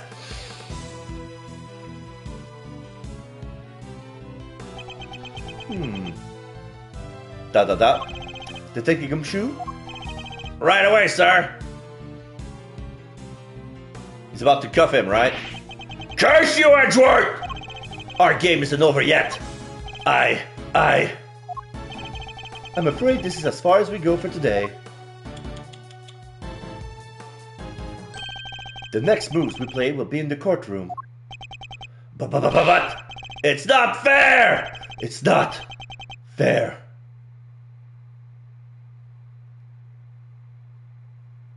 Yeah. Gumshoe just cuff him and he drags him out of the plane. March 25th, 5:12 p.m. Gourd Lake, Lakeside Stage. Okay, now Wang is bringing up his face mask and his body of fake air muscle. Mr. Edgeworth, I owe you a debt of gratitude. You exposed the murderer within the ranks of my own personal guard. I will not soon forget that. He's suddenly very presidential again, now that we're back outside the plane. I saw it, you know, when I first proposed the fake assassination to him. You want me to handle it? You want me to handle it, not Rook? Rook refused, but I can rely on you, can't I? Of course, sir. You can count on me. I'll put together a plan that can't possibly fail.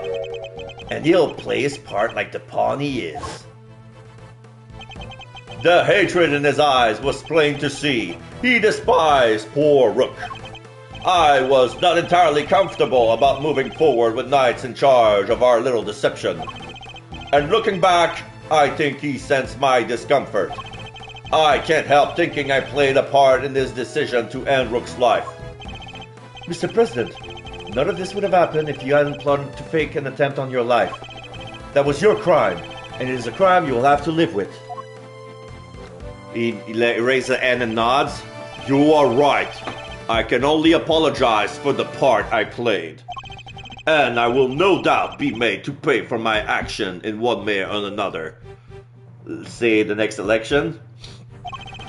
But I thank you nonetheless. You solved the riddle of Rook's demise, and for that I shall be eternally grateful. I will be here in your country for a little while longer yet. But when I have returned home, perhaps you will visit us in Jangfa. You will always be welcome. Gumshoe salute as he enters the plane. And people, the bodyguards are entering the plane. They close the door. Oh, thank you. Y'all don't know how grateful I am. All's well that ends well. Miss Lloyd, the accusation of murder made against you was of course entirely groundless.